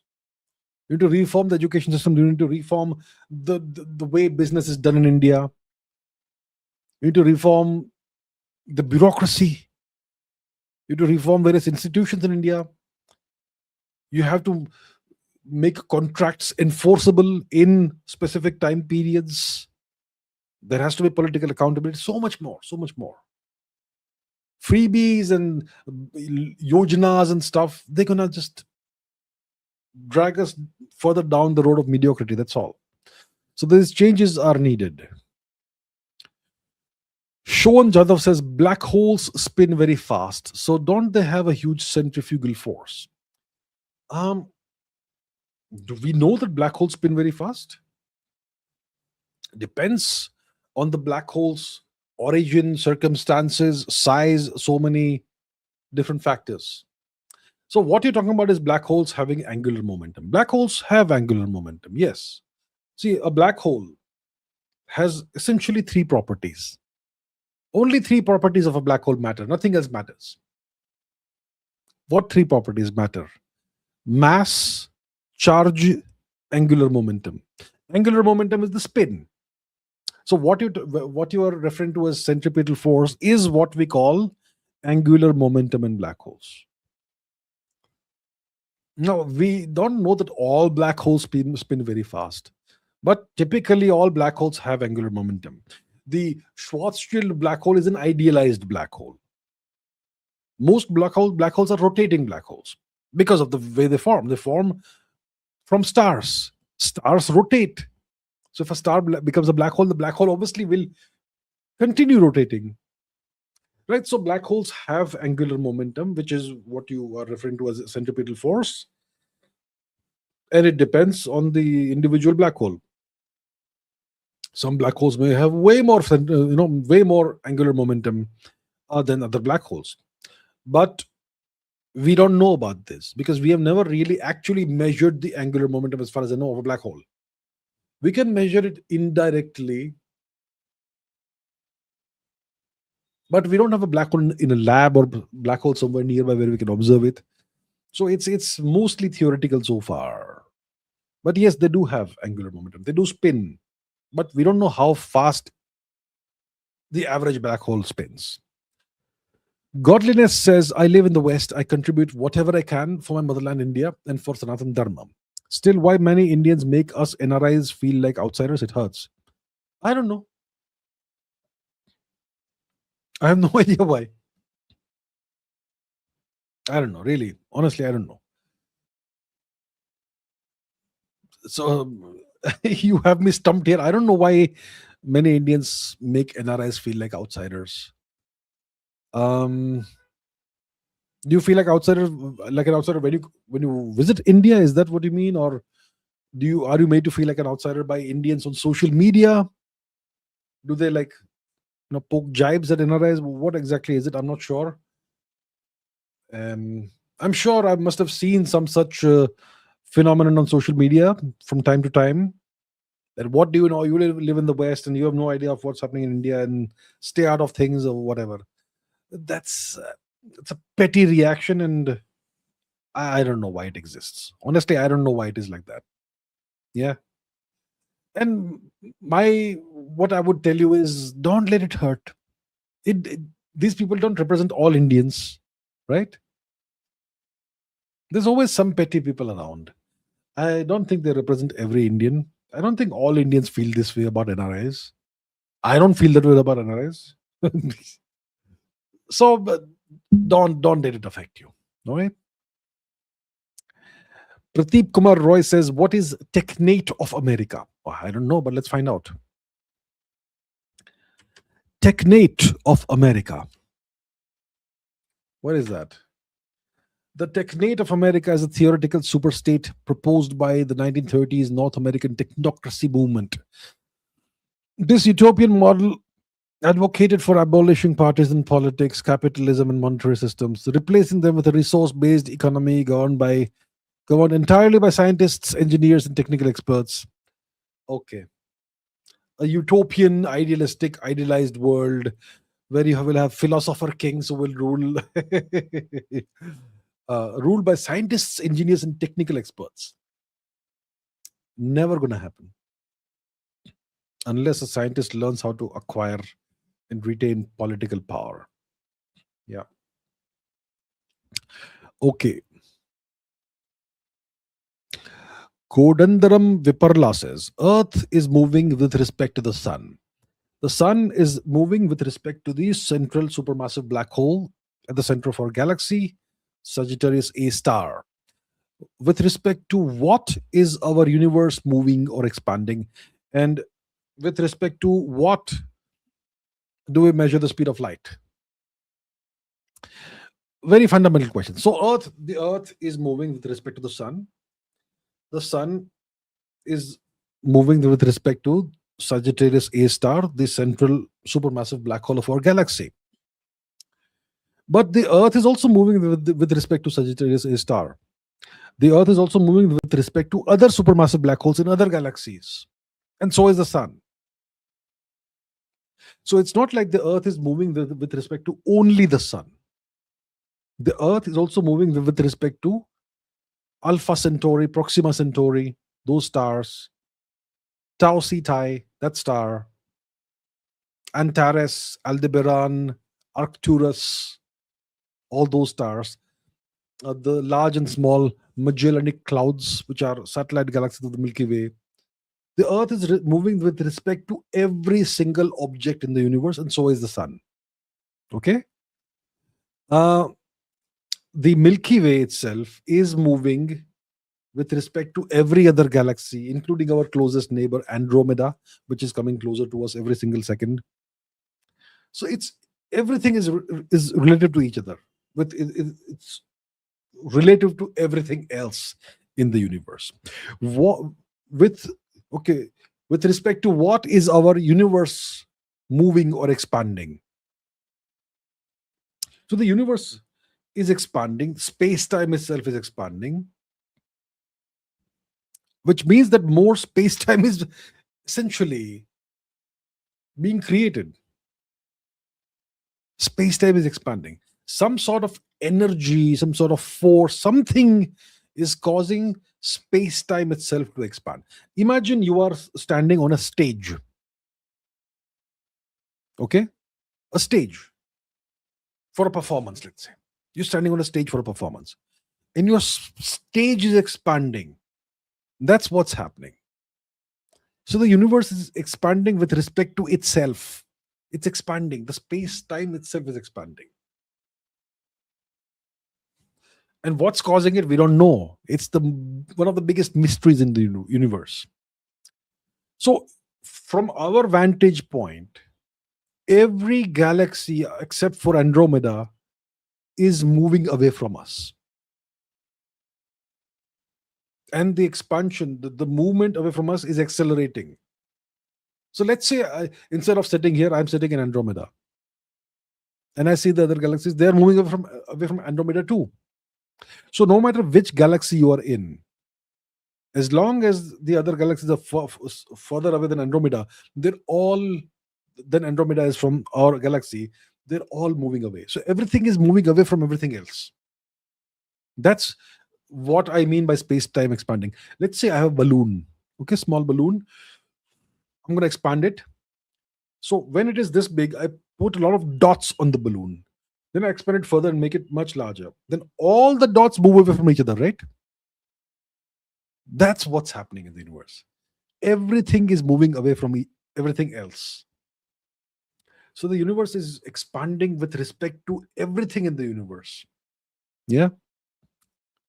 And with respect to what is the speed of light? With any reference frame, any inertial reference frame, which means the speed of light is with respect to, let's say, us. Yeah. It can be with respect to anything, but let's say any inertial reference frame, which means any reference frame that is not accelerating or decelerating. You can measure the speed of light against that. And that's what we've done. All right. Shri Lakshmi says, do you think someone strategically shaped British imperialism? If so, then do they rule today's West? Well, if you study the history of British imperialism, you will find that 500 years ago, in the century after Columbus stumbled into the Americas, so Columbus stumbled into the Americas in 1492, right? So we're talking about the 1500s, which is the 16th century. In the 16th century, the British were remarkably mediocre geopolitically. They were far behind the Spanish in expanding across the world and taking over hapless civilizations and genociding them. The British were far behind. The British, they were resorting to piracy at the time. They were petty pirates, state-sponsored pirates. It's like state-sponsored terrorism today. The British were state-sponsored pirates, privateers. But what transformed Britain from this petty, primitive little country into an imperialistic superpower. That those changes happened in the early 1600s. That's when the British started forming joint stock companies to explore, essentially encroach upon the world. Joint stock companies. The Virginia Company, Sir Walter Raleigh. That's in the late 16th century that this joint stock company was formed, and that's how the Americans, they gained their first foothold in North America. Jamestown. Another joint stock company was formed around 1600 AD, the East India Company. So it is these joint stock companies that transformed British imperialism and turned Britain from transformed and took this mediocre little kingdom and turned it eventually into a global superpower.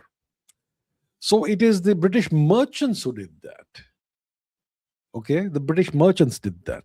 They shaped British imperialism. It first happened organically, and then it was guided by the British politicians and the crown and whoever else.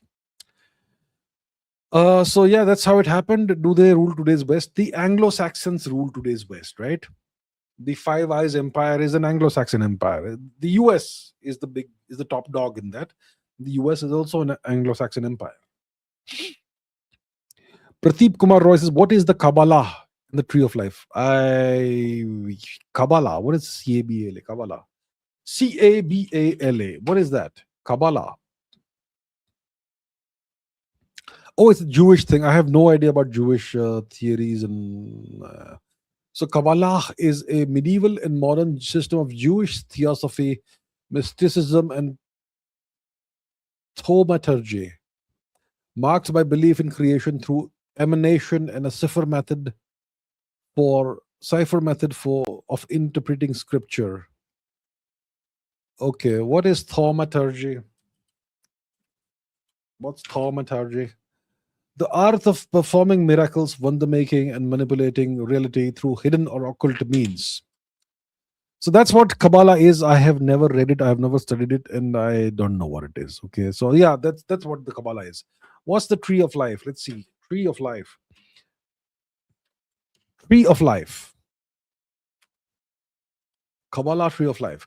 In Kabbalah, the Tree of Life is a foundational diagram of Jewish mysticism that maps out the creation of the universe, the divine attributes of God, and the human soul, spiritual path, and so on. Sephiroth, and this is something that I don't really know about. So, War Machine indices. It's Kal. It's Kal like yesterday Kal and Pakam. Kalpakam. Okay, Kalpakam. Okay, thank you. I was thinking Kalapakam or something, right? It's Kalpakam. Kalpakam. All right, Kalpakam. I shall strive to remember that. Kalpakam. Kalpakam. Thank you, sir. Thank you. Thank you. Simply a Weeb says, "I'm 21 and curious about every field, but I feel disappointed from people my age because no one is aware or ambitious. How and where do I find my people connections? Also, could you organize Bangalore meetups?" Okay. So you are curious about every field, but you are disconnected. You feel disconnected from people your age because no one's aware, no one's ambitious, no one's curious. How and where do I find my people connections? So let's say you are interested in astrophysics and stuff, and let's say you're in school and you find that no one cares about astrophysics, nobody is curious about the universe. Sad. It's disappointing when you see that, right? No one cares when you're in school. Most people are interested in cricket and this and that, whatever, but nobody in astrophysics. So let's say you graduate from school, you go into college, and then you join a physics department. But in that physics department, there'll be chemical physics, there'll be electrical engineering or electrical physics or whatever, different fields of physics. But there'll be some over there who will have an interest in the field that you're interested in. So when you reach college and you are more specialized in the education field, you will find more people, a few more people in college who are kind of uh, on the same wavelength as you. Then let's say you graduate from college and you go to university and you join a physics department where you join a master's degree program in astrophysics. Then you will find everyone is aligned with you. So that's how you find your connections. You specialize and you go into those fields deeper. And in those fields and in those areas, you will find that everyone is aligned with you. That's what you're going to do. Yeah. But overall, most people, they simply aren't ambitious. Most people simply don't care about the wonders of the universe. Most people aren't curious. That's how it is. So it means that you are a person of a higher IQ. It means you're a person who should achieve a lot in life, a person of ambition, which I like, right? So don't get disappointed or dispirited. Pursue your ambitions, and the further along you get in the pursuit of your ambitions, the more people you will find who you can connect with. That's how it goes. Could I organize Bangalore meetups? Next time I'm in Bangalore, I'll try and arrange a meetup. I don't visit Bangalore very often, maybe once a year or so, right? I don't have any immediate plans or any plans right now of visiting Bangalore, but I'm sure it'll happen. It'll happen sooner or later. So yeah, if I'm coming, I will let everyone know, and we can maybe meet up somewhere. All right. Rajat says TOI just reported in X that CJP has 49% Pakistani followers. This cockroach party, right? So the cockroach party has 49% Pakistani followers. Well, that is very interesting. So Times of India reported in X that the cockroach party has 49% Pakistani followers. Well, okay, that is interesting. It throws a lot of clarity on what is going on and who could be behind this. Maybe it's a psyop by the Pakistanis or somebody else. Interesting. Harshay says, as we know, majority of Indian women are short. Ignore the exceptions. Why they're narcissistic, bossy, and have anger issues? What are your views? It's important. Look, so majority of Indian women are short. I think the average height of Indian females is what, 5'2" or something. What's the average height of Indian women? Okay, first of all, let's see. What's the average height of Indian women? 5 feet 0 inches. Okay, that's okay. I thought it was 5'2". 5'0" is the average height. Well, that's concerning actually. Wow. Okay. So why are they narcissistic, bossy, and have anger issues? Because of a variety of factors. First is education system. Secondly is our leaders keep emphasizing on Nari Shakti and Nari exceptionalism, when everybody should have Shakti and everybody should be equal. But we are placing women on a pedestal artificially and making them more equal than men, right? I think a lot of this has to do with the Indian politicians. A lot of it has to do with the Indian education system and the introgression of Western frameworks like feminism, etc., liberalism into the Indian context. According to our culture and civilization, there is no you know, no gender is supposed to predominate over the other. We are part of a harmonious society and harmonious whole, but all these things have been unbalanced by the foreign culture that's crept into India. And yeah, so girl boss thing and all these foreign concepts have come into India, and that's why you have these situations. I'm not saying that all girls are narcissistic and bossy and have anger issues. I would say most don't. I think most women don't have such issues. Most girls don't have such issues. But obviously, you'll find some people, some ladies who have these issues. Uh, but if it's becoming a more widespread thing, it's because of the education system, because of the politicians, because of the media, the entertainment industry, everything. It's like it's geared in that direction. I think that's the reason.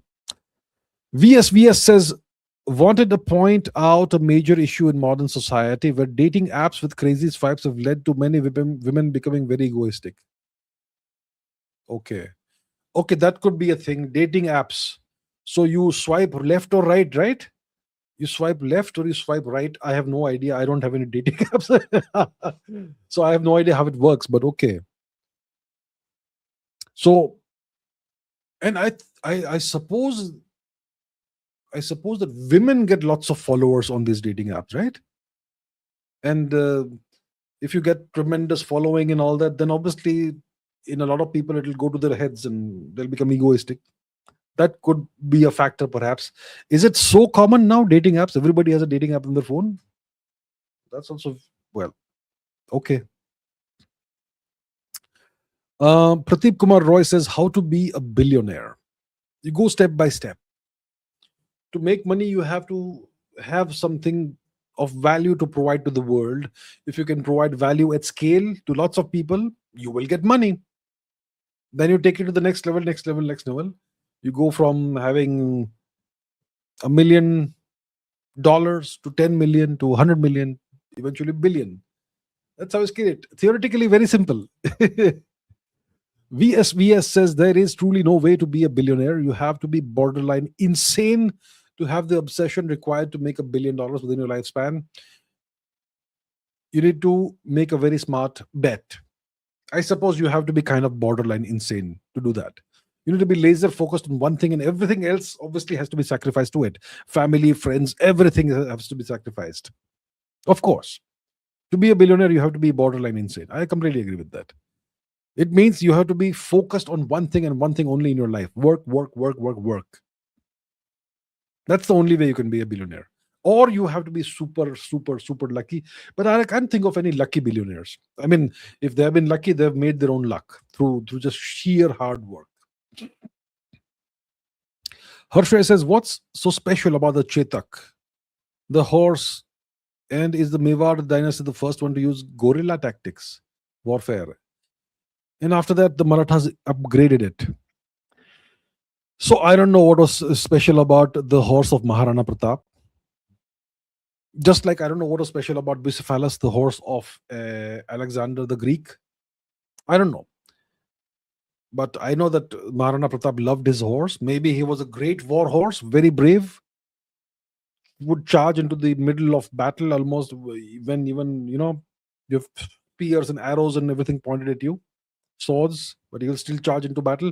Maybe that sort of fearlessness, bravery, and loyalty to the master. These things would make the master love the horse, war horse. Maybe that's the characteristics that were so special about Chetak the horse. I don't know, but I'm guessing here. Is the Mewar dynasty the first to use guerrilla tactics? It's not gorilla. Gorilla it's a primate. It's an animal very closely related to us, our cousins, gorillas. So it's guerrilla tactics. Guerrilla, Guerilla, guerrilla tactics. Guerrilla tactics are asymmetric warfare tactics in which you don't give open battle. You keep on sniping and do that. Guerrilla tactics. Is the Mewar dynasty the first to use guerrilla tactics warfare, and the Marathas upgraded it? I'm not sure, but the Mewar dynasty, they did use guerrilla tactics against the Mughals, against the Turks, and the Marathas took it to the next level, of course. Yeah. Alak Niranjan says, bro, what is your overall qualification? Sorry, I'm new. It doesn't matter. Who cares what my qualifications are? Do I make sense to you? Do you gain something from me? That's the only thing you need to look into. Doesn't matter what my qualifications are. Qualifications are just a piece of paper. Do you understand that? We Indians obsess about qualifications. What piece of paper has somebody acquired? Who cares? Doesn't matter. Do I make sense to you and do I give you some value or not? You have to judge that. And that's all that matters in the world. Sergeant Skyland says, thoughts on Modi EU trip? What did we gain? What did we gain? I suppose the trip to the Netherlands yielded a strategic agreement between Tata and ASML ASML is the Dutch company that manufactures photolithography machines, deep lithography machines, deep ultraviolet lithography machines, etc., which are the machines that make microchips from silicon wafers. So that's one thing that is definitely substantial. Obviously, it means that we will be using foreign machines to make microchips, but at least we're doing something. So that is one tangible outcome I can think of. When Mr. Modi visited the Nordic nations, he met with various Nordic leaders, including the leaders of Iceland and whatever. I'm not sure what tangible outcomes came out of that. Mr. Modi did visit Italy as well. He met with Madame Meloni. I'm not sure what tangible outcome came from that also. So the one thing I can think of right now is the ASML Tata agreement, which is definitely a tangible and important outcome. I'm sure there must be more, but I haven't looked into it yet. Yeah. But overall, I think it was a good trip. Yeah. Good trip. Right Angle says tech lesson, how to tech lesson and what leverage we have on Turkey. Consequence India face from US if we take over MM. What is MM? What is MM? Can India survive after brutal US sanctions? Your view, India by KS3 sub 50 quantities.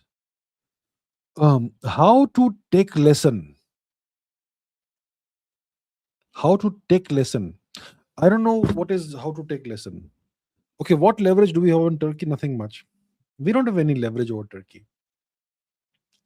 Yeah, we don't have any leverage over Turkey, and Turkey has no leverage over us. Consequence, does Turkey have leverage over us? Well, okay. Consequence India face from US if we take over MM. What is a MM? Maldives? Mauritius?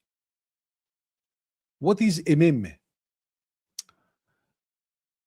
MM. I don't really know what MM is. Okay, can India survive after brutal US sanctions? India's economy will face tremendous hardships if the Americans impose sanctions on India. Will we survive? Yes, we will survive. India will survive, but the economic growth will be well, perhaps close to flattened if the Americans cut India off from the global economy, which they can do. Yeah. Yes, so it'll be tough, but India will survive. Your view, India by KS3 sub 50 QT. What is KS3 submarine? KS3 submarine. What is that? Dosan Ahan Changho class submarine. KSS3 submarine. So I don't know. I've not really looked into the submarine, how good it is. It is a South Korean attack submarine, so must be good. The Koreans have good technology, but I haven't really studied the specifications and suitability of the submarine. So I don't know. I think we should manufacture our own submarines, 5 at a time. Manufacture 5, test them, see what can be improved. Then manufacture 5 more with improvements, test them, see what can be improved. Then manufacture 5 more with more improvements, and so on. Iteratively, you keep improving upon things. That's what you do. Ankita Kachap. Ankita ji, good evening. Sir, the founder of Cockroach Party, Abhijit. Wow. What? I am so disappointed. His name is what? Okay, he shares the name with me. Okay. So the founder of this Cockroach Party, Abhijit Dipke, has obvious past link with AAP. Looks like they are trying to relaunch themselves. Okay. So I was not aware of who is the person behind this. It looks like he has past connections with a certain political party. So are they relaunching themselves? Who knows? Maybe they're relaunching themselves.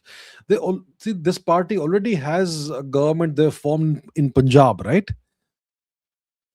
So they still have some political presence. They obviously lost Delhi. So I don't know. So if this guy has connections there, that's interesting. That's something I was not aware of. It's just a online meme movement or something, right? Maybe they're gaining followers just out of fun or whatever, but it's not really a political movement as such. They haven't won any elections. They've not even stood for elections.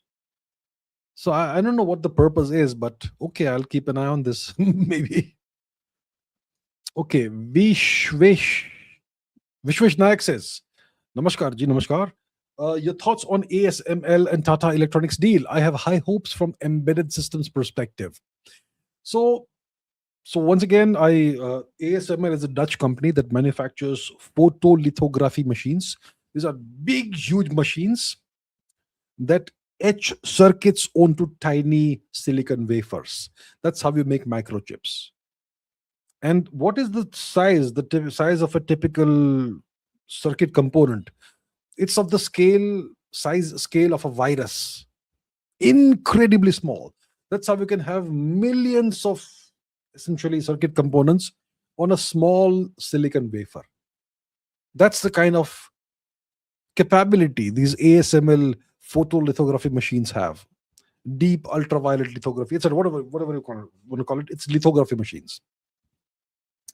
So without that machine, you can't make microchips. The Chinese are trying to reverse engineer this lithography technology and make their own lithography machines.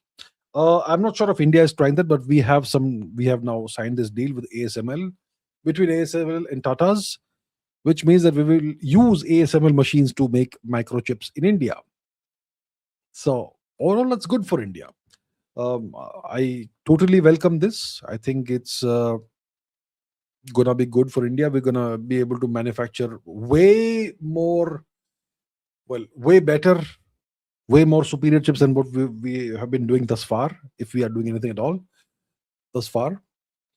But eventually, my point is we need to develop our own photolithography technology over time. It will take time. I'm not saying tomorrow morning we should have it, but we should start the process. But overall, this is a great development. VSVS says, due to current crisis in the Middle East, there have been great FPI outflows out of Bharat, which has led to temporary and artificial undervaluation of the Bharati rupee. You mean FDI, foreign direct investment? Yes. Yes, there is currently this, FDI outflow out of Bharat. Yes, that is true. And it could be definitely caused at least partially by the situation, the crisis that has been artificially created in the Middle East. And when you have FDI outflows, you're gonna have it's gonna affect the value of the currency. So that's another causative factor, most likely. Yeah, definitely. Sagnik Acharya says, I know you refrain from Tsar. I know you refrain from commenting on domestic politics, but the current dispensation has done nothing on education since 2014. This is the primary reason why we are behind in manufacturing and artificial intelligence. Well, I don't comment about domestic politics, but I do comment very vociferously about education. I have been speaking about this for years. Let me once again show you the evidence of what I mean by this. I don't comment about domestic politics. You are right. But I will speak about education. And you are absolutely right. This government has done nothing on education. This new education policy is not going to solve any of the core issues that plague Indian education today. So I speak about education. Very much I speak about education. Give me a second. Okay. So let me show you what I mean by this. And if you want to understand my perspective on education, I won't be able to give it in 5 minutes, but watch this. I'll show you.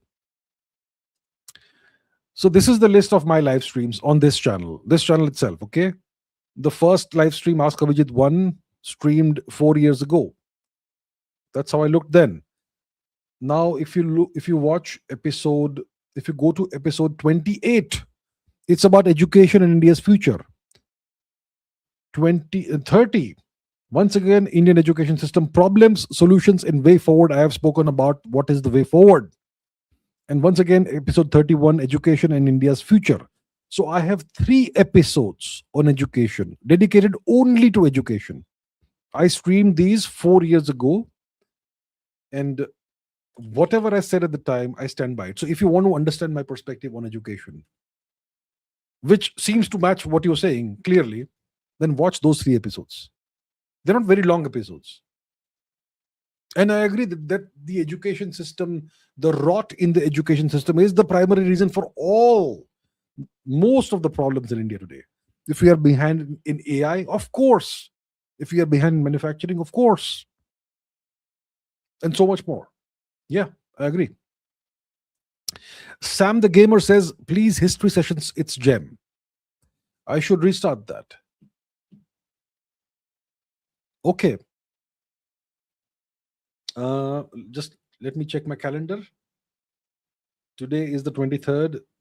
Next Saturday is 30, right? I will be here on 30.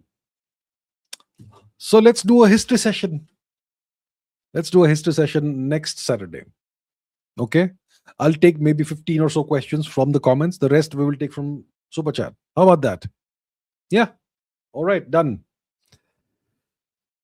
Rishi Soman says, why is it impossible to go vertically up from the earth? It is possible. It's possible, but you come down. It's possible to go up. You can throw a stone, a ball, straight vertically up. It'll come down. But of course, if you throw it with sufficient speed, it'll never return. That's called escape velocity. So it's possible to go vertically up from the earth. You must have seen rockets that go up like that. Okay. So it's like, here is a rocket, it is launched like this, it goes up and then it goes that way. Right? It goes that way. It's because it has to go into orbit around the earth. That's why it has to do that. It has to do that maneuver. It can't just go straight up and then sit in orbit. It has to go and enter Earth orbit. That's why it goes like that. Right? So it is possible to go up straight vertically from Earth. And if you have enough velocity, whatever you're throwing up just will escape Earth permanently if it has escape velocity or higher. Arun Kumar Govindaraju says, no question. Thank you so much, sir. Thank you, Arun Kumarji. Thank you so much. San Leaf says, what is the multiverse concept and how does it fit in the current state of physics development? Also, what is the time? What is time? Big fan for these thought-provoking sessions. Thank you so much. Thank you so much. What is time? And what is this multiverse concept? And how does it fit into the current state of physics development? So what is this concept of the multiverse? So we know that we live in a universe. In Sanskrit, we call it Brahmand. The universe is the world we inhabit. So 100 years ago, maybe 110 years ago, people believed that the Milky Way was the universe because we did not have good enough telescopes to see beyond the Milky Way. Okay. Then we discovered that the Milky Way is just one galaxy and there are lots of other galaxies out there. So then our understanding of the universe changed. The universe is much larger. So we know that we inhabit a universe. We know that the universe, the observable universe, is about 95 billion light years in diameter. We know the universe is expanding and so on, right? So we know that we inhabit a universe. The question is, are there other universes out there beyond our own? That's the question. And that's the concept of the multiverse. And the multiverse is not something that just come out of people's imagination. There are two fields in physics that independently of each other throw up a concept of a multiverse, of multiple universes. One is string theory, the string theory landscape. So string theory, according to string theory, there can be up to 10 raised to 500 different universes based on various parameters. That's called the string theory landscape. The string theory says there can be up to 10 raised to 500 universes, different kinds of universes with different properties. That's one with 500 zeros after it. That many. Okay. And then there is the multiverse concept that comes out of a specific interpretation of quantum mechanics. It's the Everettian interpretation of quantum mechanics, or the multi worlds, many worlds interpretation of quantum mechanics. And I'll not go into the details of that. I have done in the past. So, quantum mechanics, independently of string theory, throws up the possibility of multiple universes, lots and lots of universes. Okay. So that's the deal. So it is all. So the many worlds interpretation of quantum mechanics is a valid interpretation of quantum mechanics. It is taken seriously by lots of physicists. Not all physicists will agree with it, but it is taken seriously by many physicists. String theory, I'm not sure. String theory, lots of people take it seriously. So that is the multiverse concept, that you could have multiple universes, lots of universes, or could be just one of many. That's the thing. And you also have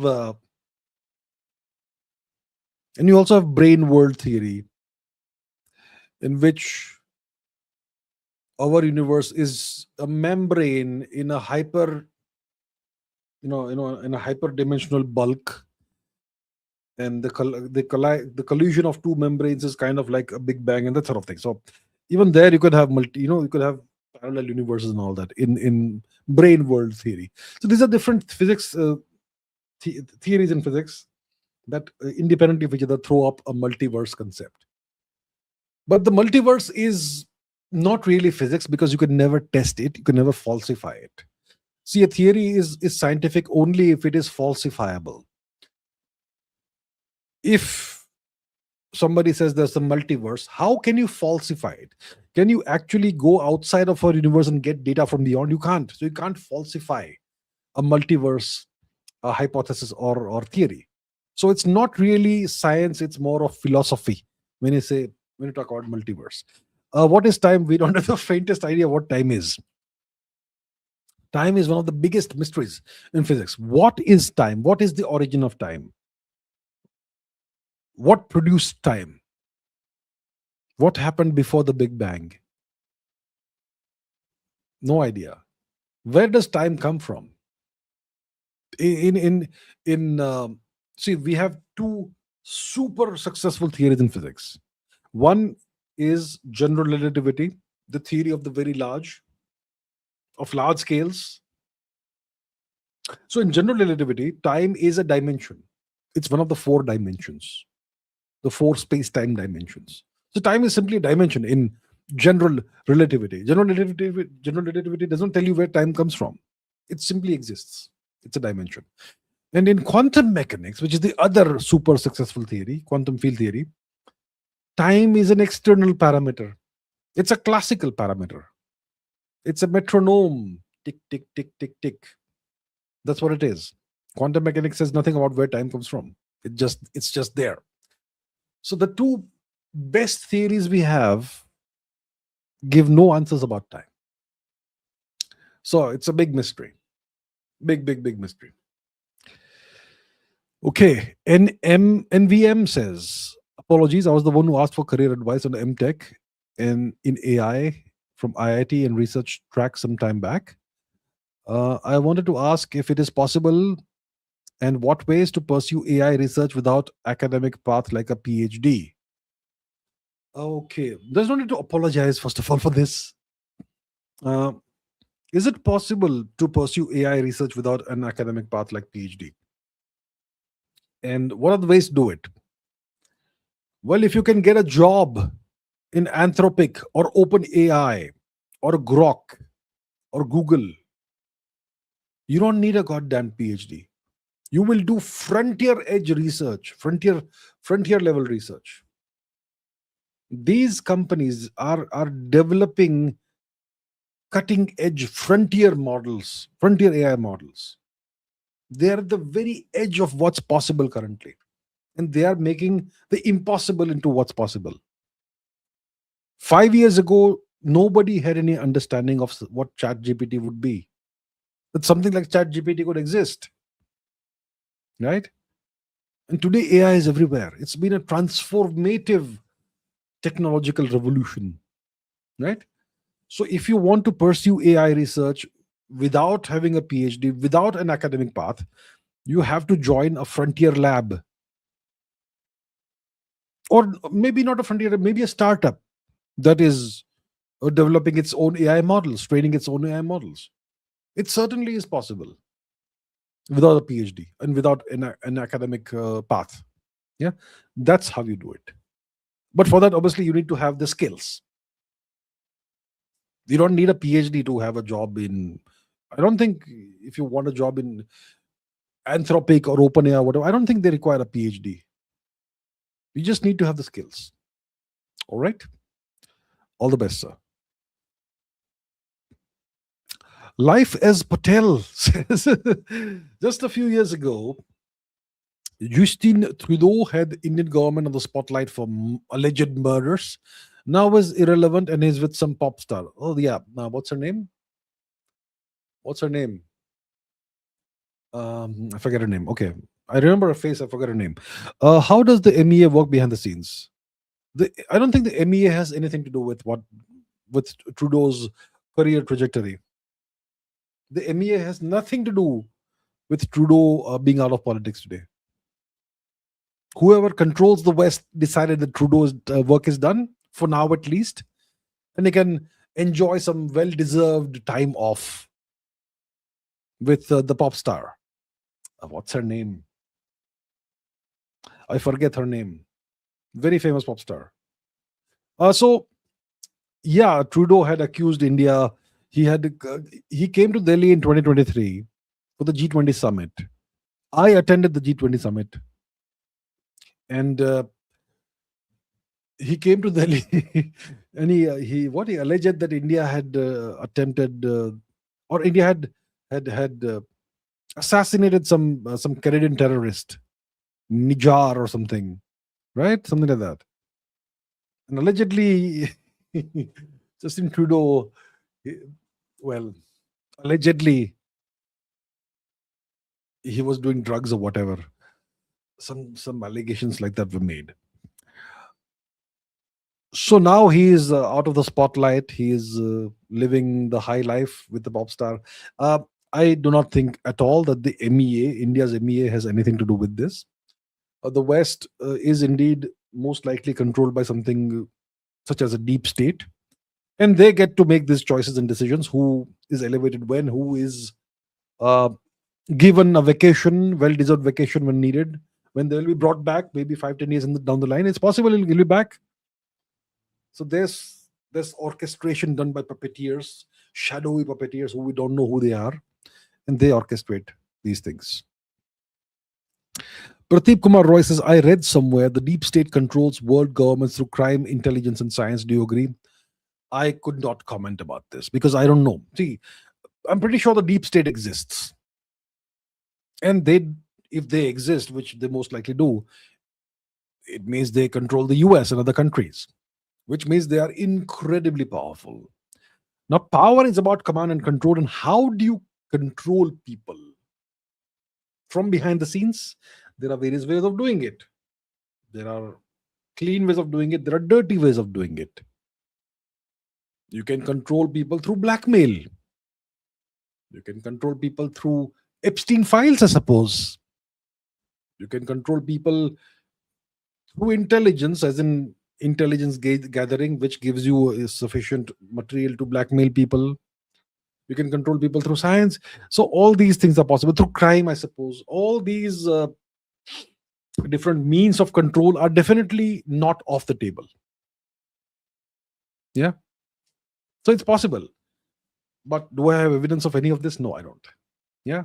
But I agree, it's definitely going to be done along these lines. Excuse me.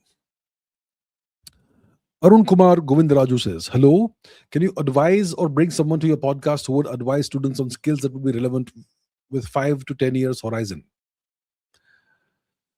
Skills that would be relevant on a 5 to 10 year horizon. Um, and this is specific to students. I think in 5 to 10 years, the one skill that will matter the most is how to learn things, new things quickly. Because technology is going to change. It's going to keep changing. It's going to change rapidly. And the people who will survive in this new world are the people who can learn new skills rapidly. So if you are planning to niche down on one field, if AI makes that field obsolete, you are in trouble. Right. In India, people niche into things. You become a CA and you become a CA for the rest of your life, chartered accountant, or you become a doctor and you'll practice medicine the rest of your life, or you open up a shop and you sit in the shop the rest of your life. So that's what people like to do in India. That's a typical traditional career path. You pick one career and you stick to it forever.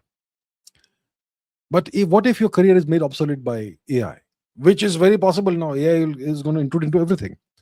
So what do you do then?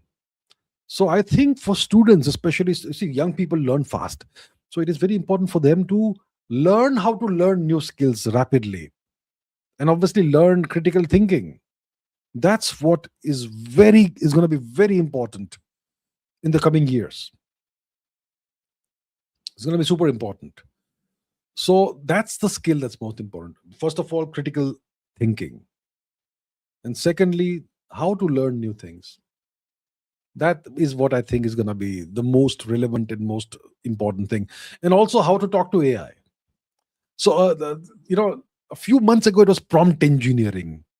How to give prompts to AI, how to craft your prompts and structure your prompts properly. Either markdown prompts or JSON prompts or whatever structured prompts. Now it's about harness engineering, isn't it? Things keep changing. So you gotta keep on top of what's happening in AI, and you need to learn how to interact with AI and how to control AI. Apart from that, critical thinking and how to learn new skills. Keep learning. You have to be a lifelong learner now, especially for youngsters. That's going to be very relevant. So that's what I can say. Okay, IPK1S says, I asked a Chinese girl I knew for 8 months out. Okay, you knew a Chinese girl for 8 months and you asked her out. She said she doesn't have any feelings for me. Thought we were a match. We were both PhDs in math fields. Okay, you are a PhD in math and she's also PhD in math. But she rejected you. Okay, well, okay, that's life. You gotta take your shots. Not every arrow will hit the bullseye. All right, that's okay. That's her choice, I suppose, right? I suppose you liked her, right? That's why you asked her out. Well, there's plenty more fish in the sea. Come on, don't be dejected. Move on. You'll find somebody. All right? I'm sure there are plenty more PhDs in math. And otherwise, go for a PhD in physics. Come on, don't be dejected. It's all right. GGEZS says, do you think India will hit emergency within 4 years? I have not thought about this. And I hope it doesn't come to that. Yeah. I hope not. So if I've not thought about this, it means I don't think it will happen. Unless there's a war between India and some other country, there won't be an emergency. See, we had a 3-day war last year, Operation Sindoor. India did not declare an emergency, did we? Right. So, if there's a war with Pakistan, maybe not emergency. If there's a war with China or some big major thing, so I think it's thankfully less likely. The likelihood is less. Yeah, the likelihood is less. Okay. VS says, back in 22, we destroyed our forex to try to protect the Indian rupee from falling. Okay, but we still couldn't stop it. Would request you to compare October 2021 numbers to October 2022 forex. Okay, let's do that. 1 second. Let's ask our friend Google about India's forex reserves. What were India's foreign exchange reserves in October 2021 and October 2022? Okay, So in October 21, it was $645 billion. In October 22, it was $524 billion as the RBI aggressively deployed dollars to defend the rupee against the surging US dollar. Okay. So the foreign exchange reserves went down by about $120 billion in 1 year because the RBI was aggressively deploying dollars to defend the rupee against the US dollar. Is it really a good idea to defend the currency's exchange rate? Why don't you just let it be free flowing and slide wherever? I'm not sure. Maybe, see, I'm not an economist, so I don't really know if it makes sense or not. But that's what we did, and the foreign exchange reserves came down by more than 120 billion. Interesting. Hmm. Okay. Uniswapnit says, do you think any permanent peace deal is possible between the US and Iran in today's meeting? Is there a meeting today? Okay, whether there's a meeting or not, is a permanent peace deal possible between the US and Iran? Uh, a lasting peace is possible in under multiple different kinds of circumstances. You can have a permanent peace deal if both nations actually agree to terms, to a set of terms and conditions. If both nations agree and both find it acceptable, you can have peace. You can also have peace, which is a cold peace, where both nations are still enemies. They agree to nothing, but they can't destroy each other. And they can't defeat each other. That can also bring you peace. But that's going to be an uneasy, cold peace. That is also on the cards. The US can't defeat Iran. The US can't affect regime change. So the US will blockade the Strait of Hormuz and will stay in the stalemate. That's also peace, but it's a tense peace. It's a cold peace. You have North Korea, South Korea, right? These two nations have never officially ended the Korean War. There's never been a ceasefire or any agreement. The two nations are technically still at war, technically, since the 1950s. But it's still peace, right? It's a tense, uneasy peace. So it's possible. It certainly is possible. But is a diplomatic solution possible right now between the US and Iran? I think it's unlikely because the Americans, especially during the Trump regime, make maximalist demands. The Americans have lost the war to Iran, so they will try and gain everything they were supposed to gain in the war militarily on the negotiating table. That's what they'll try and do. Give us everything we wanted. We could not defeat you, so give us in negotiations everything we wanted to achieve militarily.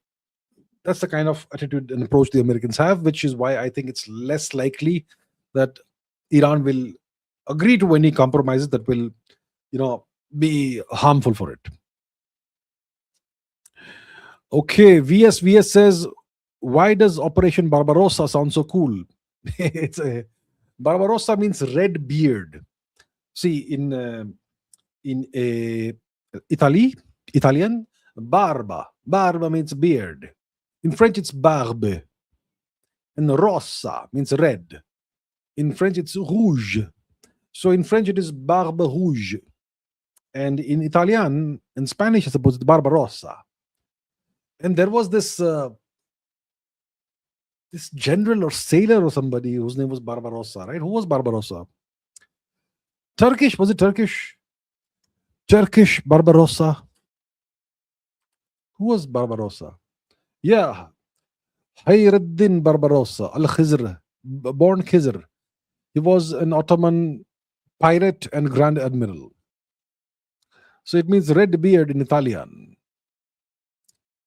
Okay, so that's the historical figure. I'm not sure why this operation was called Operation Barbarossa.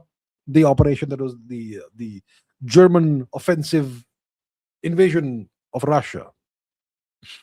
Not sure why it was called Barbarossa. I don't remember the details, but yeah, sounds cool. Okay. Prateep Kumar Roy says, is there any grand strategy of India like US and Russia? Hopefully we have one, but we have never enunciated it. We have never specified what our grand strategy is. I'm hoping we have it. Grand strategy is a long-term vision and the means and the decision of how to achieve that vision. So, what's a strategy? A strategy is not a plan. A strategy is not a goal. A strategy is not a plan. A strategy is is a set of tools that will allow you to get there. So it's not a goal. It's not a plan. It combines multiple things and it allows you. It helps you achieve what you want to achieve. And you have grand strategy, which means big strategy for the country. I hope we have it. I'm sure Prime Minister Modi has a great vision and a grand strategy for India, but it's never been published and officially enunciated. Rajat says, I was asking from that perspective. Milky Way surrounding halo of invisible dark matter creates tidal wakes and galaxy edges oscillate. Oh, now I understand what you're saying. Okay, so most galaxies have a dark matter halo. Okay, so let's say the visible mass is, let's say, 1 kilogram. Hypothetically, okay, toy galaxy. Let's say the visible mass is 1 kilogram. Then the invisible mass will be typically 10 kilograms, roughly. I'm just giving, a rough illustrative example. So typically, the dark matter invisible halo typically is typically 10 times more massive than the visible part of the galaxy. And the dark matter halo is also part of the galaxy. The dark matter halo is typically spherical. And the galaxy is typically, well, there are different kinds of galaxies, but in the case of Milky Way, it's a flat galaxy. It's a galaxy with arms, right? Spiral galaxy. And the halo is going to be spherical. And it's going to have way more matter than the visible matter in the galaxy. So if you have a surrounding halo, and if it's not completely uniformly distributed, if there are concentrations locally of matter of the dark matter, then that can exert a gravitational pull in one direction on the arms of the Milky Way, on the edges of the Milky Way, and that could create oscillations or flaps. Is it true? I have not looked into this. I have not seen the news, but it is physically possible. Of course, it's theoretically possible. Yeah. So if you have a completely uniform distribution of dark matter in the halo, then the gravitational pull from all sides is going to be the same. So you won't have these flaps and oscillations. But in the case where you have an uneven concentration of dark matter in the halo, then there's going to be more gravitational pull from one direction compared to the other. And that can cause oscillations and flaps in the arms of a spiral galaxy. So theoretically, very much possible. In the case of the Milky Way, let's see. Let's find out. Does the Milky Way's dark matter halo cause oscillations in the galactic arms? Okay, the Milky Way's dark matter halo does not directly cause its spiral arms. I didn't say it causes the spiral arms. I said oscillations in the galactic. Okay, so it does cause significant rhythmic oscillations and warping in the galaxy's visible disk, which dramatically alters the shape and movement of the spiral arms. Let us quickly check out the actual paper. Okay. So this is a research paper on the Physics Archive, which was published on the 13th of May 26, which is why I'm not aware of it. Very recent. So what's the abstract? Matter and dark matter in galaxies represent two main components linked by gravitational interaction. Collisions of galaxies may create an offset between the centers of mass of these components, ignoring internal dynamics of particles in the dark matter halo. In Keplerian rotations of matter in the galaxy, we focus on possible relative oscillations of the matter in the dark matter halo. This two fluid model is somewhat similar to the giant dipole resonances in nuclei. Okay. We estimate possible amplitude and frequency of such oscillations, assuming that the offset of the centers of mass is small as compared with the size of the galaxy. Such oscillations, if exist, should manifest themselves in anomalies of velocities of stars in the galaxy, and such as the density waves and runaway stars, which have orbit periods in resonance with oscillations. Okay, so that is the paper, and it looks like we do have oscillations in um, our galaxy's visible disk. Okay, and we've had past galactic mergers, we know that, in our galaxy. And passing satellite galaxies also, like the Magellanic Clouds, cause the Milky Way stellar disk to wobble. And you have resonance effects and all. So yes, it is indeed the case. Yes, interesting. It is. Okay, Gajapati Deva says, do we need at least another capital city in the south for India for governance convenience? We already had multiple such cities ruled by by one empire in the past. So, for example, during the Kushan Empire, one of our great empires, we had two capital cities. One was Mathura and one was Pushkalavati or Purushpur, which is today's Peshawar. So Mathura and Peshawar, two capital cities, because the empire was not just India; it was also Central Asia. So to manage to administer Central Asia, you needed a capital in Peshawar, present day Pakistan, Purushpur. So do we need at least one more capital city for governance convenience? See, today when we have technology, when we can talk in real time everywhere, when you can fly in 2 hours from not 2 hours from Delhi to Chennai, it must be 4 hours. So relatively quickly you can fly. I don't think you need another capital city. But I am of the opinion that our capital should be moved away from Delhi and somewhere into central India, so that it's equally proximate to all parts of India, and also so that we move away from the India-Tibet border, which is currently under Chinese occupation. Right, Tibet is under Chinese occupation. Delhi is not far from the India-Tibet border, actually. So we need to have a capital city that is, and Delhi has a very dark history. And so I think the capital city of India should be somewhere in the interior, in the center of India. Not for governance convenience, but because it should stay away from the border and so on. And we don't need multiple capitals today. In the past, it was very important to have multiple capitals, especially if your empire was large. Today, with telecommunications, with technology, you don't need that. But the capital should move from Delhi to somewhere in the interior of India. Okay, Abhay Singh says, have you seen theories about China's population and GDP being fake? People have postulated that they might be at below a billion people. I have heard about this, but I haven't read about this in detail or seen the videos in detail. So there are some populations that say that China's population is actually below 1 billion. And there are theories that say that China's GDP is over exaggerated and over inflated. Now, how true is this? I don't know. I haven't really looked into the details, so I won't be able to tell you. But I think the possibility exists. I think it is certainly possible that China may have over exaggerated and over inflated its GDP growth, its GDP numbers in the past years.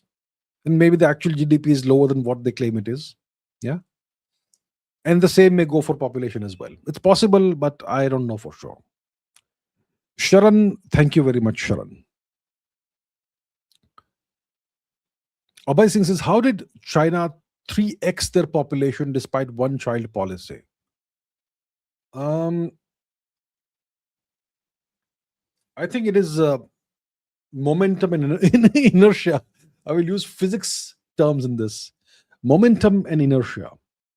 You're going in a certain direction, the momentum carries you forward until you go way beyond what you expected. And that's inertia, right? Newton's second law of motion. Second law of motion. An object stays at okay, I still remember this. An object stays at rest or continues stays in motion in a straight line unless it's acted upon by an external force. So China's population was going in a certain direction, straight line, and then it was acted upon by an external force, which was the one child policy. So it slowly slowed it down, but by the time it stopped, it was way ahead of 1 billion, 1.3 billion, right? Right, yes. Shrey Nawane says, your evidence hierarchy in provide improving OIT. Evidence hierarchy. See, if you want evidence about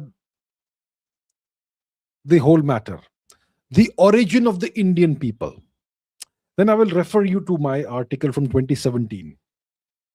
Okay. Aryan invasion myth, Abhijit Chavda. So check out this article from the Medium. It's here also. Okay, this is the original one from indiafacts.org. Just Google this and you will find it. Whatever evidence you want, all the evidence are put out over here. This is the one article that set off the revolution in India of re-examining the Aryan invasion / migration theory. This one article, okay, I put out all the evidence from all the different disciplines, all the different disciplines. For the first time, somebody put all the evidence in one place. This is that article. It was published on the 5th of May 2017. So check out that article. It is still a very valid article. It's an all-time classic in the annals of Indian history. Check it out. All right. Kurukhetram says, how to become a fast learner. How is it possible to learn a new skill within 24 hours? How to make study session with great outcomes? Please explain. I don't know if it's possible to learn a new skill within 24 hours. It took me a month to learn the guitar. That's a long time ago. Long time ago. It took me a month to learn the guitar. And after a month, I was not an expert, right? I was still a beginner. But I could play. I could have fun. It took me a month. You know how painful it is initially? Fingertips. So that's a skill that you can't learn in 24 hours. Impossible. Learn how to play the flute. Come on, you can't learn in 24 hours. You can learn the basic mechanics of that. You can't learn a skill like become actually proficient in 24 hours. You can learn the basics. How to become a fast learner? How to become a fast learner? I suppose keep learning. The more you learn, the faster you start learning. So acquiring knowledge itself is a skill. And the more knowledge you acquire and more skills you acquire, the better you become at acquiring new skills. So I think the point is you have to keep learning. Don't be satisfied with just learning one thing. Keep learning, be forever curious, keep learning things all the time. That way you start learning things faster because you start understanding the patterns of how to learn things, how to acquire skills. So that's what you do. To become a fast learner, you have to become a lifelong learner. Then you will start learning faster and faster over the years. So there is no shortcut. There is no simple shortcut answer to this question. As in all important things in life, there are no shortcuts. I wish I could tell you there is a shortcut. There's this trick. There is this hack that you can use and you can become a fast learner, but that's not the case. Okay, new skill in 24 hours. I think it's almost impossible. Any worthwhile skill you can't learn in 24 hours. You can learn how to juggle a plate on your finger in 24 hours, I'm sure. I'm sure you can learn how to juggle a football, spin a football on your fingers in 24 hours. You can, I'm sure. But real skills that are genuinely valuable, it's harder to do that. How to make study session with great outcomes. Study session with great outcomes. Eliminate distractions. Keep your phone away. Lock the door. Tell everybody stay away for these many hours and focus. And keep doing that over and over again. Over time, you will really find ways, you'll really learn how to immerse yourself in the learning. So once again, that also takes time. Learning this takes time. And a study session should have a clear outcome, a clear start point, clear end point. and you should know exactly what you're trying to achieve with the study session. So before you get into the study session, you should have a clear goal that I'm going to learn so and so chapter or so and so thing, or I'm going to solve these many problems, or at least try and attempt to solve these many problems. You should have a clear, specific, measurable outcome of the study session. And once you're done, you should do a post-mortem. So if you do these things, you will have actual outcomes of study sessions, right? All right, all the best in your learning journey. Prateep Kumar Roy says, your views about the books of Napoleon Hill. There's only one book I can think of right now. That's Rich Dad, Poor Dad, is it? Napoleon Hill. Who wrote that? No, it was Kiyosaki. So what did Napoleon Hill write? Think and Grow Rich, was it? Think and Grow Rich. Napoleon Hill, Think and Grow Rich. Yeah, that's the book I am aware of. I am sure I have. You know what? I actually must have listened to this book like a long time ago.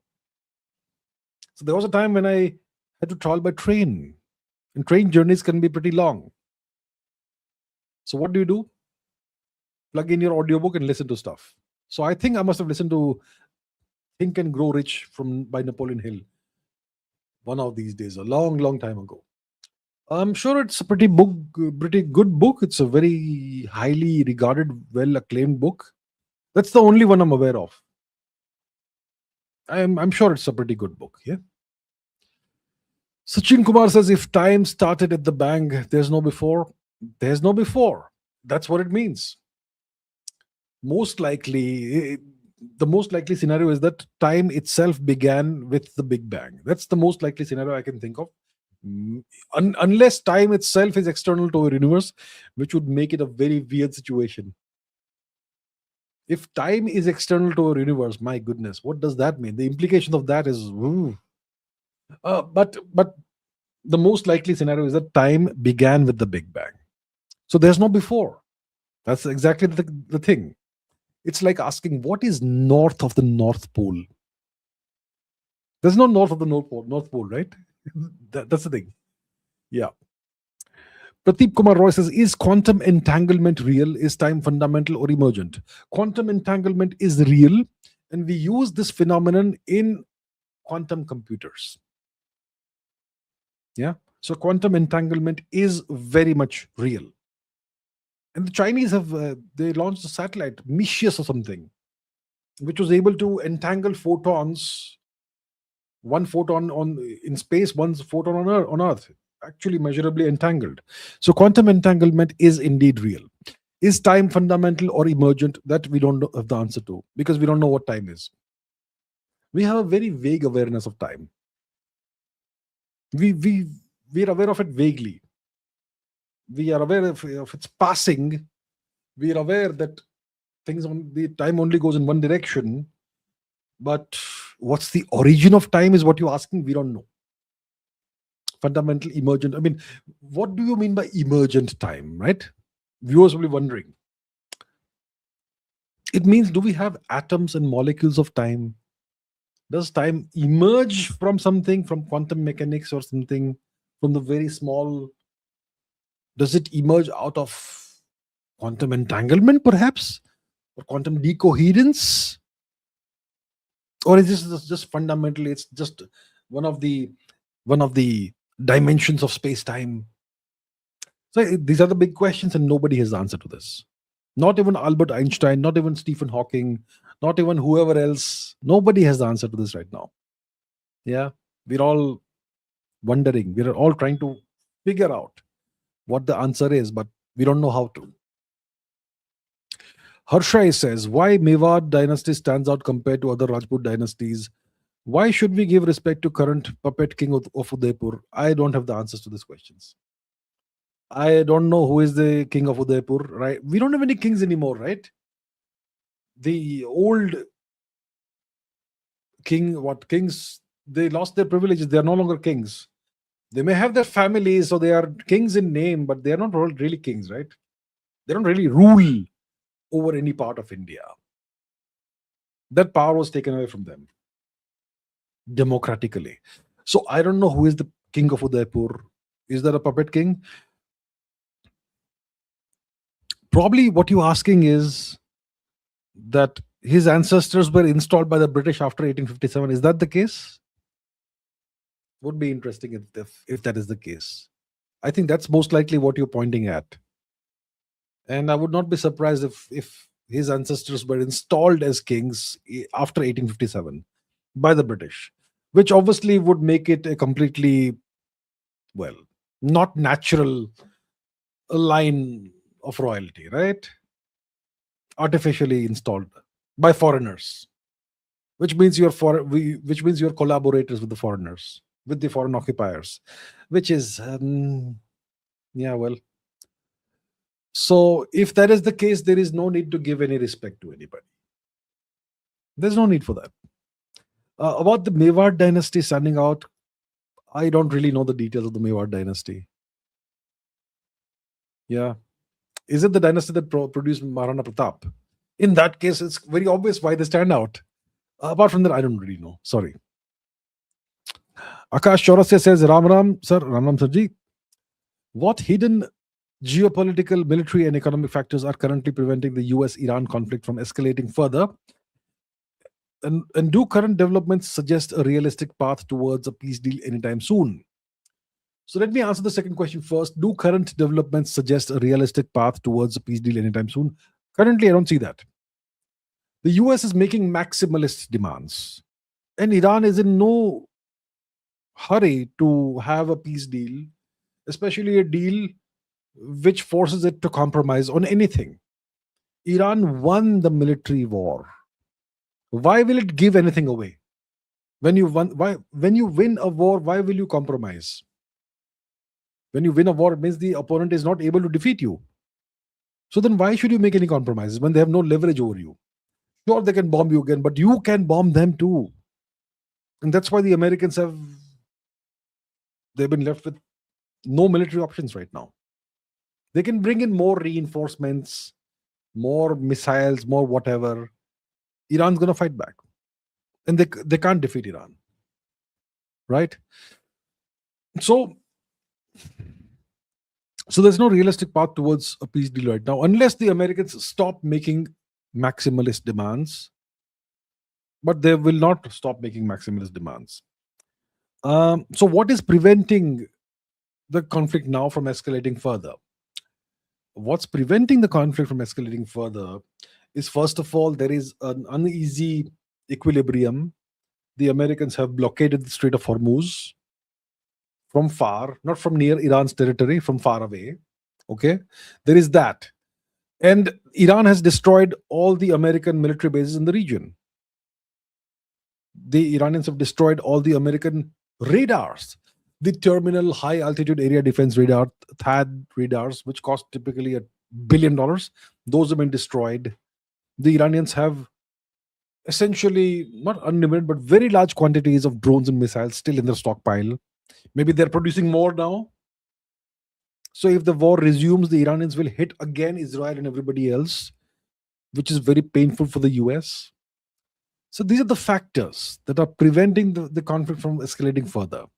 If the Americans go and start bombing again, the Iranians will again devastate Israel and the other nations in the vicinity, whichever are harboring American troops. And the Americans know they can't defeat Iran, and they can't effect a regime change. So now they're resorting to these tactics, blockading the Strait of Hormuz and so on. So it's a stalemate kind of situation. Uneasy stalemate, uneasy peace. And that's the deal. Prateep Kumar Roy says, your views on the recent US Foreign Secretary visit to the missionaries of charity in Kolkata. I think it was unnecessary. It was sending a message to India. It was about sending a message to India that we will keep interfering in your internal affairs. Yeah. See, the US is technically a non-religious nation. They're technically a nation that respects all religions, secular nation. India is also, by definition, according to its constitution, a secular nation. So if the US foreign secretary visits India, he's supposed to meet his counterpart, the Indian foreign minister. What business does he have visiting some religious missionary conversion factory? So it's about sending a message to India that we will keep interfering in your internal affairs and we'll keep pressurizing you using foreign religions. So I suppose we have to tolerate it because the US is more powerful than us, way more powerful than us. So we will have to tolerate this nonsense. But it's a message to us. It's not a friendly message, right? So the US is telling us that we are not your friends anymore. Okay, that's fine. Your choice. Lovekesh Singh says, is doing PhD mechanical polymers worth pursuing? Because now we have AI and nobody knows its effect on university's future if I want to become a professor.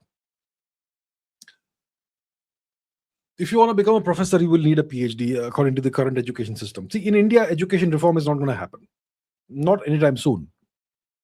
So the current new education policy, in that new education policy, having a PhD is a fantastic thing. You can be a professor. So I think if you want to be a professor in an Indian institution, university, college, whatever, I think it still makes sense to get yourself a PhD in your chosen field. But if you want to be a professor in a foreign university, I'm not sure. Having a PhD still is probably useful if you want to get into industry, because it demonstrates that you have the ability to slog through 4 or 5 years of intense mental agony. That's what a PhD typically is. So it demonstrates you can do that. So if you want to be a professor in India, a PhD is still valuable. If you want to be a professor in the US or abroad, I think there is way more competition there and there's way more quality there. So, and education will be reformed very rapidly in the West, unlike in India, with the advent of AI. And it could make universities obsolete in the next 5 to 10 years, possibly. Yeah. So it depends on if you want to become a professor abroad, outside of India. Will professors even exist in 10 years? I suppose they will still exist, but life will be very difficult for people who aspire to be professors because there may not be a lot of new openings. Yeah. So that's what I think. But you need to do your own due diligence and your own research in your own field, specific field. How exposed is it to AI? What are the professional opinions about the next 5 to 10 years? What are the prospects for the next 5 to 10 years? Do that properly, that due diligence. Don't just rely on what I'm saying here. Okay? All the best, sir. Prateep Kumar Roy says, Ayush Singh asks about the recent Xi-Putin meet. Yeah, it was a nice symbolic visit by Mr. Putin to China. The Chinese pulled out all the stops for the visit of Trump to China. It was a very high-profile event. The Putin event was not that high-profile.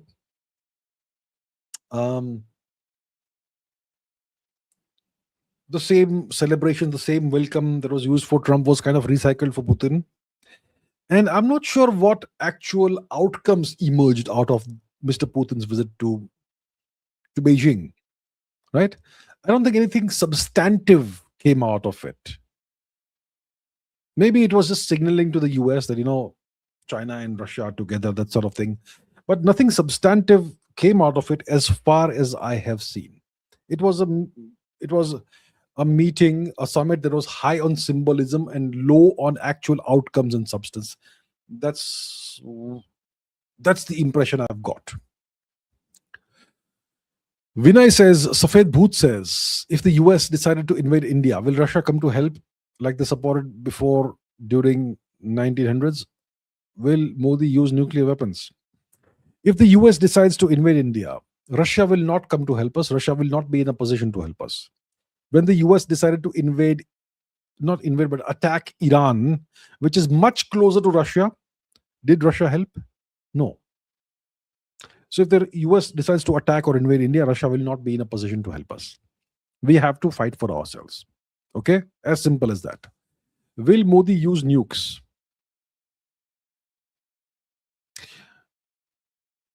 Um, no. India has a no first use policy.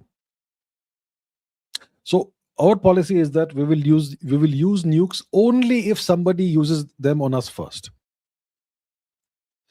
And anyway, we've got, I don't know how many nukes we have. We have enough fissile material for 4,000 nukes possibly, but officially we have 170, 180 nukes. The US has 5,000 roughly. So there's no point us using nukes. Okay, we'll be wiped out.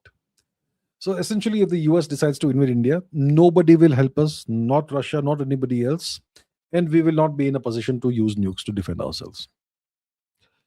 Hyphen says, not that I'm complaining, but I think we should let Cersei get some rest now. Although I want the stream to go on and on forever. Yeah, maybe. Oh, yeah, it's almost 5 hours now. Maybe I should get some rest now. Thank you for the reminder that I should get some rest now. Thank you, sir. Akash Chaurasia says, born this brilliant or reverse engineered? Who was born this brilliant? Me. I am exactly the person I was when I was 2 years old. I haven't really changed. I've acquired all kinds of knowledge and understanding and whatever, but I am still the exact same person I was when I was 2 years old. I'm the same person. Intrinsically, I am exactly the same person. Nothing has changed. So, nothing reverse engineered. Brilliant, maybe to some extent. Shivansh says, why is Bappa Rawal not taught in our history books? Can you throw some light on what he did, like defeating caliphate that defeated Europe? Bappa Rawal is not taught in our history books like so many other great warriors and defenders of India, because our history books and our historians seek to portray us as a defeated civilization. That's what our historians seek to do. They seek to make the students believe that we are an inferior civilization that never achieved anything great, that never produced any heroes. Even today, who are everyone's heroes today? Cricketers and film stars. That's your heroes. Because India, today at least, is a mediocre nation that produces no heroes. But historically, we had heroes. And if we know that, then we will no longer see today's film stars and cricketers and politicians in the same light that we do. So that's why they don't teach us about our real heroes. What did he do about defeating caliphate? Yeah, so in brief, I can tell you that he reconquered large parts of Punjab from the Turks. So Punjab and northern and western India, large parts of this region, our regions, were under Turkic occupation at the time. And Bappa Rawal raised an army and fought them and defeated them and liberated Punjab from the Turks. And he established a city which is still named after him, Rawalpindi. That is in short about him. Pradeep Kumar Roy says, good night, everyone. Good night, sir. Good night. Thank you. Nimai Bolar says, what are your qualifications and from where? It doesn't matter. You can look it up online. Okay? It doesn't matter anyway. Jellyman says, Hindu warriors or Chinese warriors, who is stronger and why in history? All warriors are strong. Aztec warriors were also strong. A warrior is one person, it's a unit, right? Even a Chinese warrior can be strong. Even a Mexican Aztec warrior can be strong. An Inca warrior can be strong. A Roman warrior can be strong. What matters is the systems. What matters is the systems, the institutions, and what they fought for. That's what really matters. The Chinese were lucky historically. I mean, they were invaded and occupied multiple times by what they call conquest dynasties. But those conquest dynasties were such that they never tried to impose their culture on China. They actually absorbed Chinese culture eventually over time. The last conquest dynasty, one of the last conquest dynasties is the Yuan dynasty, the Mongol dynasty. The Chinese claim it's a Chinese dynasty today. So historically, it is said that, what does it take to conquer China? It takes three guys on horseback to conquer China. It's kind of tongue in cheek and a little, it's kind of a joke, but to some extent, it's true. For India, it's very different. We fought and resisted for centuries. So yeah, that's the deal. Harshai says, does Bahubali sum up the history of medieval kings? Bahubali. It's a completely fictional thing. It has nothing to do with the history of medieval kings. No. So one must not learn history from TV series and movies. One must never learn history from TV series and movies. That's not the right way to learn history. A lot of people learn about the Mahabharata and Ramayana from TV serials. And then they end up with weird notions like Karna was better than Arjun, which is nonsense. So, Bahubali, I've only seen one, the second part, and it's pure fiction and fantasy. It has nothing to do with actual history. Okay? Okay, that brings me to the end of today's live stream. Thank you very much, everybody, for all the questions. It's almost 5 hours now. So I'm going to end it here. No more questions for today. I'll have another live stream tomorrow, 8 p.m. India time. So I'll take more questions tomorrow. But for now, let's end it here. Thank you so much, everybody. Keep asking questions, keep raising standards, keep raising your standards, keep learning. And I'll see you tomorrow. For now, good night. Bye-bye.